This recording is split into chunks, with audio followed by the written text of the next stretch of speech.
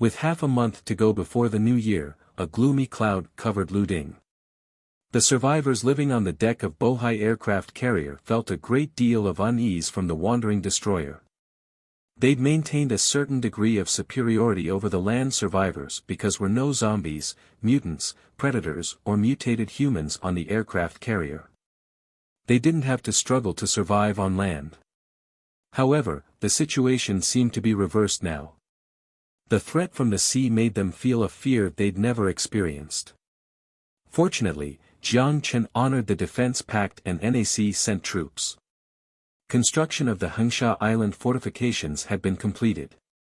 The island was equipped with a Fireball 1 rocket cluster system, 2,000 rockets, and 51 J-type electromagnetic pulse cannons. Under the leadership of Cheng Weigua, a 1,000-strong reinforcement camp was stationed there. NAC had no navy, not even a few ships. But it didn't matter. NAC possessed the top artillery in all of Pan-Asia. Just a few days ago, their rockets filled the sky, cleansed Hengsha Island of soldiers, then annihilated 2 mutant nests.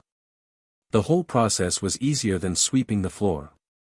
Perhaps it was because of NAC's strong forces that the destroyer cruising around Wanhai City was calculated and reserved. At least they weren't opposed to communication unlike before. On the shore of Hengsha Island, a spherical submersible device surfaced. From its appearance, this submersible and Jiang Chen's droplet number 1 seemed similar, except that the smooth cone on the back was missing.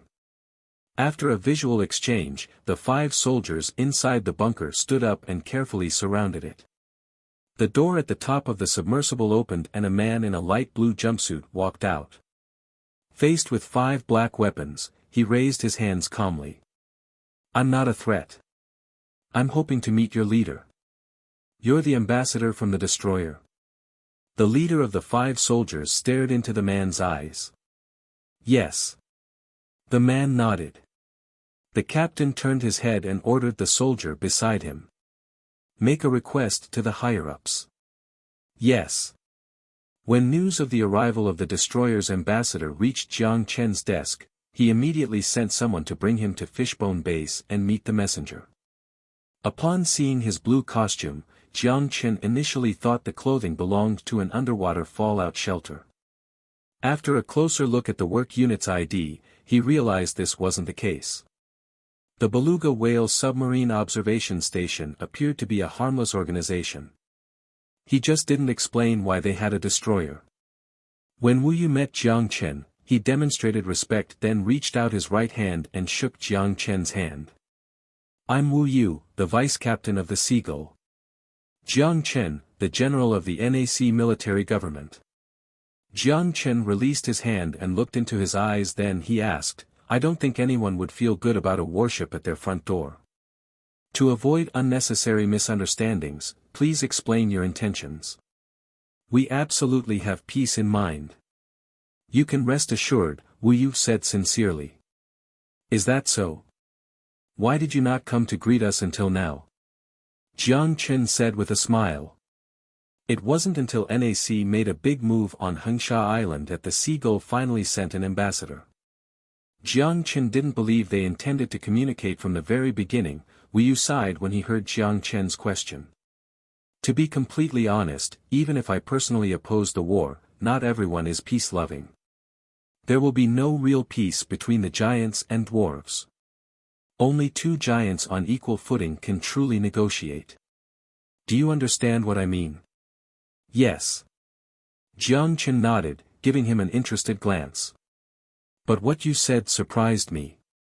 It seems that even though you remain at sea, you are still in touch with the happenings of the apocalypse. We're not completely living in isolation." Wu Yu opened his hands. "We're different from the fallout shelters. When the nuclear war broke out, we only had a month's worth of supplies. We stretched that to 3 months. Ultimately, we still had to think of ways to survive above sea level." "Very good. It seems that you intend to trade with us," Jiang Chen said with a smile. "But I still have a question. I don't know if it's inconvenient for you to answer me, but how do you actually live in the deep sea without being attacked by mutants? Mutants? There are occasional aggressive mutants such as mutated sharks or mutated killer whales that may pose a threat to our production and life.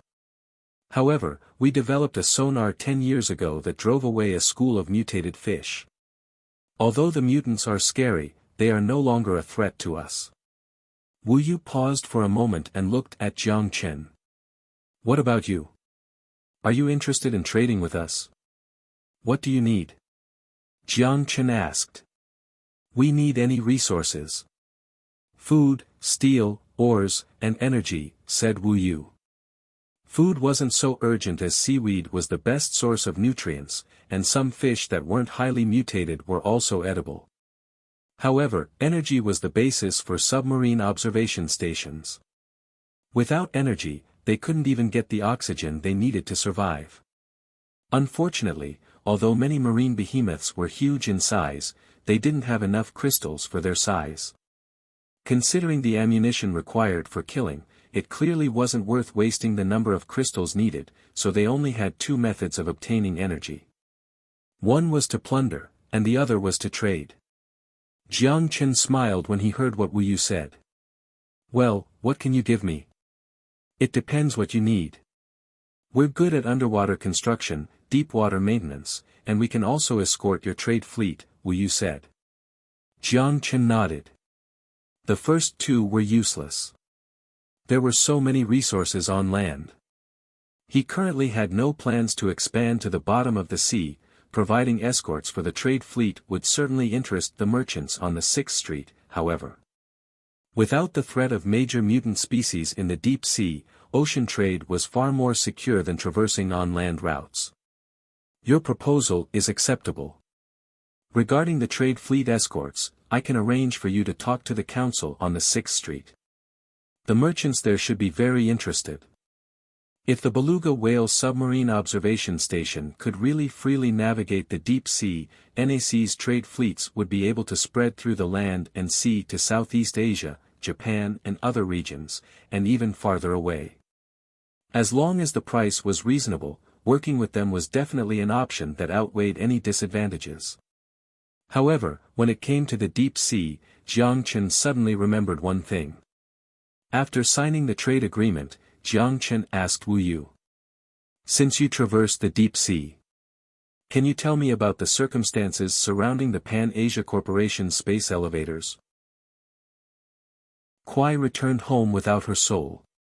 She didn't recall how she left the Yoshihara Club, nor was she aware of the expression she had when she walked into the 50-square-meter apartment. She took a shower and collapsed onto her bed. When she woke up the next day at noon, she realized that the pillow was soaked. Whenever she thought about what happened yesterday, her body shivered uncontrollably. She picked up the phone on her nightstand, and her fingers unconsciously rubbed the screen as she didn't know who to call. The buzz of an incoming email suddenly shocked her. After seeing the sender, she was relieved. It was a work email. As expected, the search warrant she applied for the day before was immediately rejected. Her plan wasn't to catch up with the changes. She originally planned on investigating Jiang Chen first and find evidence of his connection with the Yodo suburbs virus incident, then obtain a search warrant to become a legend in the Yodo police community. It now appeared that her plan was just a joke. Tears dripped down involuntarily, washing away her self-esteem. She wanted to call the police, but she felt that her thoughts were ridiculous. She was part of the Yodo Police Department, who would she report to? She suddenly regretted her decision the day before. If she hadn't acted on impulse, she wouldn't have been. She wanted to call her boyfriend, but she didn't know how to seek comfort from him. It was impossible to talk about what happened last night.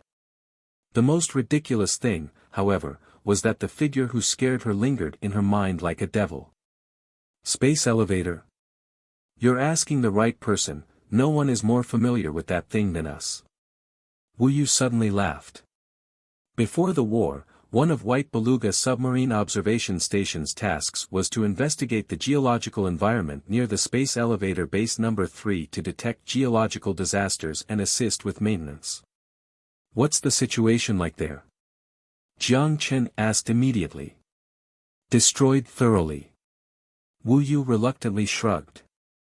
I still remember the day. At the beginning of the war, the tracks that streaked into the clouds were hit by several missiles, and 30,000 kilometers of graphene cables collapsed into the sea. An entire island was cut into two pieces by a graphene cable, so I advise you not to count on it. Don't count on it. He wasn't foolish. Jiang Chen had been counting on the space elevator. NAC had no way of getting to sea, or else he would have already sent people to explore the whereabouts of pre-war space elevators. Rebuilding a space elevator was nearly impossible in the apocalypse, where there were few people and resources and no production capacity for technology, but it could be done in the modern world. I think I can still count on it. Do you have any way of moving the wreckage of the space elevator into shallow water? Jiang Chen asked. Wu Yu looked at Jiang Chen as if he was a madman, and he facepalmed. Do you know how heavy the base station for the space elevator is? How heavy is it? With a displacement of 10 million tons, no power system is capable. After being anchored, it has to rely on special transport equipment to redeploy. Not to mention that it's still sinking at the bottom of the sea. Not to mention shallow sea, it's not easy to bring to the surface to begin with. I see. Jiang Chen frowned. What do you want to do with a space elevator? It can only be deployed at the equator, Wu Yu wondered. Wu Yu had another thought he failed to verbalize. Now that outer space was filled with space debris and looked like an asteroid belt from afar, there was no way to develop in outer space. You don't have to worry about what I'm using it for. Jiang Chen waved. After contemplating for a moment, he continued, well, you can escort our construction ships. We'll be responsible for the shipment. We can discuss the price again. I will convey your proposal to my superiors and give you a reply tomorrow at the latest. Wu Yu nodded. Then you can take your leave now, said Jiang Chen. It wasn't impossible to build a space elevator from scratch. The Graphene Research Institute in the modern world developed a graphene cable that could be used to construct a space elevator. Although an elevator of 22nd century standards couldn't be achieved, a primary stage space elevator could still be built. However, unlike Penglai, even if the production capacity of the new Malaysia Special District was completely directed to the space elevator project, it would take at least 5 years to complete the entire project. In other words, when the space elevator would be completed, it would be 2023. But if the wreckage of the space elevator from the apocalypse could be transported into the modern world, it would make things much easier. It wouldn't be impossible for the project to be completed within 1 year. Wu Yu didn't disappoint Jiang Chen's expectations. The White Beluga submarine observation station quickly agreed with Jiang Chen's proposal. After some bargaining, the two sides finally reached a preliminary cooperation agreement. NAC set up a port on Hengsha Island, north of Wanghai City, where the merchants from 6th Street would trade necessities with the station. Items traded would include food, raw materials, some household goods, industrial products, and a limited number of arms. The settlement currency was limited to NAC's credit, and the tariffs were tentatively set at 10%. The space elevator's transportation agreement was written in another agreement. White Beluga submarine observation station would disassemble, repair space elevator bases, and recover the wreckage of space elevators from outer space. The NAC was responsible for dispatching transport vessels. Because the sunken space elevator was far from Wanghai, and the depth of the sea near Wanghai was relatively shallow, it wasn't convenient to place a space elevator base there. After discussion with the observation station, Jiang Chen decided to use Taipei as a transit point. For Jiang Chen, it didn't matter where he shipped these parts to the modern world. If it wasn't for the fact that he was unfamiliar with the station, he would have rushed directly to the targeted sea area to transport it from there and save time. After signing an agreement with the observation station, the expeditionary forces of NAC also finished mobilizing. The AS Order Steel airship could take off and fly along the coastline toward the island of Ijo. It was expected to arrive in Taipei within 8 hours. Accompanied by the Zhao Corporation's trade fleets, their main task was to act as guides and communicate with survivors on the island of Izhou. Zhao Corporation was familiar with the situation in Taipei. The rocket engines and aviation equipment acquired by NAC were all obtained from the launch site in Taipei. Jiang Chen's instructions to the captain, Li Wang, were simple. They were to establish an outpost in Taipei with 200 Marines along with radar stations and lighthouses. They were to establish positive relationships with local survivors as permitted by the circumstances and, if possible, integrate those survivors under the NAC banner. For this second NAC crusade, Jiang Chen gave Li Wang a high degree of autonomy. During the Hongqing expedition, the ex-guard captain had proved his abilities. Jiang Chen also believed the captain he personally promoted would definitely live up to his expectations. AS order had taken off. The destroyers wandering near the coast of Wanhai had already returned. Before returning to the modern world, Jiang Chen and Sun Jiao visited 6th Street. After being warmly received by officials, they visited the industrial development area. Rows of tank shells were located outside the military factory. Jiang Chen and Sun Jiao walked alongside the industrial park. Jiang Chen looked at the workers who were working on the assembly line. Compared to the modern world New Malaysia Special District, the industrial park in the apocalypse could only be described as miniature. Due to population constraints, industrial development on the wasteland was 100 times more difficult compared to the present day. Even if the equipment technology far surpassed the modern world, the production capacity of the modern world couldn't be matched. The production output of future heavy industries was 10 times the total number of workers in the NAC. Sometimes, Jiang Chen couldn't help but wonder how great it would be to move some workers to the wasteland. Of course, that was just wishful thinking. Lin Lin's research on transporting people had stalled. Sun Xiaoro jokingly dubbed him the name, Hamster Killer. Each experimenter was a hamster. And those poor hamsters died without exception. As he watched power armor being moved out of the factory by a construction vehicle, Jiang Chen asked Sun Jiao, who was standing next to him, "How many power armors do we have?" "A total of 325 sets, my general." Sun Jiao grinned as she playfully spoke. Judging by the curvature of her mouth, Miss General was apparently also very pleased with the production quota of NAC. That much? Jiang Chen was surprised.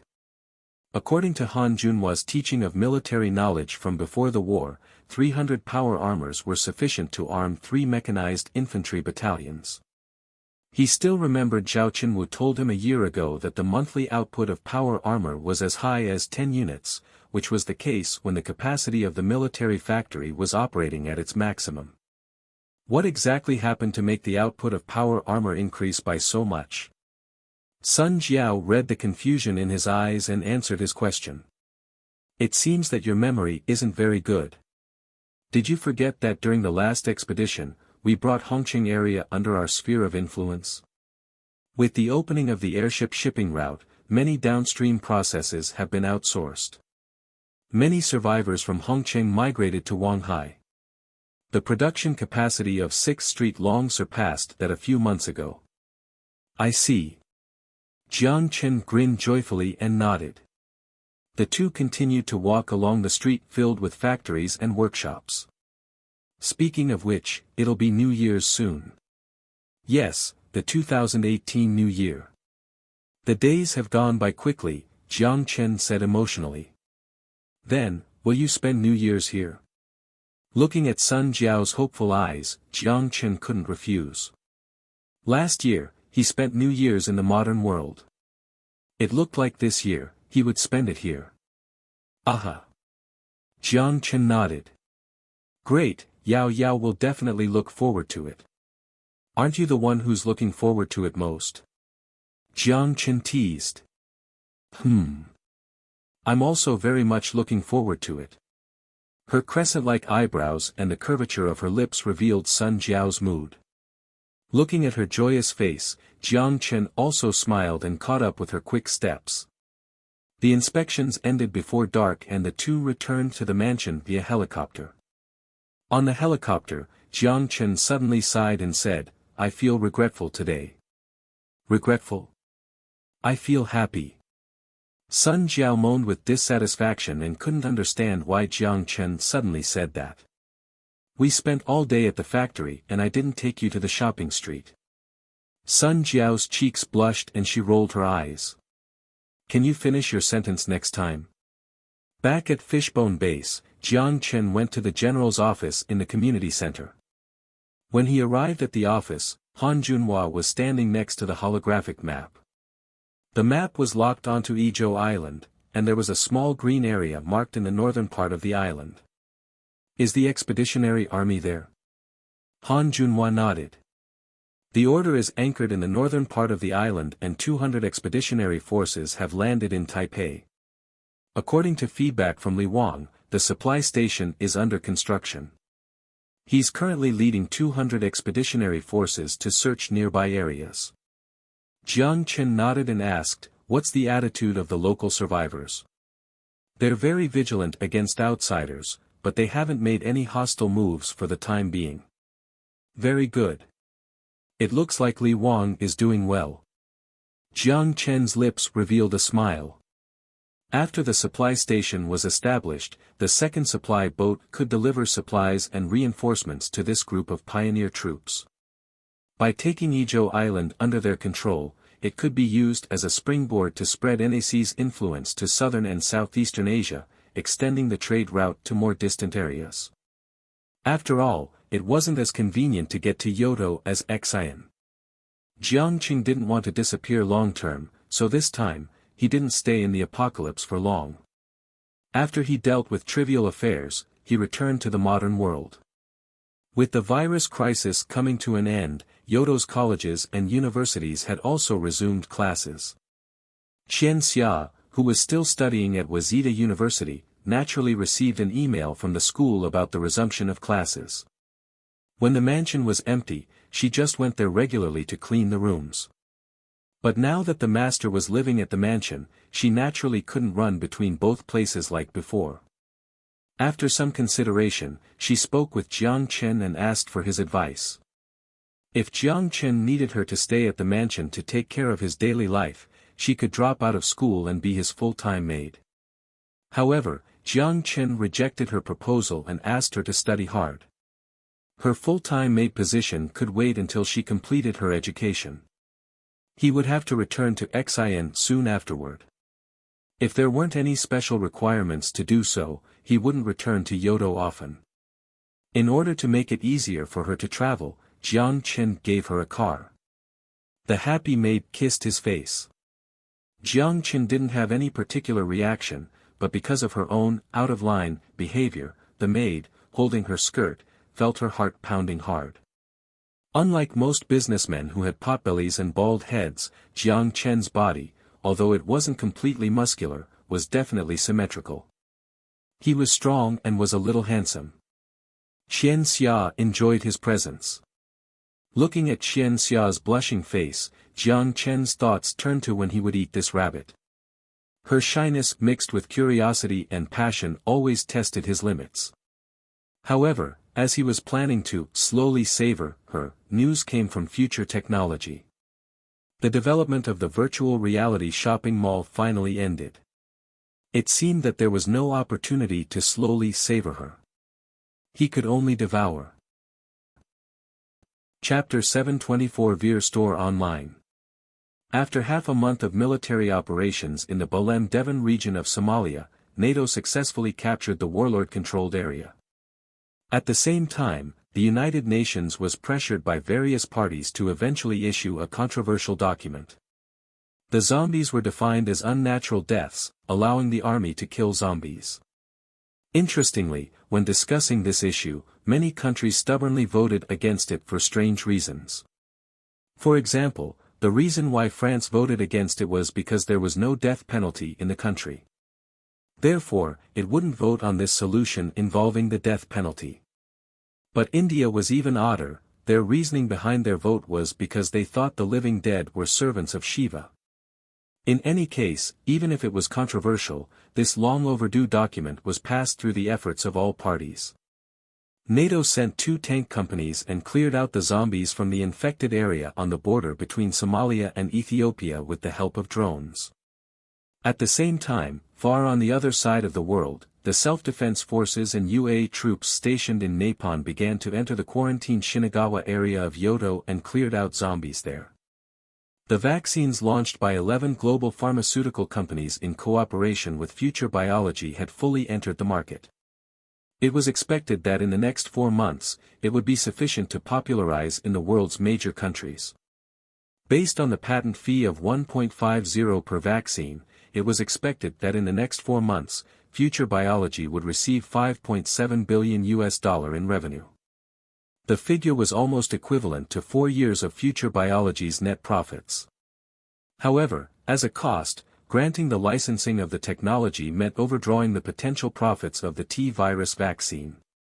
After all, other pharmaceutical companies were more dominant in terms of production scale. Even if the cost had an additional $1.50 in royalties, this cost could easily be made up elsewhere. In the past few days in Yodo, Jiang Chen headhunted a professional manager and formed a professional real estate management team to manage the $11 billion of real estate he acquired in Yodo. He was responsible for the maintenance of buildings and leasing of shops. At Yodo International Airport, Chen Xia waved at Jiang Chen emotionally. The day before leaving Yodo, Jiang Chen eventually showed his claws to Chen Xia in her maid uniform.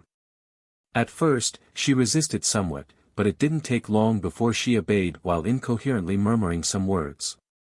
Maybe it was because the pain of the first time was unforgettable, or maybe it was because of other reasons. After that night, Jiang Chen felt that she looked at him with eyes containing a different glory. Will Master still come back? Chen Xia buried her head and whispered in a low voice. Occasionally perhaps.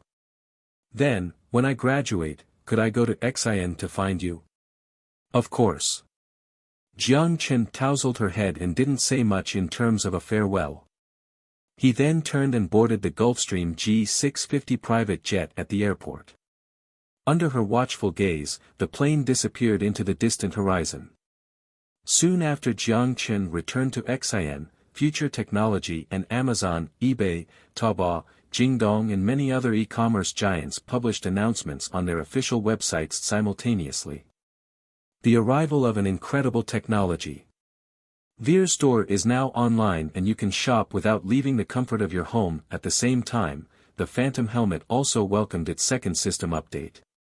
After the update, an application management program appeared on the interface.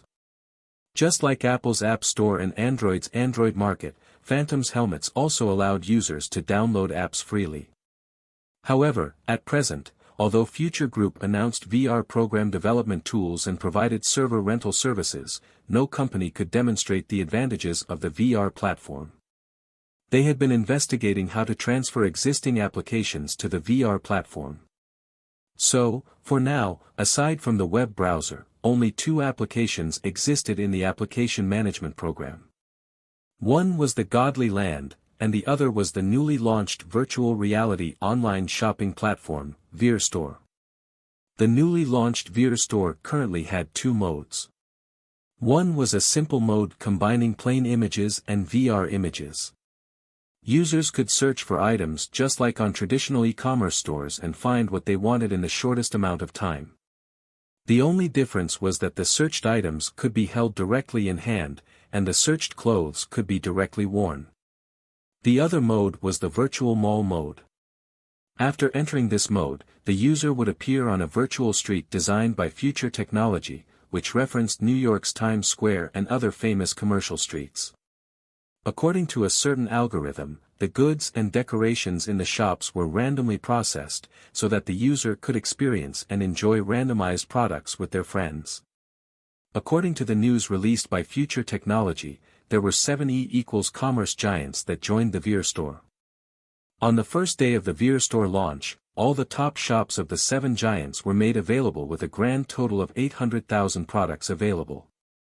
Many users who tried the VR store experienced the joy of VR shopping. While the sales volume continued to rise, this powerful VR store was also positively rated by users. The skirt I purchased is already here. It's amazing. It's exactly the same as I saw in the VR store. I used to be unwilling to buy expensive clothes online. Not to mention size, but what I wear and what models wear seem completely different. Now it's okay, I can try clothes in a VR environment and find things that really suit me. It's crazy, how did future technology do it? It's a pity there's no tasting function. If the taste of food could be replicated, I'd be able to eat in the virtual mall. I wonder if you can be full in the virtual world. My God, my wallet. How did I spend so much money? Oh, for technical reasons, VR images of products were currently produced by future technology. Therefore, images of these 800,000 products were randomly selected, sent to future technology's headquarters, and scanned using special equipment, producing high-resolution VR images. As for the VR image production fees for products, Jiang Chen didn't scam them and charged them a cost of $1,000 per item. And for the products registered in the VR store, a monthly data management fee of $10 was charged. Compared with the profits gained from the VR store, the investment was definitely worth the money. Phantom helmets had reached hundreds of millions of active users worldwide, and VR store was one of the only 2 applications which created strong exposure. Controlling such a large amount of traffic, the price could double and shops would still be willing to pay. In addition, advertising and other costs were calculated separately and were quite pricey. If the product was on VRStore's homepage recommendation list, the revenue of the shop would have to be divided equally with future technology. Even though the price was a bit high, there was still a stream of shops that applied for front page exposure. These charges, together with data management fees, were the 2 major revenue streams for VR store. Some analysts realized that the launch of VR store would signal a new period of downward trends for physical stores. For example, the British Observer Daily had thoroughly analyzed this issue. We had optimistic thoughts that online shopping would never replace physical stores and would affect the spending habits of some people at the most. Physical stores have an advantage that online shopping can't replace, such as intuitively touching the products you want to purchase, and the fun in shopping itself. These are elements not available in online shopping. Now, VR store seems to have done it, everything that online shopping was unable to do. Maybe this will be a start to completely rewriting the landscape of the global retail industry. The relationship between major e-commerce companies and VR store was akin to the relationship between retail chains and shopping malls. From payment to logistics, traditional e-commerce stores were responsible for providing the goods, while VR store provided the window.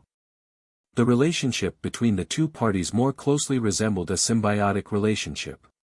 In fact, Jiang Chen previously considered starting from scratch. He thought about getting rid of those veteran e-commerce giants, taking a series of chains from payment to logistics and creating a platform belonging to future technology. However, after discussion with Xia Xiyu, he gave up on this plan.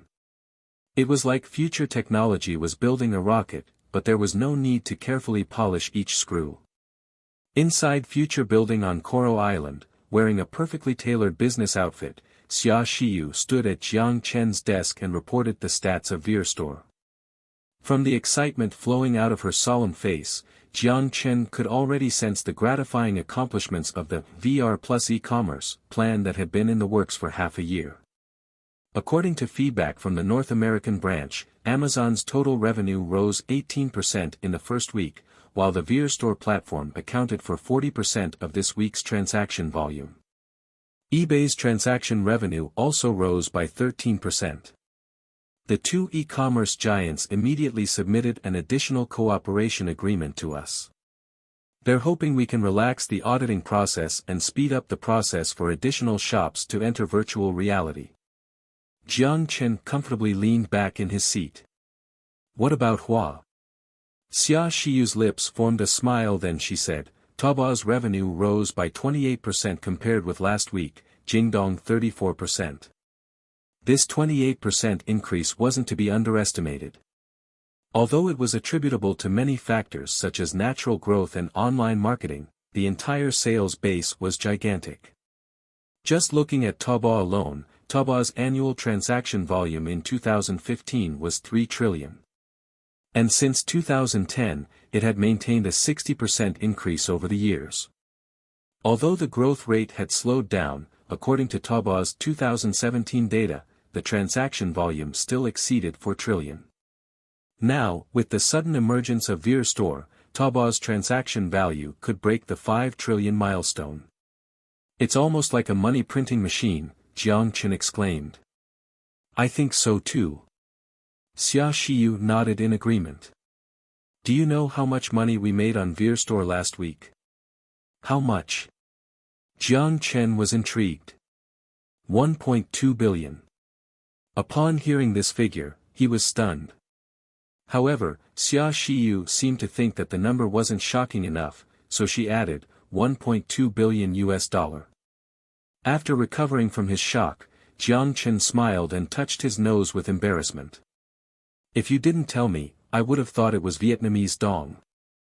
1.2 billion a week was more money than a money printing machine. A money printer couldn't print that fast. Even more shocking was that this 1.2 billion was their income after tax. Although the scanning fee for the 1 million items contributed to more than half of the sum, the figure of 1.2 billion still stunned Jiang Chen. Alibaba's net profit per year was around 7 billion and it ranked top among the global e-commerce giants.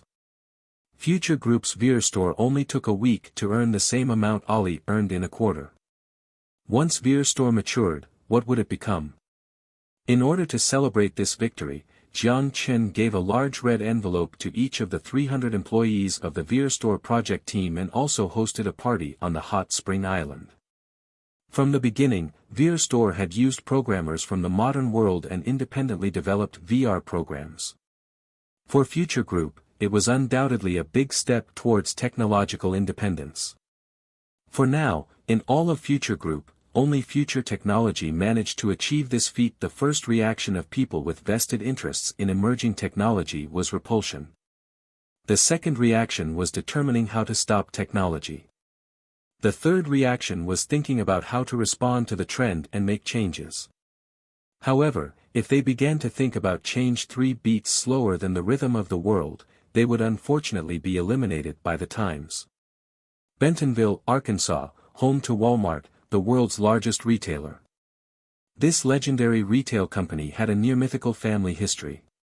When Fortune magazine released their list of the world's top 500 companies in 2007, Walmart topped the list with a revenue of $35.11 billion and received this honor for 6 consecutive years. When Fortune magazine began assessing the top 500 companies in the world in 1955, Walmart was just a mom and pop shop in Bentonville. At that moment, in the Walmart headquarters, the board of directors held an emergency meeting to discuss their strategy for dealing with the impact of Veer Store on the retail landscape. Which idiot has the proposal from Future Technology? We could have taken the Veer Store ride. We had a vote from the board of directors, Mr. Casero. CEO Macmillan rose and responded to the director who mocked him. Oh. You mean, all of us here are idiots? Don't get me wrong, I absolutely didn't mean that, Mr. Casero. Unless you personally think so. You, knock, knock, knock. The sound of knocking on the table forcefully dispersed the noise around the conference room. The chairman, sitting at the head of the conference table, Robson Walton, stopped knocking his hand and glanced at the two men with cloudy but sharp eyes. We have more important things to do than arguing, don't we? The aged Walton family owner had a high prestige among the board of directors. When they saw old Walton speaking, all the directors looked at each other and quickly ended their meaningless arguments. Macmillan shrugged, opened his mouth, finally said nothing, and sat back. Yes, Walmart had rejected Future Technology. Walmart also ran its own e-commerce website, and it was the third ranked in the UA. But 6 months ago, they didn't accept the concept of VR plus e-commerce, proposed by future technology. As for why, Walmart's network was comprehensive. It could connect its large physical retail stores and online businesses together to provide a full range of customer shopping services, so there was no need to rely on the VR platform. No Americans were unfamiliar with the products on Walmart's shelves. Also, if Walmart supermarkets appeared on the virtual reality platform, this would definitely have a greater impact on Walmart's physical store sales. But the facts proved their decision to be horrendously wrong. Whether they were willing to accept it or not, Walmart's physical store sales would be impacted by VR Store. Their refusal to enter VR Store resulted in more market share in e-commerce taken away by Amazon and eBay. We were at a disadvantage against Amazon. Now, VR Store has pushed us directly to our pitfall. It's not only Amazon, but eBay is also trying to gain distance on us. One director shook his head as he spoke. It isn't too late to make up for it now. I'll personally go visit Xi'an. I'll make the secretary book a ticket for tomorrow, Macmillan said. It isn't too late. Even if we change our minds now and beg future technology to let us join VR Store, do you think we could immediately enter the VR platform? Casero, who had previously argued with him, mocked him. Scanning 800,000 products took more than half a year. If we enter now, there are still countless shops ahead of us in queue. Maybe this time next year, Walmart's merchandise will appear on the shelves of VR Store. It would be impossible for them to set aside their partners and allow a latecomer jump in. I'll persuade him, Macmillan said earnestly. Casero was about to say a few mocking words, but Mr. Walton, the chairman, didn't give him a chance to speak and forcibly interrupted him. You don't need to book anything, take my plane. Don't wait until tomorrow, go today. Holding his breath, Macmillan nodded his head seriously. Yes. How was your time in Los Santos? It was okay. I'm going to go back to Shanghai tomorrow. Is filming complete already? Coral Island was as sunny as ever today.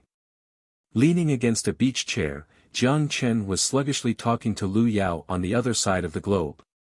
Aisha, who was wearing a bikini, brought a cold drink for him and leaned over to kiss him on the forehead, then ran to the beach.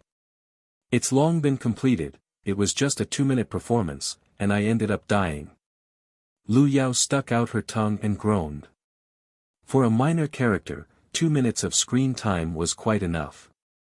Of course, she didn't have any dissatisfaction, but she was just used to ranting to Jiang Chen over the phone. Will you see the movie at my place? Jiang Chen smirked. Lu Yao's face instantly turned red. His smirk reminded her that the last time she went to Xi'an, he was watching her movie while doing some strange things. Her eyebrows raised. Lu Yao provocatively teased him, Oh. Do you only last 2 minutes? If you forgot, why don't you try to find out? Pervert. Hanging onto his phone with a smile, Jiang Chen began to enjoy the summer. The cloud in the distance was like a boat, drifting along the blue sky. The sea breeze with a hint of coconut swept by his face and took away the heat from his body. Jiang Chen couldn't help but close his eyes and take a nap on this perfect day. The next day, Jiang Chen went to Dr. Amos's lab and observed the experimental results of the spiritual bridging. However, the experiment unfortunately seemed to have encountered a bottleneck. Although the last generation chip solved the issue of overheating, it seemed to have a heavy load on the brain. Being connected for half an hour consecutively could cause the user to fall into a coma and interrupt the connection. Amos was doing some debugging. However, even then, his research results were astonishing. It was the only piece of technology from the modern world surpassing the 22nd century that Jiang Chen had seen. As for how far Amos could go in this field, Jiang Chen wasn't able to foresee the limit. As he left Dr. Amos's lab, a call from Xia Xiu came in. She said Walmart's CEO had requested a meeting with him. Walmart? Is there a problem with nutrient supply? Why didn't he seek out Tao Ming? Jiang Chen asked with confusion. Not about nutrient supply, it's about Veer store. After listening to the explanation from Xia Shiyu, Jiang Chen slapped his head and realized. With Future Group increasing their influence, aside from the initial negotiations with the major e-commerce companies, Jiang Chen had delegated the entire project to Future Technologies project team. Ning Huajian, who took over Xia Shiyu's role, was very competent in his position, and the people who were chosen for the project team were all elites of the company. In the end, their results didn't disappoint Jiang Chen. Therefore, Jiang Chen didn't question the details too much. Where's he now? Jiang Chen asked. In Future Building. Is he already there? Let him go to my office and wait for me. Okay. After hanging up the phone, Jiang Chen took the elevator and went straight to the floor where his office was located. At the door of the president's office, he met the representative of Walmart who came to negotiate, CEO Macmillan. Upon seeing Jiang Chen, Macmillan greeted him enthusiastically. It's nice to meet you, Mr. Jiang Chen. Please forgive me for my uninvited presence. Not at all. Future Group welcomes your arrival. Mr. Macmillan, standing in the doorway isn't the gentlemanly way of hospitality. Please, come inside. After Macmillan was invited into the office, the two sat on the sofa, and the office assistant dressed in business professional attire skillfully made 2 cups of coffee for them. Get Ning Huajian to come here. Yes. The assistant nodded with a smile, listened to Jiang Chen's instructions, and left the office. Since mid-2017, the headquarters of Future Group subsidiaries had all moved to Xi'an, including Future Technology from Hong Kong. Although the chief executive tried to convince him to stay, Jiang Chen still executed this decision. As for the reason, it was very simple. This move would save Future Group billions of dollars in tax revenue each year. Future Technologies operations in Hua would be carried out through a subsidiary and would no longer be directly managed by the company. There were many benefits to the localization of management and wouldn't be repeated here. While waiting for Ning Huajian's arrival, Jiang Chen looked at Macmillan and asked with a smile, Mr. Macmillan, I heard you're here because of the Veer store. Yes. About this point, I've already filled in the visit application, Macmillan said comically. Soon, the office door was pushed open again, and Ning Huajian came in. Boss, were you looking for me? This gentleman is looking for you, Walmart CEO. Please sit down. Jiang Chen gestured toward the sofa and introduced Ning Huajian to Macmillan. After listening to Jiang Chen's introduction, Ning Huajia immediately understood Macmillan's intentions and smiled at Macmillan. Future Technology, and even more so, Veer Store, welcomes every partner to join us. If Walmart is willing to join our family, I certainly welcome you with open arms. However, Ning Huajian's tone suddenly changed. However, it's a pity that Veer Store's operations team has a limited ability to scan products. Establishing VR images isn't an easy task. For now, we can only scan 100,000 items per month. Ning Huajian didn't finish his sentence, but the meaning was obvious. Every month, 100,000 items were permitted to enter Veer Store. It simply wasn't enough for 7 e-commerce giants. When Walmart was asked, they didn't join. Now that cooperation agreements had been signed with the other e-commerce companies, why didn't Walmart do this earlier? Can't the scanning speed be increased? Macmillan asked anxiously. The number of 100,000 will definitely increase gradually, but as you know, we must give priority to the needs of our partners, said Ning Huajian. Macmillan was silent for a moment as he adjusted his thought process. I know our proposal may make it very difficult for you, but we promise we won't let you do it for free. At the 2018 Annual Global Merchandise Exhibition, Walmart will be the organizer of the exhibition. If you can help us scan 300,000 items onto Veer Store within the next 2 months, we'll invite you to assist the organizer. After a pause, Macmillan looked at Ning Huajian and looked at Jiang Chen again. To host a global merchandise exhibition based on the VR platform with the world watching.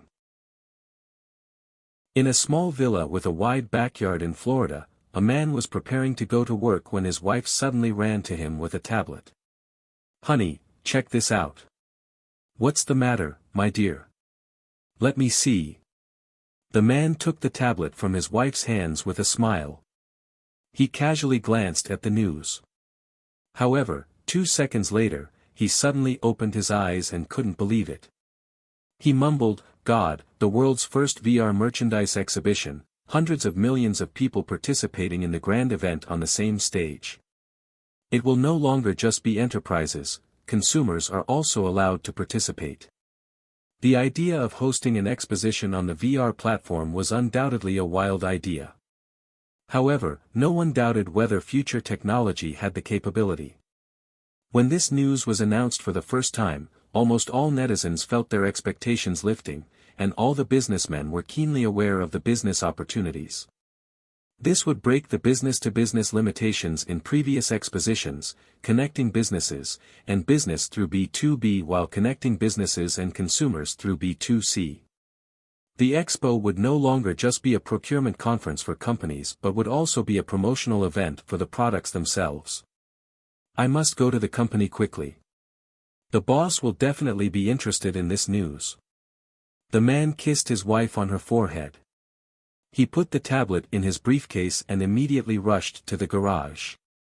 From large machinery, motorcycles, auto parts, chemical products, clocks, and watches, to kitchen utensils, ceramics, home decorations, medical equipment, menswear, and office stationery. This global merchandise expo covered almost every aspect of life and production. Over 500,000 pieces of goods would be exhibited and the duration of the exhibition was more than 5 months. When Macmillan proposed this proposal, Jiang Chen immediately agreed to his conditions without hesitation. Scan 300,000 items for Walmart to enter the VR store, and in the future, Walmart would be given the same priority as the other 7 other e-commerce companies. For future technology, it was nothing difficult. They would expand their staff and improve the efficiency of VR image production. The monthly scanning quota would be raised to 400,000. The quota of 150,000 would be allocated to Walmart every month, just enough to meet their 300,000 target. The additional 100,000 units would be allocated to the VR merchandise exhibition, as long as the 500,000 items were scanned within 5 months. If this merchandise exhibition was successful, it would definitely be a win-win situation for VR Store and Walmart. Socializing and shopping, we can integrate the two. I suddenly thought of a brilliant idea. Standing in Jiang Chen's office, after reporting on the progress of the exposition, Ning Huajian suddenly began to sell to Jiang Chen his own idea. What idea? Jiang Chen put down the file in his hands. Based on Godly Land, we can add a third function to the VR store. Virtual City. What's the difference between this and our virtual mall mode? Asked Jiang Chen. The difference is huge, said Ning Huajian with excitement. The virtual mall is a group shopping mode based on the friend system of the Phantom Helmet, similar to LAN. The concept I proposed is more like an MMORPG. Upon hearing the word MMORPG, Jiang Chen suddenly understood what he meant. His eyes were filled with light. You mean? Yeah. We can build a virtual city that will dynamically expand with the number of users, just like in Godly Land. When shopping, people can also exchange ideas with users who are also shopping, become friends and invite each other into their own private spaces. Not only that, when users meet their social needs in the virtual city, we can launch virtual prop buying features such as houses, cars, furniture, clothes, kitchen utensils. Before purchasing these things in the world, users can buy them in the virtual world as a trial. After listening, Jiang Chen's eyes turned brighter. This idea is quite interesting. Inspiration was magical. Although it began with fragmented ideas, Ning Huajian's imaginative vision resonated with Jiang Chen. With an exchange of opinions between the two, these fragmented ideas were gradually pieced together into a complete puzzle. Vir City, Jiang Chen suddenly said, interrupting Ning Huajian's endless enthusiasm. What? Ning Huajian paused. I said, Vir City. Jiang Chen looked at Ning Huajian with passion. These ideas don't need to stick to Verstore's framework at all. We can completely set up a new project team to design a virtual social software called Vir City. Vir City will include a virtual city that can expand based on the number of users, and it will be linked with Vir Store and the Phantom Helmet login space. Users can use real money to buy real estate in the virtual city's residential area, and the purchased property will serve as their own Phantom Helmet login interface. The excitement in Jiang Chen's eyes was contagious to Ning Huajian. That's awesome. The most frequent comments on our official website are that the white cube space is too ugly. But will the server resources be sufficient if you allow users to DIY their own room? They're definitely enough. Jiang Chen smiled. The apocalypse had digested the commercial quantum computer production technology from Hong City. The first batch of commercial quantum computers had already left the production line and was transported to the modern world by Jiang Chen. Now that Future Group's commercial quantum computer reserves reached 10, it was more than sufficient to support this project. After downloading the Vir Store, the user's helmet would no longer appear in an isolated white cube. It would appear in a virtual room that would be far more beautiful and far more spacious than reality. With a push of the door, the user would welcome the entire virtual world. Completing all kinds of interesting small tasks in a virtual city would grant the user virtual coin rewards. They could buy virtual products with virtual coins. If they were satisfied with the virtual product, they could jump directly to the interface linked with Vir Store and throw this virtual product into their shopping cart. If this idea could really be fulfilled, Vir City would be able to connect the entire VR world as one. For this virtual city, we can draw some of our staff from the operational team at Godly Land. For Vir City content, we can headhunt people from Rockstar and EA's Maxi Studio. Rockstar Studios was famous in the gaming industry. Its launch of the Grand Theft Auto series of urban-themed role-playing games was widely acclaimed worldwide. Maxi's was also a great studio, and the Sim City series was their masterpiece. Recruiting talent from these two studios to design the game nature of Vir City would definitely be the perfect combination.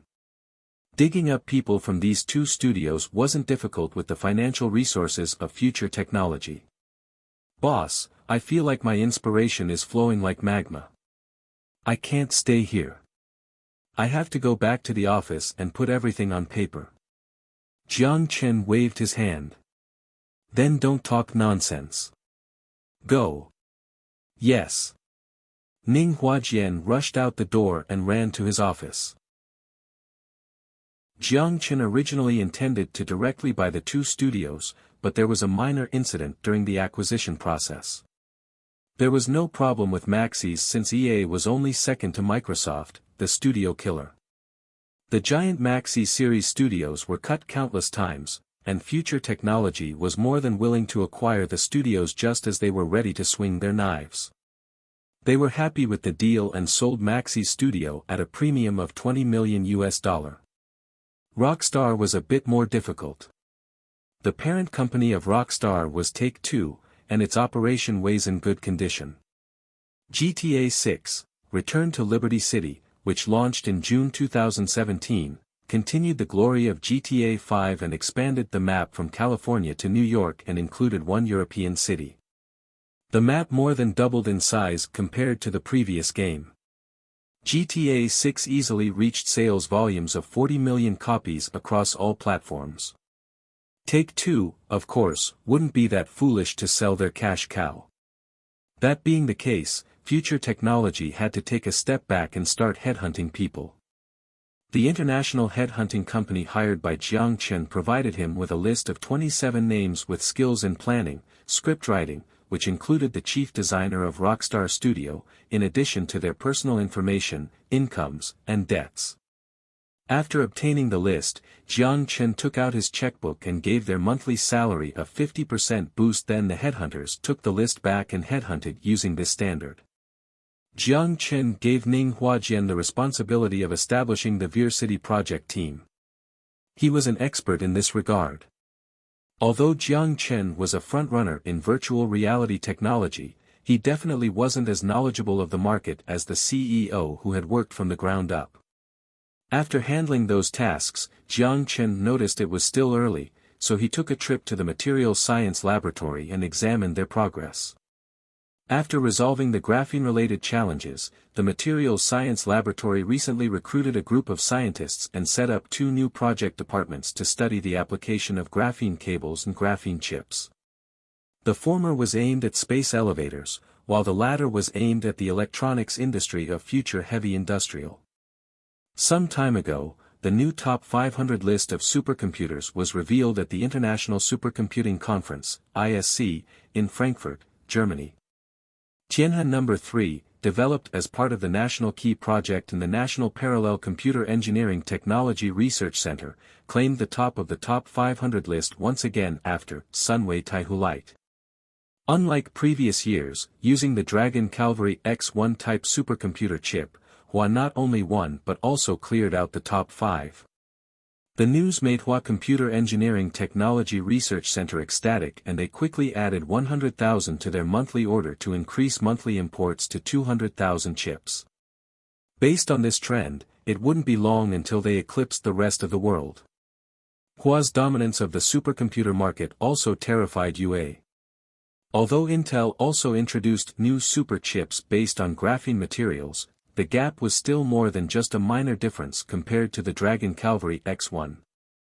In desperation, although it was committed to fostering local manufacturers such as Intel and Qualcomm, the UA Department of Defense selectively purchased 50,000 supercomputer chips to upgrade the performance of the Department of Defense supercomputers.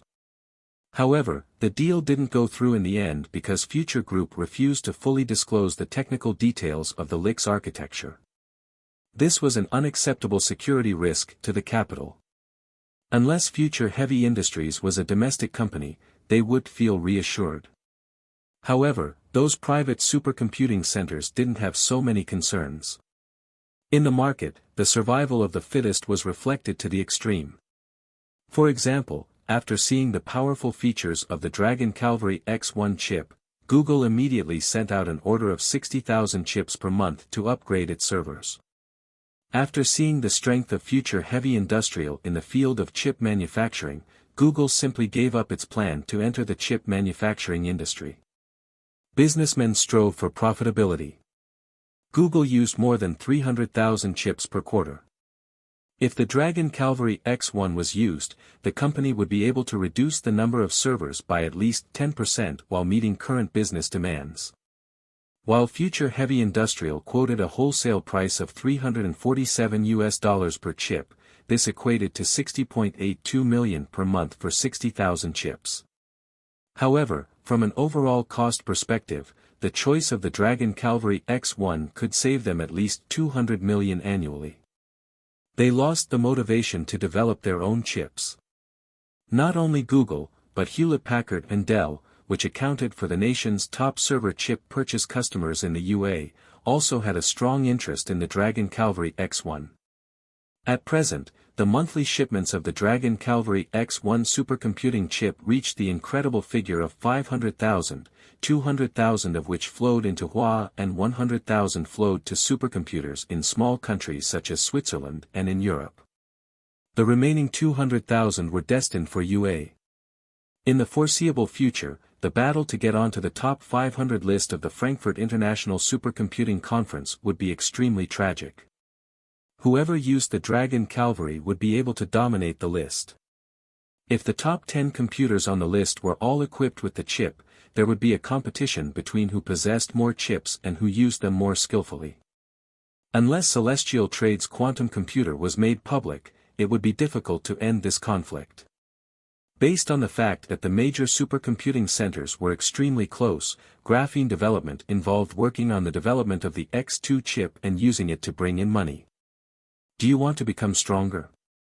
Do you want to fire up your national pride? Come and buy Dragon Cavalry X2. Jiang Chen had already imaged what the ads would look like. Future Heavy Industries completed the registration of the LIX architecture in various countries and registered patents for each instruction set. After receiving the news, Lungsen immediately came to him to obtain authorization for the LIX architecture. They were ready to start developing their own superchip based on the LIX architecture. This was agreed upon when the chip was first sold, so Jiang Chen agreed without a second thought. The global price of patent fees was standardized. Chips that used LIX architecture would pay 10% of the selling price as a patent fee. Although this figure was twice as high as Qualcomm's 5%, Qualcomm's pricing was based on the total price of electronics, where Future Technology only conscientiously charged based on the price of a single chip. However, Jiang Chen noticed that Mr. Wu Weiwen, president of Lungsen who came to sign the patent agreement, wasn't particularly happy. Are there any problems, Mr. Wu? Jiang Chen asked happily. Wu Weiwen shook his head. No problem at all. I just think Mr. Jiang is especially crafty. I don't quite understand what you mean. Can you explain it to me? Jiang Chen laughed. Wu Weiwen smiled and didn't speak further. He walked away with the LIX architecture licensing agreement. Jiang Chen noticed he seemed to have aged instantly. Lungsen was a state-owned enterprise and enjoyed financial subsidies in business operations. Theoretically, Wu Wenwei, the president, didn't need to worry about their financial performance. Even if he couldn't sell a chip in a year or two, the company would absolutely not worry about going bankrupt. Frankly speaking, when Jiang Chen agreed and authorized him to use the LIX structure with Lungsen, Wu Wenwei could clearly sense his superior's emphasis on Lungsen. However, when the first batch of Dragon Cavalry X1 was sent to the supercomputing centers and the scientists at the supercomputing center shouted with joy, Wu Wenwei could clearly sense that the eyes of the superior standing beside him suddenly shifted.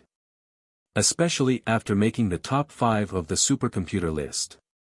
The leaders responsible for the National Key project were almost collectively promoted. The project leader even received praise from the chairman.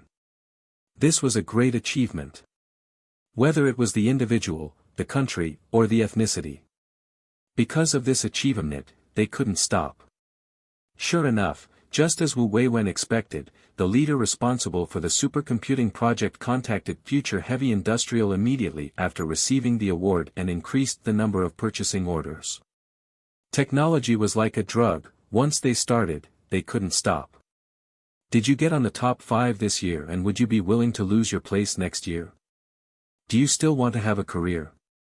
What should they do if they didn't want to lose? They could only buy Dragon Cavalry X1. How long did they have to wait before the old scholars came up with research results?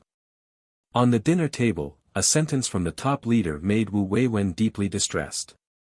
You can't always follow protectionism. With no market, where's the competition? Future Group is a child who walked out of our country. Rather than attempting to fill this bottomless hole, it's better to obtain their technology. Aren't we a family after all? A dangerous thought. Very dangerous.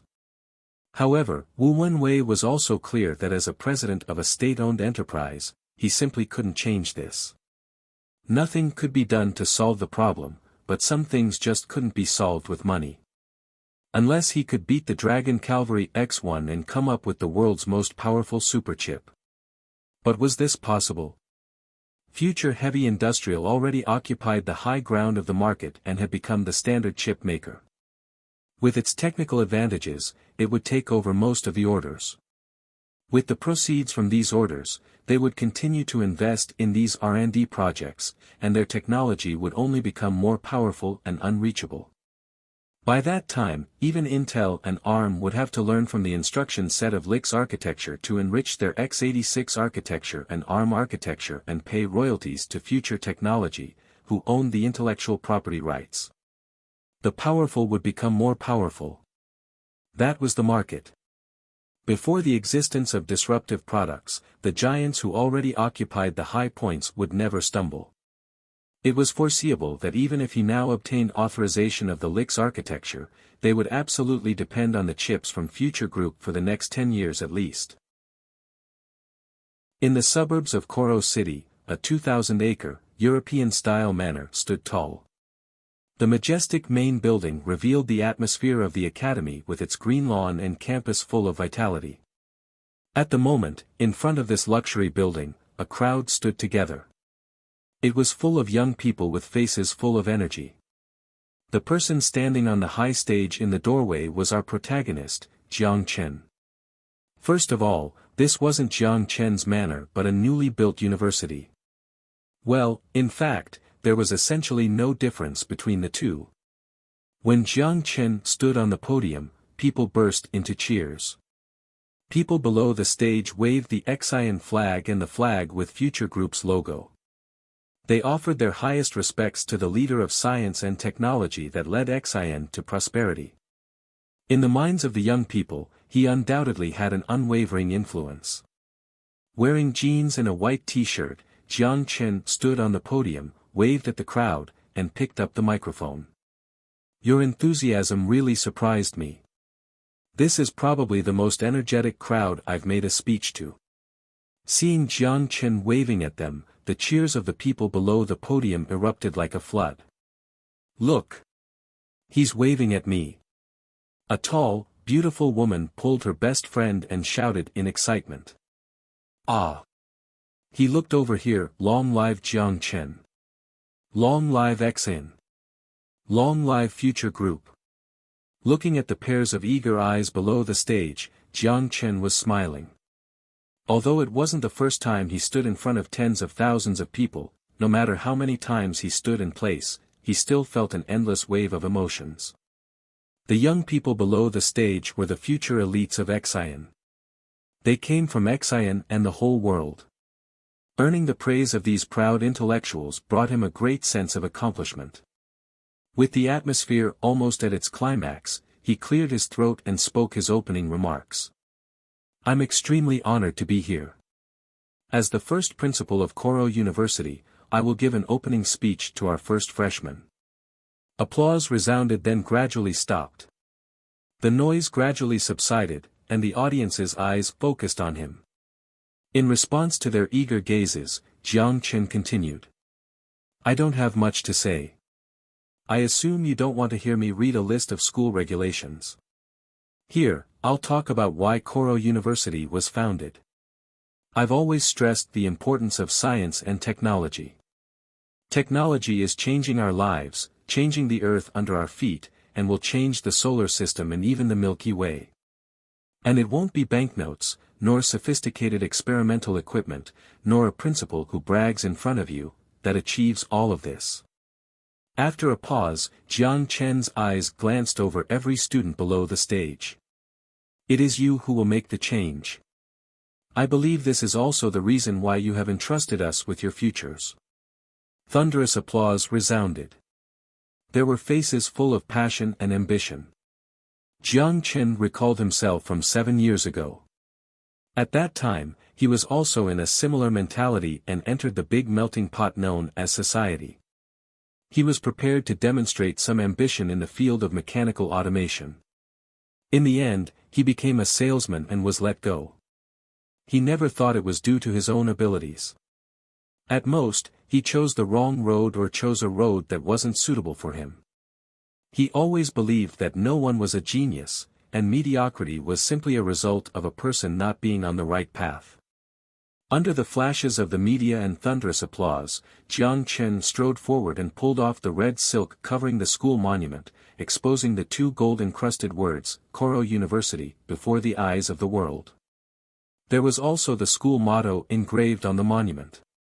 Discovery, attempt, change. This was also the purpose of Koro University. To discover, not to instill. Discover the merits of each student and guide them to find the right path for themselves. Their seemingly small forces would eventually breed the power to change the entire world. Education is a strong foundation for a country's development. When he first started building Koro Island, Jiang Chen was already planning to build a world-class academic institution, freeing Xian from dependence on foreign talent and truly start nurturing Xian's own talents. And now, he finally fulfilled his original idea. Koro University had 6 colleges for the time being: the School of Economics and Management, the School of Information Technology, the School of Engineering and Technology, the School of Life Science, the School of Science, and the School of Aerospace Technology. When the teaching team was adequate, the School of Law and School of Culture and Media would also open, as well as the School of Marine Resources Development and so on. The educational background of Xian was weak. It wasn't enough to support the faculty resources of a university. However, the beautiful capital was here. Although it was just a pile of green money, it had the magic to change the world. Future Group announced the establishment of the Xian Education Foundation and injected $1 billion to Koro University in the name of a foundation, while promising to invest more than $100 million each year. This $1 billion would be used to pay for professors' salaries, purchase advanced experimental equipment, improve the teaching environment, and most importantly, headhunt people. If Xian didn't have professors who could teach, then they would go to a foreign university to buy them. Harvard, Imperial College, MIT, as long as the professors met their requirements, then they would try to secure them at all costs. With high salaries and the most advanced experimental equipment, Jiang Chen didn't believe those professors and scholars who received invitations would be unmoved. As for the cost, that wasn't what he was worried about at all. Money put in the bank was merely a pile of waste paper. People would also think too much when the number was too high. It was only when money was spent that its value could be appreciated. Education was the only investment that would never lose money, and Jiang Chen firmly believed this. While expanding the academic abilities of Koro University, Jiang Chen didn't lessen his support of the supportive element of the university. Each year, Future Group would provide 5,000 internship jobs to Koro University and recruit at least 3,000 people from the graduates to work in each subsidiary of the group. For those students who had outstanding performance in certain areas, Future Group would also sign contracts directly with them and waive their tuition fees and living expenses during their schooling. After graduation, they would assume employment at Future Group. At the same time, Xian Education Foundation would set up a total of 1,000 scholarship awards and award a total of $10 million a year to students who demonstrated excellence or required financial assistance. This was undoubtedly great news for foreign students in Hua and even in the world. The former resolved concerns related to graduation and the latter resolved the urgent problem at hand. For the young people who were deeply influenced by the internet, what was more attractive than working at Future Group?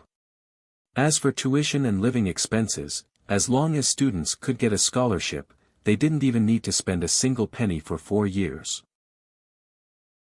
There were a total of 6,217 freshmen that year.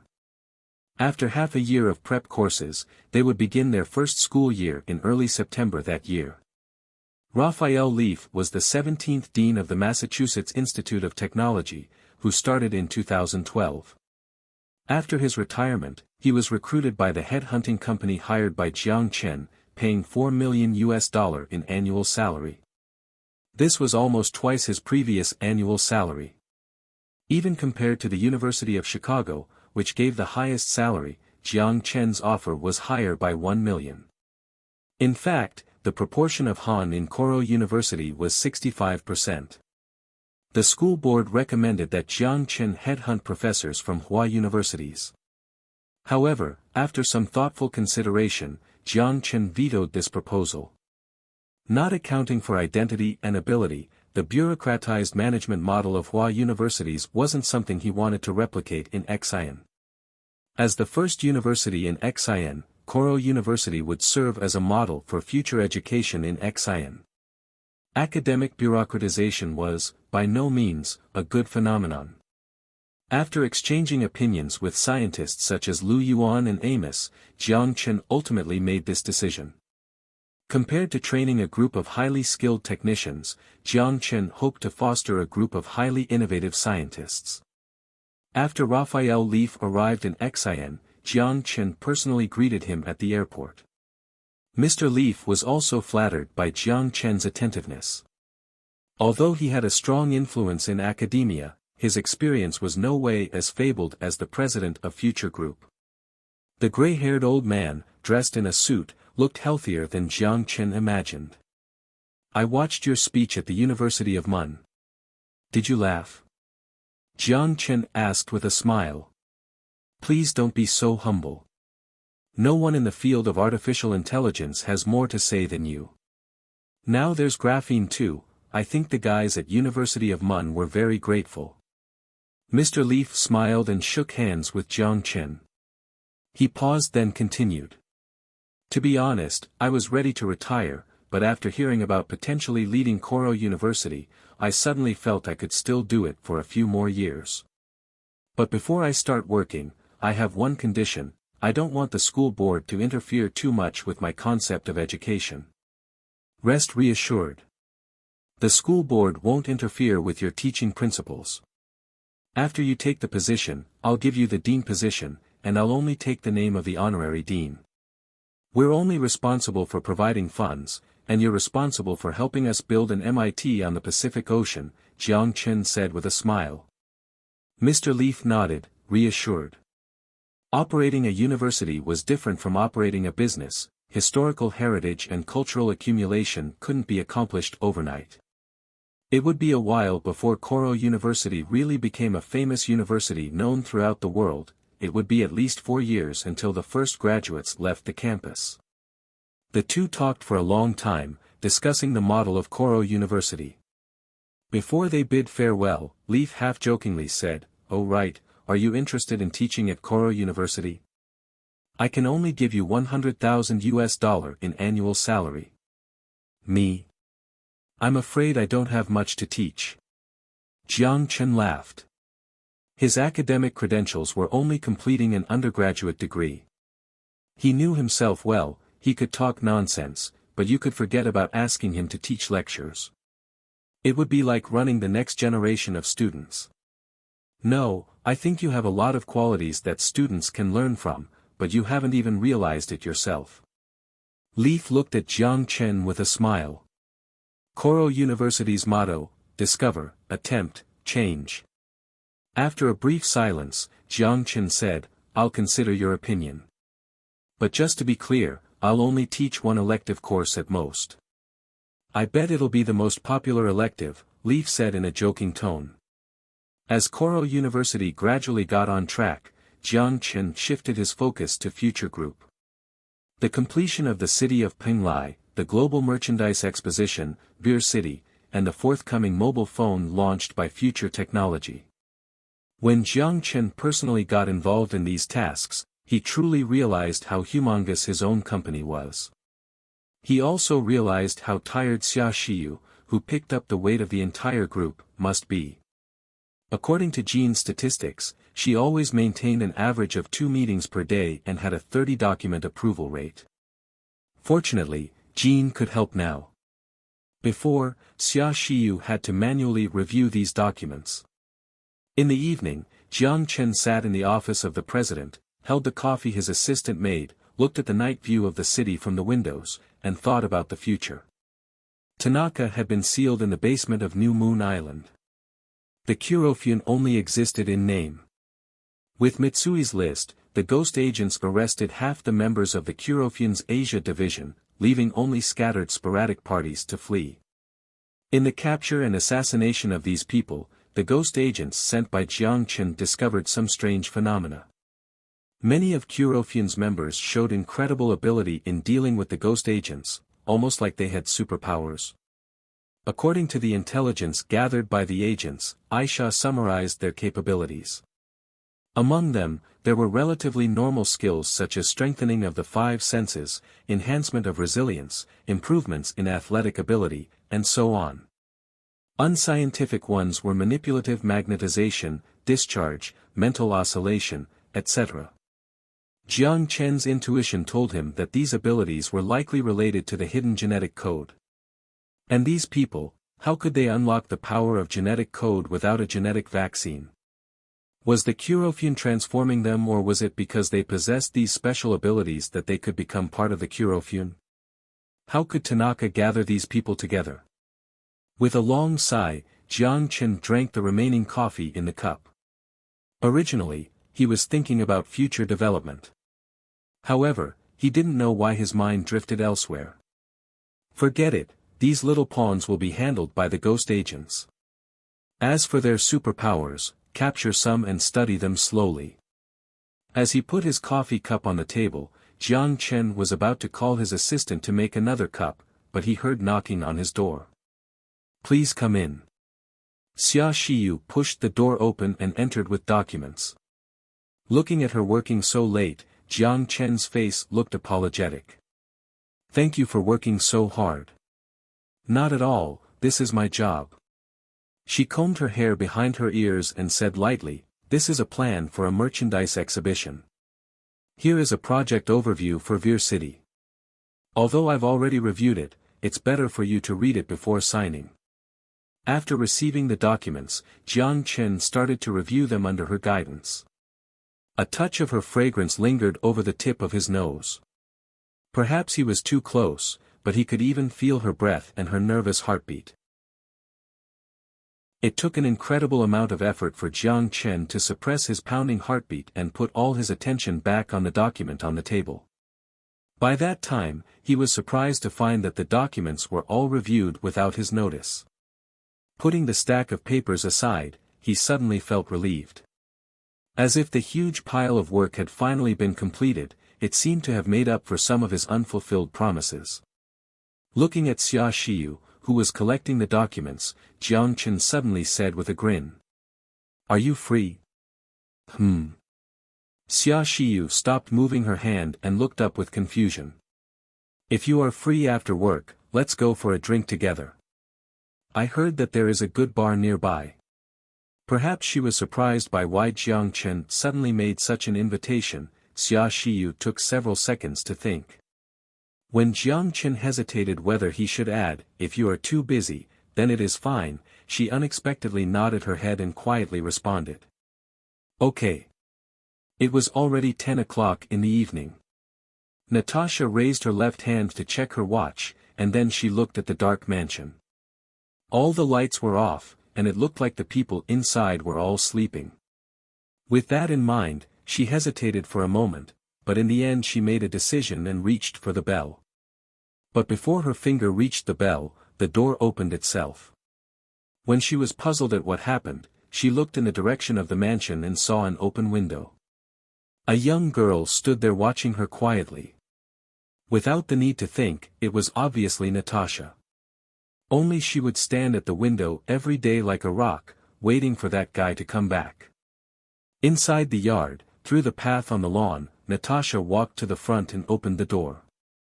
Since she often drank there, she was familiar with this place. The front door of his mansion was never locked. As for why, ask the hundreds of hummingbird drones lurking in the garden. No one could approach the mansion without taking the main entrance. Even if someone could, it must be a dead person. Therefore, he didn't need to lock the front door. Within that wall, it was an absolutely safe area. Pushing open the door, Natasha complained and opened the lamp in the living room. It's quite dark in the room, why didn't you have a light on? The lights illuminated the dark room and Aisha's presence was revealed. Natasha didn't know when she came downstairs and stood by the sofa in the living room, but it seemed as if she was there from the beginning. Because I don't need to, Aisha said emotionlessly. Night is no different than day to her. This has been especially evident since the awakening of the cold-blooded ability. The genetic code not only strengthened her hiding ability, but also strengthened her perception in the dark. Although she didn't acquire night vision, it was almost equivalent. She was a natural assassin. Are you a cat? Natasha scorned. Aisha did not answer, but responded coldly as always. Jiang Chen is not there. You can go back now. No rush to get rid of me, Natasha rolled her eyes. Where is he? Working overtime today, Aisha said quietly. That's rare. Yes. You didn't come back with him. He told me to come back first. The topic was interrupted there. Aisha's conversation-ending ability made Natasha feel speechless. Although she has always tried to get on good terms with this girl, it was uncertain if their relationship has already improved. Silence continued for a moment. Natasha went directly to the subject and put on a serious expression.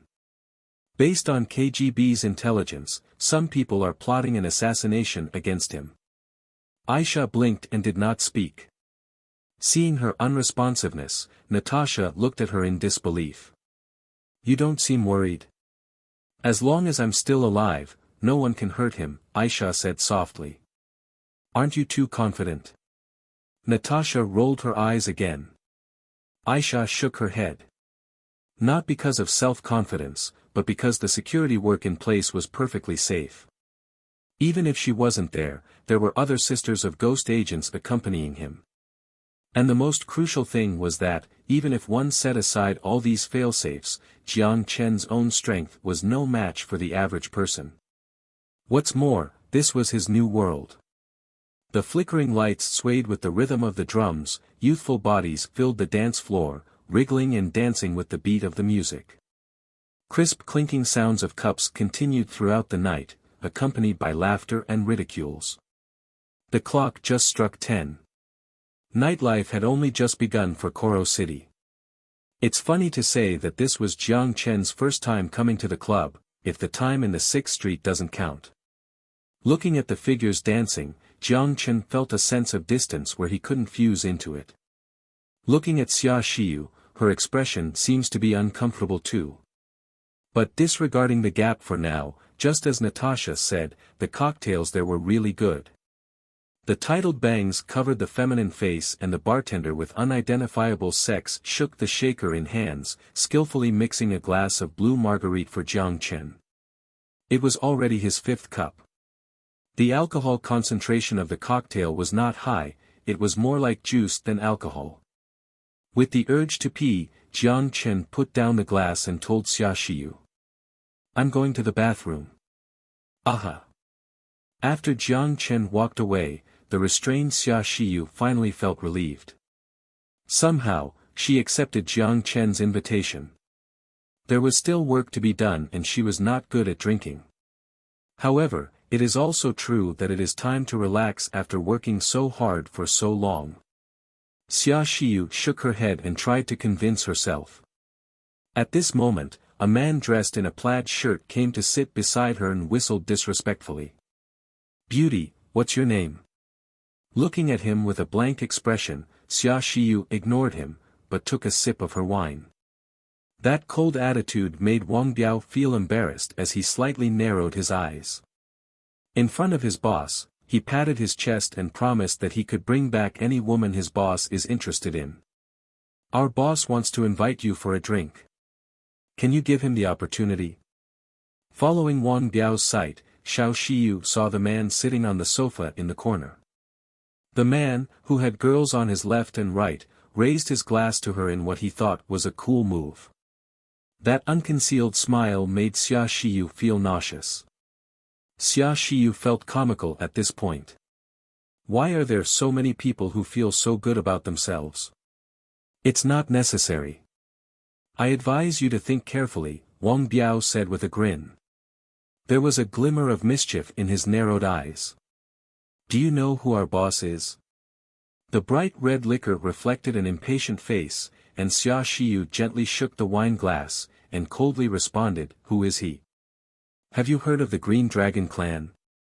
Wang Biao said in a tone that was certain she would know him. People on the streets know that nobody ever dares to say no to me, Biao Zi. I advise you to be obedient. Don't blame me for not warning you if something happens to you.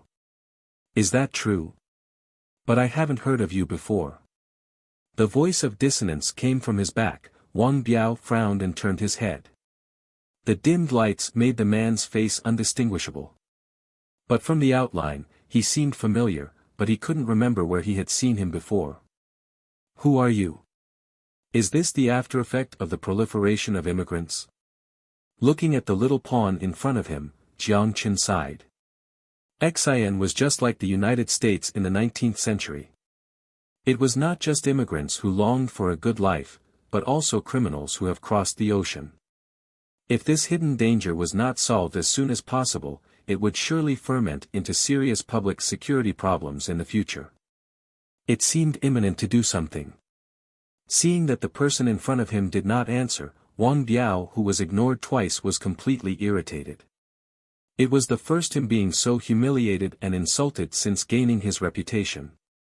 You dare to be distracted while talking to me? Are you bored of living? Wang Biao licked his lips and reached for Jiang Chen's neck while the other hand pulled out a bottle. He made up his mind that he must press him in the toilet and teach him how to be humble. However, his wish didn't come true. Wang Qian's outstretched hand seemed to be embedded in a transparent wall. He couldn't swing down to react back as his face gradually became bloated. The change took place in an instant so that everyone didn't respond in time. The onlookers first saw the scene and then moved back to avoid being injured accidentally. The bartender still wiped the glass in a calm manner. While she was mixing the drink, she already recognized Jiang Chen, but she didn't say anything. The heart of Xia Xiu was about to jump out, but it quickly settled back in its place. Because she suddenly realized that being protected by the ghost agent, how could Jiang Chen be hurt by this little thug? Optical invisibility gradually dispersed, and Zhu Yu, who was standing in front of Jiang Chen's body, held the man's hand calmly. The power of genetic vaccines was not something a thug could test. The light here was dim. There were only a few that saw Zhu Yu appear out of thin air. Facing the woman who appeared out of thin air, Wang Biao's eyes widened quickly. Did I just see a ghost or am I drunk? Seeing the unrest on this side, crowds of onlookers gathered around and shrieked. Beat her. Don't be a puss *y, fight her. Fu *k, you can't even beat a woman, are you still a man? However, Wang Biao didn't dare to start something. He had gradually realized that he has picked on the wrong person. Zhu Yu was indifferent to the cries of the crowd, but she whispered to Jiang Chen in the communication channel, asking what to do. Jiang Chen did not answer, but went around Zhu Yu and stood in front of Wang Biao. I don't care if you are a green dragon or a white tiger, or whether you are a Biao Z or a B*tch, homophone, Jiang Chen said smilingly, and then finished the sentence with what made Wang Biao look like he fell into ice. If you have heard of Future Group, then you should know who the real boss is. Who is the real boss? This question seemed to be simply nonsense. After recognizing Jiang Chen's identity, Wang Biao's face instantly turned as white as ash. The beer bottle in his hand also dropped to the ground. The dim light was flickering, and Li Qiangsheng, the head of the Green Dragon clan, who was not far away, saw one of his thugs was being held by a female bodyguard. He frowned. They really don't want to live anymore. Who on the street doesn't know that this street was Green Dragon's turf? Qiangsheng, Biao Zi seemed to have messed up, the beautiful woman lying in his arms coyly complained. You little devil, don't make trouble. When I Fu *k those two, I'll Fu *k you again. After licking his dry lips, Li Qiangsheng's eyes glanced between the two stunning beauties beside Jiang Chen. Although one has an indifferent attitude, that gorgeous face was simply irresistible. The female bodyguard also didn't look bad, but her face was still young and adolescent. And after so many years of examining beauty, intuition told him that they were still virgins. He couldn't help but feel annoyed just at the thought. As the saying goes, comparisons are odious. Look at the garbage in his hands. Releasing the girl wearing heavy makeup from his arm, Li Qiangsheng stood up and gestured to the thugs next to him and slowly strolled over.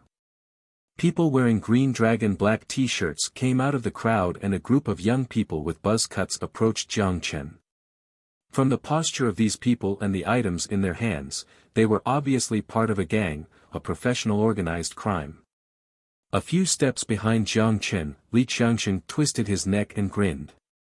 Gentlemen, you dare to touch my brother on my turf. Are you tired of living, tired of living, or tired of living? Boss. Wang Biao looked at Li Qiangsheng. He could barely finish a proper sentence. Don't be afraid, leave this to me, Li Qiangsheng said. Seeing that his thug was so touched that he was about to cry, he acted even more recklessly. Looking at the back of Jiang Chen, the fierceness of his speech intensified. You dared to touch my people. Today if you can get out of this bar perfectly fine, I will write my name Li Qiangsheng backwards. Jiang Chen turned his head slightly and intriguingly said. Oh. Then why don't you tell me how to fix this? Hee, either you leave 2 fingers here, or lend your chick and your bodyguard to me for 2 days. Chick. What is a chick? Xia Shiyu suddenly blushed, but her expression quickly turned into fury. Jiang Chen suddenly burst out laughed. Chang Shengli, the name doesn't seem to be very great. What about Shi Chang Shang, see *M on the wall? You, when he heard Jiang Chen ridiculing him, Li Qiangsheng was instantly ignited. Just as he was preparing to get the thugs to fight, a dozen muscular figures wearing sunglasses pushed their way into the crowd. Li Qiangsheng frowned slightly, but when he saw the symbol of celestial trade, his face turned green instantly. At this time, Wang Biao, who had been quivering for a long time, finally said the words stuck in his mouth, "Boss, run, fast." Jiang Chen turned around. At this moment, Li Qiangsheng finally saw his face. It was at that moment when the last bit of life finally left him. This street was the turf of the Green Dragon Gang, but the entirety of Xian was Jiang Chen's turf. A bodyguard stepped forward and stood next to Jiang Chen. He bowed his head respectfully, waiting for his instructions. He smiled and looked at the now pale Li Qiangsheng and said emotionlessly. Throw all of them into the police station. If you miss one of them, don't come back to see me. Yes. The bodyguard nodded and then turned around to look at Li Qiangsheng with a smirk on his face. A dozen bodyguards walked toward the thugs. The obedient ones were handcuffed while the disobedient ones received a fist to the face. These street thugs were no opponents to these quasi-military soldiers, they were crying in despair. The screaming and howling in the club filled the dance floor. It was completely one-sided. The onlookers were completely stunned as a one-sided beatdown was not entertaining at all. The bouncers of the bar stood afar and didn't dare to step forward. Wang Biao was tossed away by Zhu Yu with one hand. Jiang Chen sat back down at the bar and looked at the bewildered bartender. Give me a pina colada, add more ice. Cleaning up the thugs that ruined the mood didn't take a long time. The bodyguards of Celestial Trade easily pinned all those people down to the ground. The police finally arrived at the scene. When Jiang Chen revealed his identity, the police officers did not ask who started the conflict and immediately handcuffed Li Qiangsheng and the others with bruised faces and got them into the police cars. Despite how strong their background was, not even the president could save them. Although the problem was solved, the mood was completely ruined. Especially when they know he was here, Jiang Chen could clearly feel that the DJs in the bar lowered the volume by 2 decibels. After ordering a few more cocktails, Jiang Chen left a few notes on the table and then left with Xia Shiyu. A fresh cool breeze blew across his face, slightly wafting away the alcoholic smell. In front of the converted Lamborghini, Jiang Chen opened the door and sat in the driver's seat. He looked apologetically at Xia Shiyu, who sat next to him. I'm sorry. I wanted to bring you here so you could relax, but it ended up making you unhappy. It's okay. Xia Shiyu shook her head. The cold face suddenly turned into a rare smile. Thinking about this, I'm really reminiscent. Reminiscent? Do you remember that day? Are you talking about 3 years ago? Jiang Chen laughed. Xia Shiyu nodded, the watery pupils was dyed with the color of memories. That same night, Jiang Chen saved her from thugs collecting debt from her. The only difference may be merely that he had nothing at that time and now there were many people working for him, including herself. The moonlight was shining, the palm tree leaves swayed.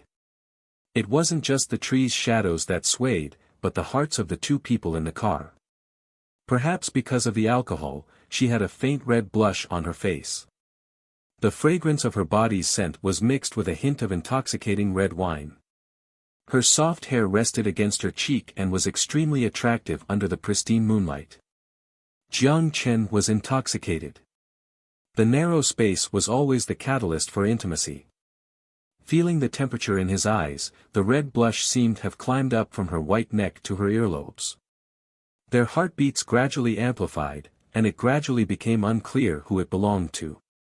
Bathed in that avid sight, Xia Xiyu awkwardly moved her body and pretended not to see it. The atmosphere inside the car made her very uncomfortable, but she didn't dislike it. Her suppressed feelings uncontrollably erupted from the bottom of her heart. The car parked slowly next to an empty road. Their breathing turned louder. Who was the aggressor? Inside the tinted windows, the lips of the two people gradually approached and finally pressed together. After driving Xia Xiyu home, Jiang Chen drove alone on the road in the suburbs of Koro City. Recalling the scene that had just happened, he couldn't stop smiling. Or giggling. Subconsciously touched his lips, he could still feel a trace of temperature there. He clearly felt Xia Xiyu's feelings for him and he had long decided to be true to his feeling. However, too much happened during this period, so neither of them took a step forward, but instead, they maintained an intimate but indirect relationship. Perhaps it was because of the pristine moonlight, perhaps it was because of the atmosphere, but when he kissed Xia Xiyu's lips, he didn't feel any repulsion, but he felt the warmth from the thin lips and the gradual hunger and thirst. However, unfortunately, the two didn't go to the last step. When Jiang Chen's hands were around her waist, Xia Xiyu became rational again. With the slightest sense of rationality remaining, she told him that she didn't want to go to the last step before marriage. When he learned this point, he didn't force anything and stopped himself. However, although she rejected him, she didn't push him away. Replaced by, "I'm sorry, I can't give it to you. It's okay." Staring at the intoxicated but apologetic pupils, Jiang Chen smiled. "It's me who should apologize. I can't give you the promise you want, but I kissed you." There was a flash of hesitation in her eyes, she bit her lower lip and whispered. "Is it uncomfortable? Uncomfortable? I heard that when men, if they can't relieve it, it would be uncomfortable. Perhaps, a little bit." When Jiang Chen said this, his face turned red for lying. However, Xia Xiyu, who never experienced before, took his lie for the truth and thought he really endured for her. "Then, I'll help you to get it out. It won't be uncomfortable then." "Well, wait, what did you say? Don't let me say it once more." "Bastard." Xia Xiyu gritted her teeth and punched Jiang Chen. Then she reached out to the water bottle that was placed on the side of the driver's seat. Recalling what happened in the car, Jiang Chen's lips formed a curvature subconsciously again, it almost went all the way to his ears. He turned on the radio, switched off the air conditioner, and lowered the window. The night breeze blew on his face, dispersing the intimate emotion in the wind, and it drifted afar with the melody. The roadside lights disappeared and reappeared to form a gorgeous ray. The palm trees on both sides gradually turned sparse and the scenery turned into the open sea. The southern end of the island was not far. Follow this straight road, and then turning and driving for another 2 blocks, the mansions on the southernmost side could be seen. However, just then, Jiang Chen suddenly saw a person in the middle of the road. To be precise, it was a girl. A white dress swayed with the sea breeze. Her face didn't look too lively, but a sweet smile could be seen. She stood there, standing in front of the curve, looking directly at Jiang Chen driving towards her. Jiang Chen frowned slightly and pressed on the horn. The horn sounded, but the girl remained still. If she was not a lunatic, then she must be suicidal. Jiang Chen was about to brake when all of a sudden, he seemed to see a ray of piercing light aimed directly at him. The eyes were blinded with glaring lights, like an incandescent light, flashlight, or a lighthouse on the coast. The light magnified in his field of vision and gradually turned everything white. It was not just his sight, but also his hearing, touch, and even taste and smell were affected. The five senses were covered by the glaring white light. At that moment, he was driving at a speed of 100 kilometers per hour. It was too late to brake. Fu*K. With a low groan, Jiang Chen instantly activated fury, and unparalleled immediately. The five senses that were covered did not return, but in the whiteness, his hands and feet moved. The tools in his hands were harnessed to the extreme, using his instincts to avoid and react. Even if he couldn't see or hear, simply based on the memory of the road conditions, he lifted the hand brake and spun the steering wheel. The modified Lamborghini created a beautiful mirage of light on the road. The tail wing was able to pass over the highway guardrail and stop on the road behind the curve. His five senses returned. The road on the coast was pitch dark, as if was never illuminated. Ending this unparalleled state, Jiang Chen unbuckled his seatbelt and stepped out of the vehicle with a rifle from his storage dimension. There was no doubt that the woman standing in the middle of the road was one of the people with superpowers. And just then, she used a mind oscillation to attack him while he was driving 100 kilometers per hour. Stand up there and don't move. Put your hands on your hand and kneel down. I swear I won't pity you. The two were 50 meters apart. Jiang Chen was not sure of the distance of her attack, so he was careful not to approach. He just held the rifle in his hand and locked the crosshair on her. If anything odd happened, he would pull the trigger and kill her. After hearing Jiang Chen's warning, the girl not only didn't show the slightest fear but actually started to laugh. Certainly worthy of the name Mr. Jiang Chen. I thought you were dead for sure. Who are you? Did the Kurofun send you? Jiang Chen furrowed. From the face, the girl should be Asian. However, according to the list provided to him by Mitsui, there shouldn't be any more Kurofun members in Asia. Is it a fish that escaped the net? However, contrary to Jiang Chen's surprise, the girl shook her head and smiled. No, I just wanted to take revenge for my parents. This is really unfortunate, it seems that I have failed. Like murmurs in a dream, the sea breeze continued to blow. Parents? Wait. Stop. The girl didn't give Jiang Chen an opportunity to explain. She took out a dagger and stabbed it into her heart. Blood flooded out of the young girl's mouth and dripped down her lips. Before her death, her eyes kept staring at Jiang Chen. The lips seemed to be mourning something. Or, cursing something. Gunfire echoed in the night sky. A bullet penetrated her head and the girl silently fell on the icy highway. He put the rifle back into his storage dimension and slowly closed his eyes. He did not know why she hated him, and why she was even willing to die for it. The only thing he could do was end her misery. Today he was in no mood to go out, nor did he feel like wearing the Phantom to play games, so he simply came to read. While waiting for the news of the ghost agents, he quietly read this novel he had read half a year ago, but never picked back up. Cabbages and Kings. He did not try to guess the ending of the story, because Henry's endings had always been unexpected. A gust of wind blew by and Jiang Chen looked up. Aisha, dressed in a maid uniform, appeared at the door and walked beside him in gentle steps. The identity of the assassin was found. Her parents were Kurofun members and killed by ghost agents. At the request of Jiang Chen, Aisha did not tell him the name of the girl. He closed the book, put the book aside, and gently said, "What about her?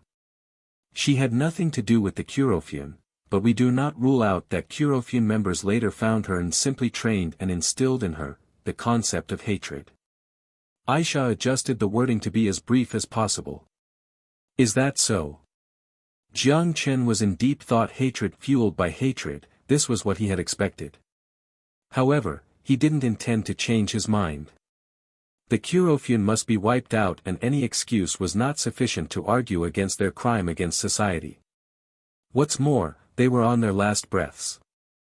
We can add an examination to the medical checkup during immigration inspection to monitor the presence of the genetic code, Aisha suggested.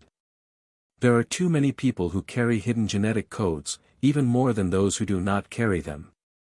The difference between superpowers and ordinary people is whether the genetic code is explicitly expressed or not. Jiang Chen said. Ghost agents penetrated into every area of Xian and monitored every incoming and outgoing phone call, text, byte of data in Xian's artificial intelligence. However, to ensure the security status of each incoming passenger, it was almost impossible to complete the work for a tourist country with a traffic of several 100,000 or more. Compared to the mercenaries using weapons, attacks by unarmed people were sometimes more dangerous and even more difficult to prevent.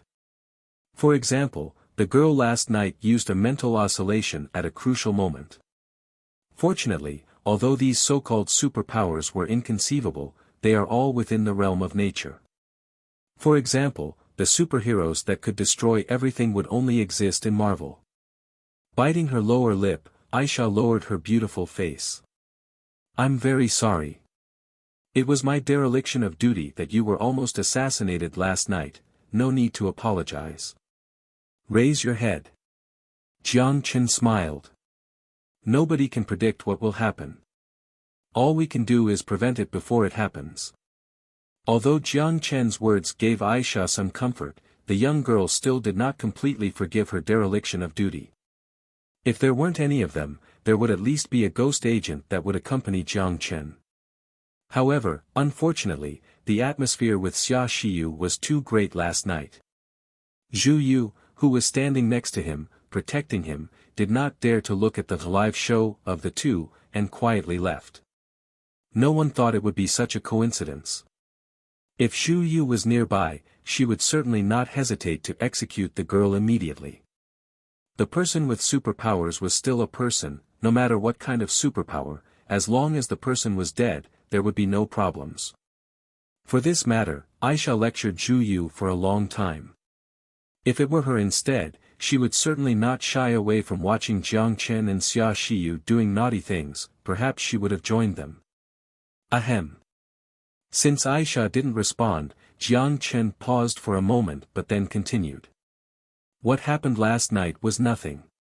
My car was modified.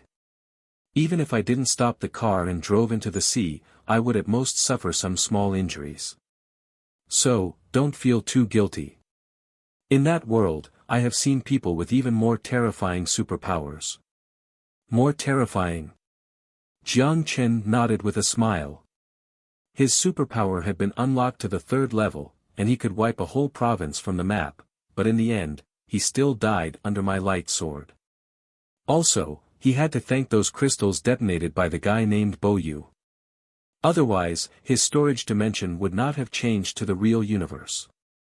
After listening to Jiang Chen's words, Aisha asked in concern. Over there. Is that world so terrifying? Not necessarily.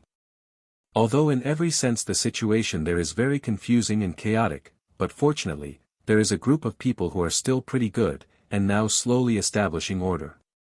So, don't worry about me too much. If there is the opportunity, I'll take you over there for a tour, though it is not a good place. Jiang Chen smiled and rubbed Aisha's head. Aha! Aisha murmured. To avoid unnecessary trouble, Jiang Chen did not disclose the assassination to the public. The body of the girl was also taken to the apocalypse for burial.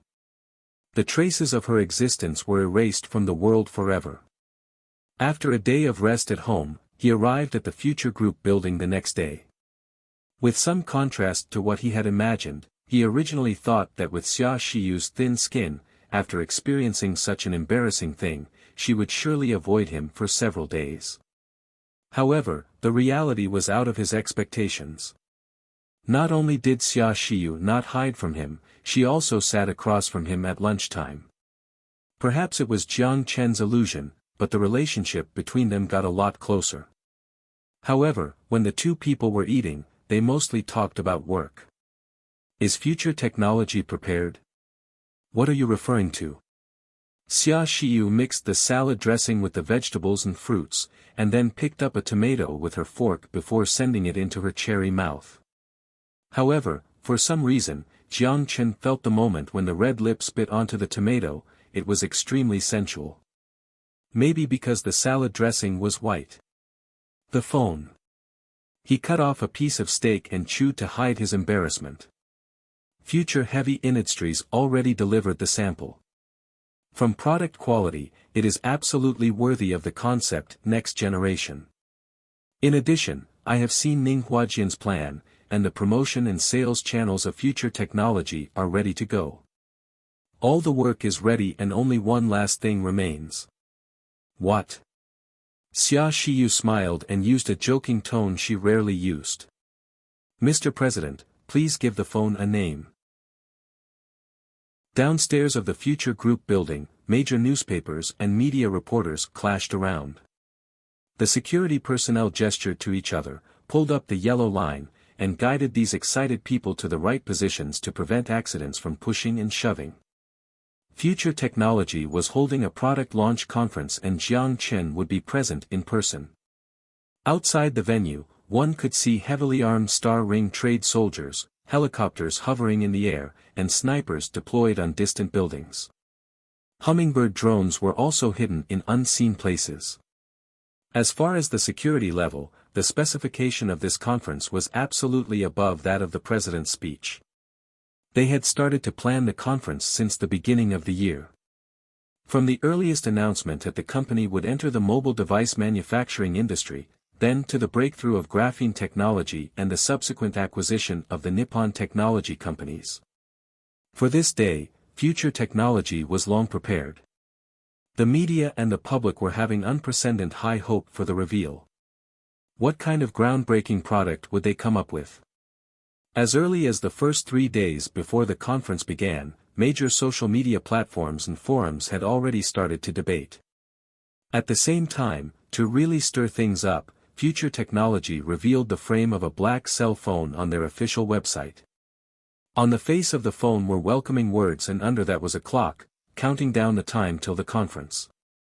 Also, Future Technology agreed to cooperate with XIN radio and television station and broadcast the conference live on their official website and TV station. Finally, 100 lucky viewers would be drawn and given the price of the new phone. Future Technology was preparing for this highly anticipated event for a very long time. The live broadcast did not start yet, but the chat was already filled with comments. Hurry! My brother, I have been waiting for a week. 1 week is nothing. I've been waiting since last year. Like you knew anything about it the year before. Future Technology first announced this event at the beginning of last year when they decided to enter the mobile industry. If you didn't know about it, you must be dumb. Behind the scene of the conference venue, Jiang Chen was in a chair, crossed his legs and looked at the official website of Future Technology through the holographic screen on his watch. He could not hide his grin. The live broadcast had not yet begun, but the number of online viewers had already jumped to 11 million and was constantly refreshing to new highs. At the same time, the official website of Future Technology had suffered no less than 100,000 hacker attacks starting this morning. However, under the combination of artificial intelligence firewalls and quantum computing, hackers who could break the group's defense system were yet to be born. Ning Huajian's skill is really something else. The chief designer is looking forward to it. Xia Xiyu stood by the curtain with her arms folded and watched Jiang Chen without any nervousness, then she coughed to catch Hai's attention. Are you ready? Relax, it's not my first time. Jiang Chen smiled, turned off the watch's holographic screen, stood up and looked at Xia Xiyu. How long do I have? 35 minutes. It seems there are still a few minutes for me to go to the bathroom. Waving his hand, Jiang Chen walked toward the bathroom. 30 minutes before the start of the conference, journalists and special guests were allowed to enter the venue. Thousands of square meters of the venue were suddenly crowded with the continuous flow of people. Already drilled numerous times, the staff skillfully maintained the order at the scene. The crowd in the venue were buzzing. Before they could start, reporters did not check their speeches and instead, whispered to their peers. Looking at the bustling venue, people who unaware would have thought it was a rock concert. Suddenly, the lights in the stands were lit and the entire venue became silent. Reporters focused the lenses in the center of the stage. The curtain slowly opening made everyone held their breath. The lights gathered toward the center.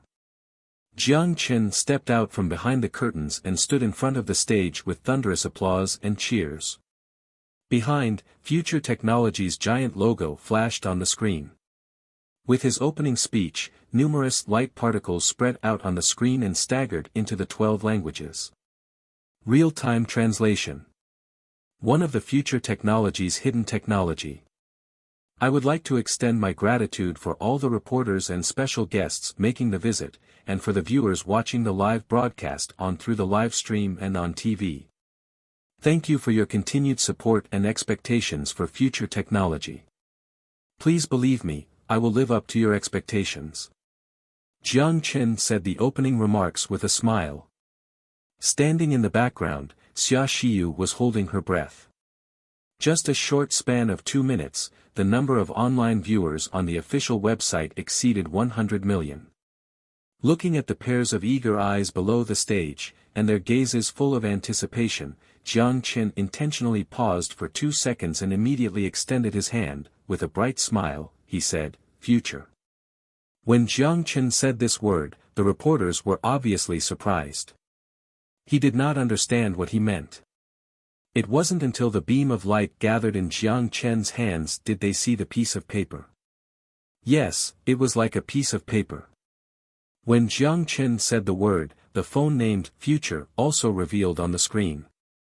Its parameters such as thickness, length, width, pixel, CPU, etc., surprised everyone so much that their eyeballs almost popped out. 0.1 millimeters. Almost only the thickness of one piece of paper. This really is a cell phone. Everyone's minds circled around the same idea. This is unscientific. However, in the following moment, Jiang Chen proved to them with practical actions the real science. After most people saw this scene, they all came up with the same question in their minds, no matter if they were at the venue or watching the conference live from Future's official website. However, the audience did not ponder too long on this issue. Jiang Chen soon answered their question. I know what you are worried about. Such as if you would lose this cell phone forever if you dropped it on the ground. Next I will tell you that your concern is completely redundant. Saying this, Jiang Chen bent down and picked up the paper from the ground and shook it in front of the audience. When the phone enters standby mode, the fluorescent material built into the graphene material will outline the phone screen with lines and display the time in the center of the screen. Of course, if you don't like it displaying the time, you can also change this function in the settings. Holding up Future phone, in the incredible exclamation of everyone, Jiang Chen folded it into a circular arc to show people its powerful shaping function. The graphene material is very soft. You can bend it into a circle and put it on your wrist like a watch. You can also fold it into a purse, roll it up and pack it into a cigarette box, or even fold it into a paper plane and throw it. If you have neighbors. Of course, I don't recommend you do this. Friendly laughter came from the audience. At this point, everyone thought that the function of this first graphene cell phone had already been introduced. Some reporters was already taking notes, and they were also contemplating what questions to ask later.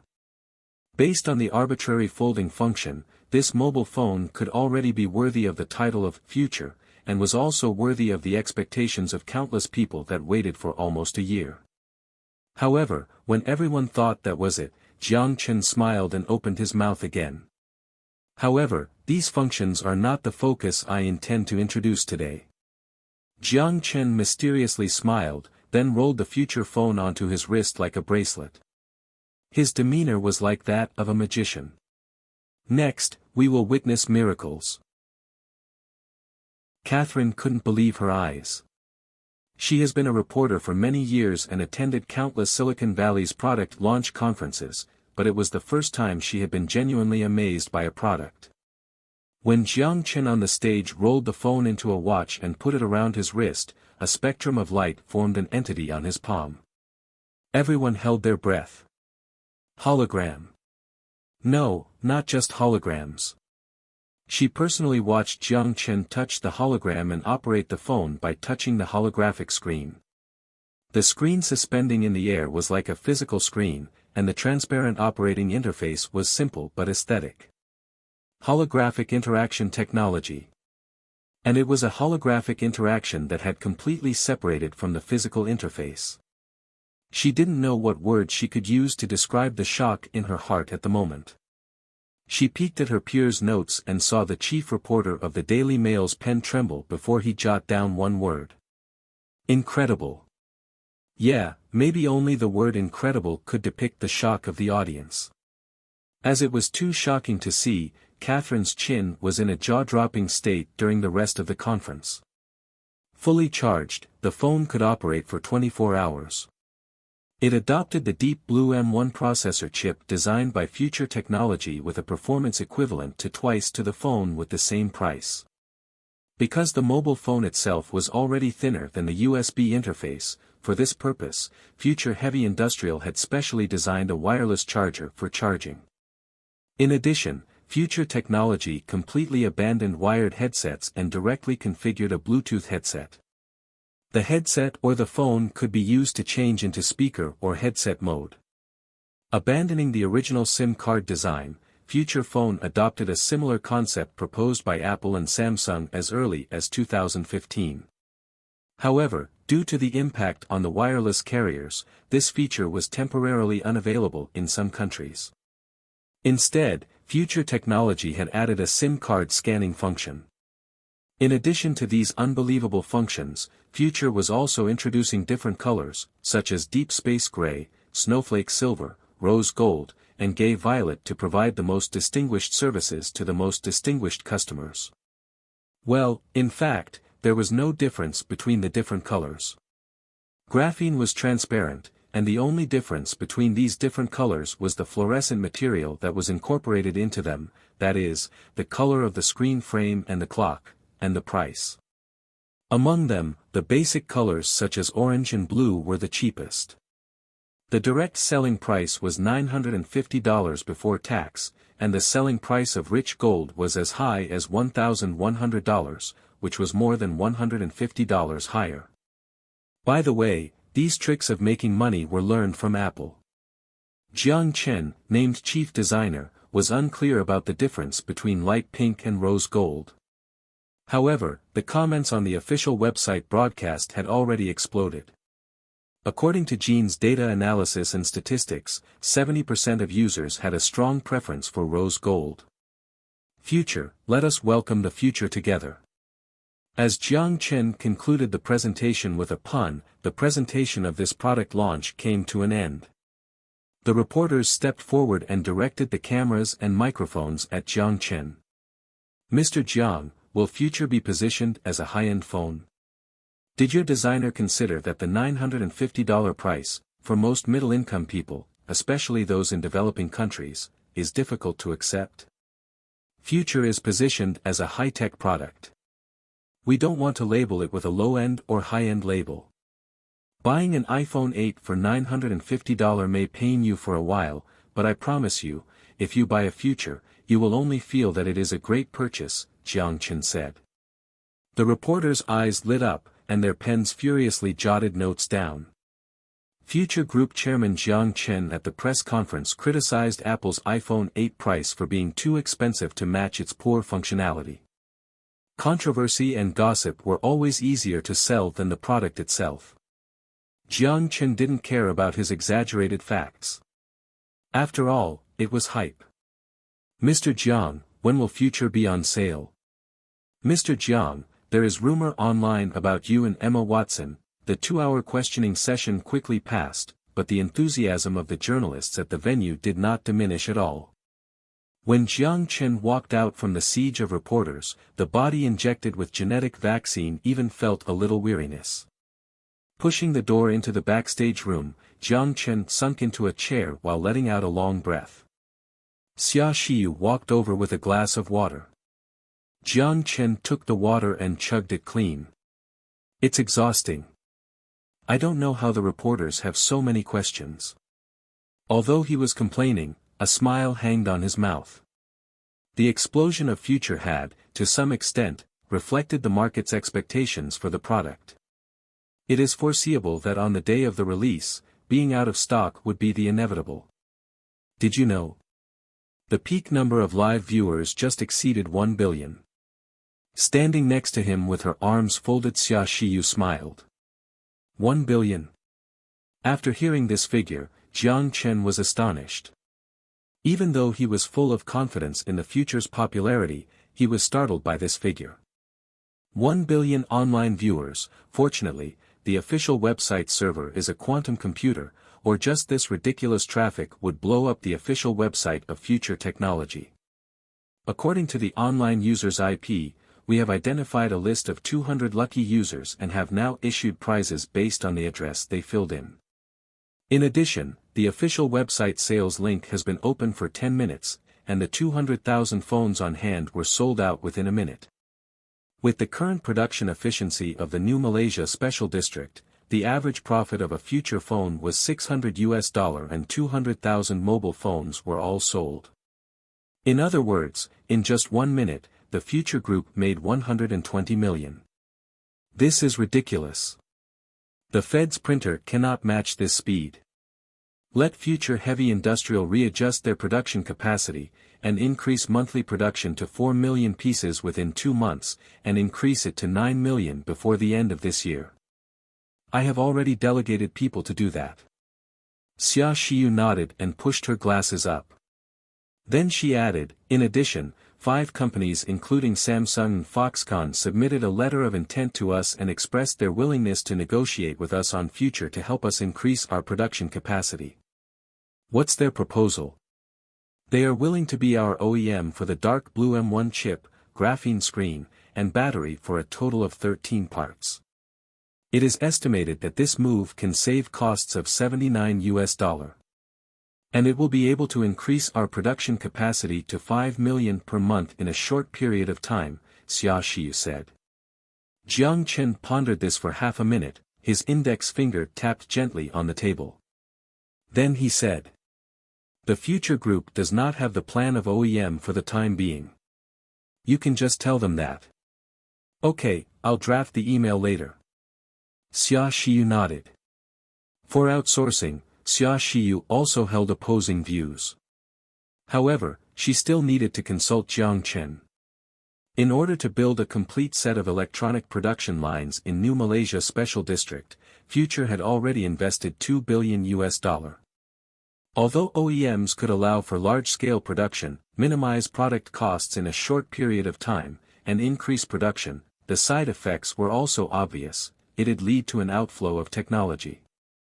Although the 21 components including the Deep Blue M1 chip have been registered for patents in all countries, Future Heavy Industrial's electronic production processes were still business secrets. If made public, it meant that the OEMs would possess the same production technologies. Companies that did not have their own products were fine, but for Samsung that was both in the OEM and the phone production business, they could easily develop their own graphene mobile phones and at most pay a patent fee to Jiang Chen. For Future Group, it would be a lost cause. Patent barriers and technical barriers.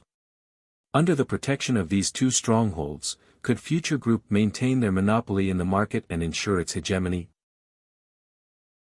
The Apple Spaceship headquarters is located in Cupertino, California.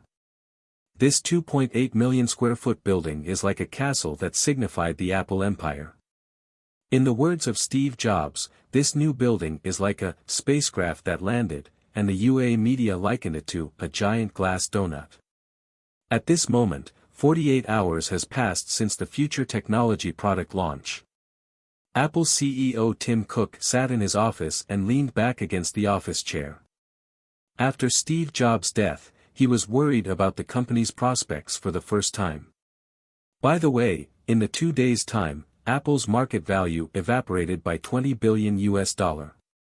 Wall Street analysts believed that Future Technologies' announcement to enter the mobile phone manufacturing industry would change Apple's dominant position in the high-end smartphone market.